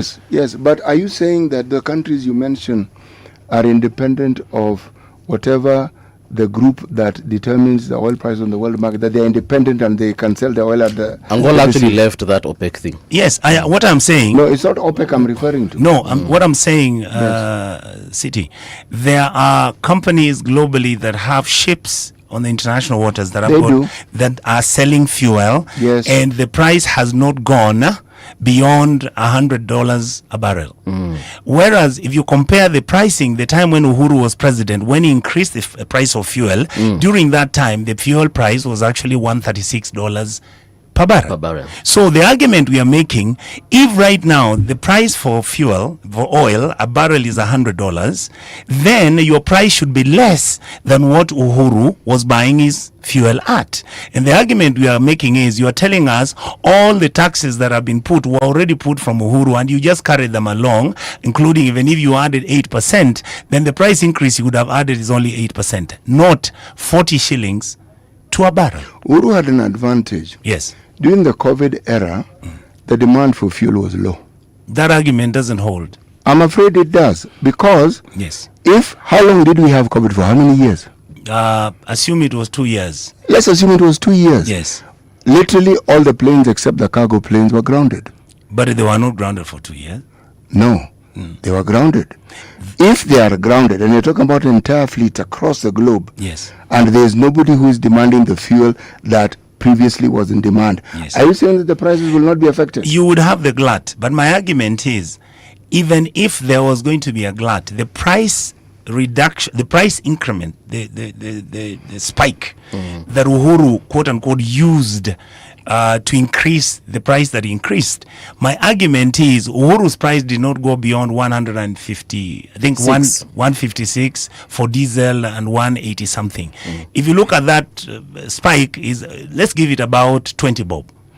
Now, right now, my argument I'm making is that even if your demand was so high, the price is still constant. It's $100 per barrel. So can you give me value for that $100 without anything affecting that price other than Kenyan taxes? The point we are making is that this money that was increased is actually money that is part of the deal on that quote thing called G2G. This is the profit that the companies, the oligarch companies that have been given, that they are putting all that together, and that is the money they are sharing. It was only that when they decided to bring this money, that so that they increased the price by the amount they increased, they didn't realize that Kenyans are going to be able to analyze and understand what that means. So in reality, where we are, there was absolutely no need, no reason why the price was to be increased. Even if it was, maybe the president would have increased it by 10 shillings. Do you have evidence that we actually get fuel from Angola and the West African countries that you mentioned? I can provide that if you give me time, yes. Yes. In fact, to make matters even better, Yes. that story that the fuel comes from Aramco, and forget about some of the oil coming to Kenya is from Iran, and they have sanctions. Some of the oil comes from Russia. The issue where So what you're saying in essence is that this G2G that we are told doesn't actually exist. It's a scam. He It's said nothing. it's a scam. That's why Parliament and Senate has been asking, bring us the agreement. We see what you negotiated. There's nothing. They are not able to bring the They agreement. can't. Well, you can't bring something which doesn't exist, can you? No. You can't. Yes. Unless they write one right now. That is the point. Chat GPT. Mhesh, Linda Mwananchi mnapatana 31st. Yes. Where are you going to be? It's going to be cool. We're going to Machakos. Oh, Machakos County. Yes. All right. Yes. Someone is asking, after all, like, what is the end goal for Linda Mwananchi? Like, what is... Thank you. Yes. I want to tell Kenyans this. Please be patient. We are not dealing with a normal kawaida politician. William Ruto is sharp. He has the state resources. He has the state machinery. Right now, like in Kisii, they are mobilizing all village elders, taking them to some place where they're given money, 5,000 shillings each, and being told how to tell people how the government is wonderful. Our strategy. Why? Because you today, if you pick a candidate right now, CP, the guy will finish the guy in 2 weeks. That's the narrative that we hear. Wait, let me finish it nicely. No, please go ahead. Yes. And yet, in reality, when you are cooking good food, you don't go pronouncing to everybody that, oh, now I've got minzari. In fact, this thing now, we are going to use the olive oil. And in the process, I've brought a good chef who knows how to cook pilau. You will frustrate the consumer. What we are trying to do is basically build the momentum to the point where nationally, Linda Mwananchi right now is accepted and Kenyans are realizing there is hope with the young team. Number two, the alternative opposition team, these are the older, elderly people who some have served in government, like Kalonzo Musyoka provides stability. Wamunyoro is basically our hit squad. You are talking about Matiang'i comes in as somebody who is, if given a chance to be in government, Kenyans would actually believe because of past history. Eugene Wamalwa, a gentleman. In other words, Natembe is coming in. Our argument is that we are having a bridging of younger politicians and older politicians. And if you look in the Kenyan history, look at the Kenyatta government. My father served in the government when he was 27. Okay. 27. Served for 20-something years. Why? Because those were young, bright people who had intelligent minds. They were able to help the country look ahead because they were younger. So what we are trying to do and what we have been pleading with the team, we are going to have the bridging done between these two groups. But we have also accepted this. We will wait until Kenyans tell us who the best students are. I mean, who the best candidates are. If they tell us, I can tell you, yes, it is Kalonzo Musyoka, we will support him 100%. If they say it is Matiang'i, the team will support him. If they say it is Sifuna, I've seen some people saying Sifuna doesn't have an experience, he's a useless fella. He's been a secretary general of a political party for 10 years. Guy's a lawyer, he's been around, he's been elected in Nairobi, one of the most difficult areas to get elected. I don't want to judge anybody. What we are saying, we are slowly cooking this food and meshing together to the point where at some point, we will then have to sit and now say, you guys. And I think after we leave Migori, which is, I think, in the next 3 weeks, then there's going to be a retreat. And that is when we'll sit down and agree what to do. And you need to sack your research team. Yes. Kenya has 143 million acres of land in total. 15 million Yes. of that is arable. Yes. The Mazrui family, Yes. you say, has 10 million. The Kenyatta family has 500,000 acres of land. Yes. Dalamea has 250,000 acres. Yes. The Mazrui cannot own 10 million acres of land. Sorry, I think it's 1 million acres. I think it's 1 million. Sack your research team. I will check out. I'll check. Yeah. But it's good to make a mistake once in a while. No, you are talking with your brother. So it is important that you and your brother talk about these things. No, I've agreed. Yes. No. I'm not objecting to what you said. Yes. It's 1 million. Is it possible for you to ask Madam Akombe, Dr. Akombe, Yes. to come and talk to us about IEBC? If and as when she is in the country. She's a very private person. I do not know, but I think with time, she would most probably want to come and discuss it. Okay. I think it's something. Or another thing you could actually do is just, I could ask her.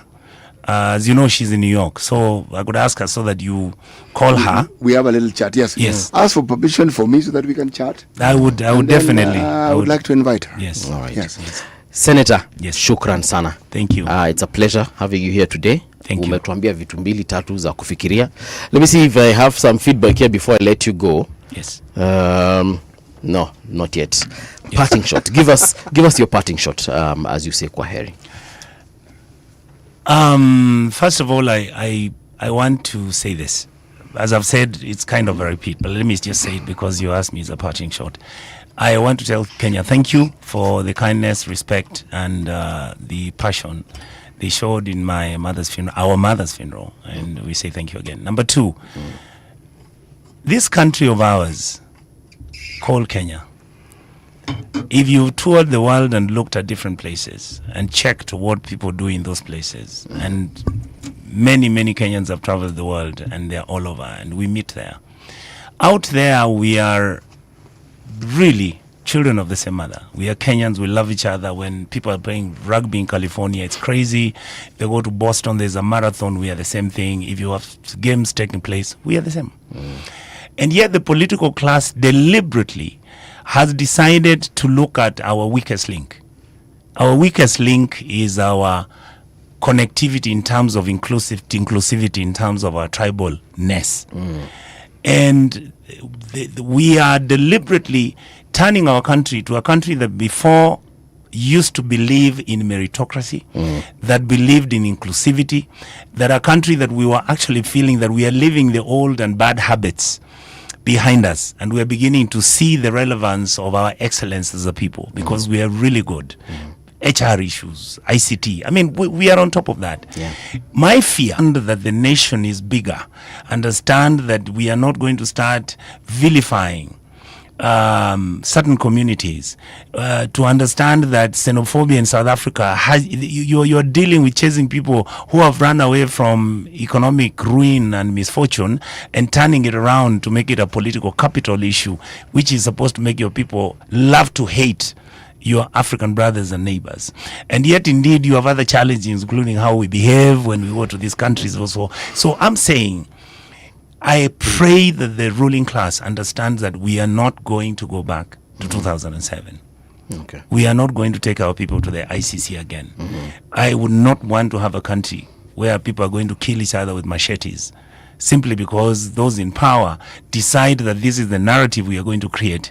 And if you come from quote unquote a small community, then you are not entitled to whatever. If you come from a Somali community and you're Muslim, then I should be comfortable discussing your negative issues and saying how all this stupid stuff that we talk about. And yet we are in a capitalistic society that should accept everybody to play by the rules. If you think one community is taking advantage without those who either stole or have been arranging state largesse and sharing the state, but if we want a country that is functional, please let us have a country that believes in the rule of law. Let's have a country that believes in equity, and let us understand that at the end of it, we are the same people. We are the same people. And if you go back to the question you asked me, Yes. I have Kikuyu children and Luo children. Yeah. So what are you telling me that I'm going to start killing Luo people because two of them have talked about? I mean, like right now, I really get incensed when I see John Badi talk. But I'm not going to pick a Luo with a panga telling him, you Luos, is that what you're talking about? There were times when I used to be livid on what Gachagua used to talk about. These days, as I listen to him talk about this story of shares and everything, I just interpret it to mean this is the dysfunctionality of our state. Yeah. That instead of everybody sharing the national cake and us building it so that the shareness is equitable, we are busy talking about, I'm here and I'm in power because I must give in my share. What if and what happens to those who will not get the share? Good question. Thank you. Thank you so Thank much. you so much for giving me a chance to come back to the studio again. It's Yeah. always a wonderful show. DK is saying, movie add Omoima 20 more minutes. Beatrice is asking if you're running for governor. Yes. I'm running for Kisii County Governor. Yes. I have, I think I'm prepared now. All right. I think I understand how the county government works, and I believe we can do better. All right. Mheshimiwa. Thank you. Sitakupata conversation. I will. All right. Thank you so much. All right. CD Muga.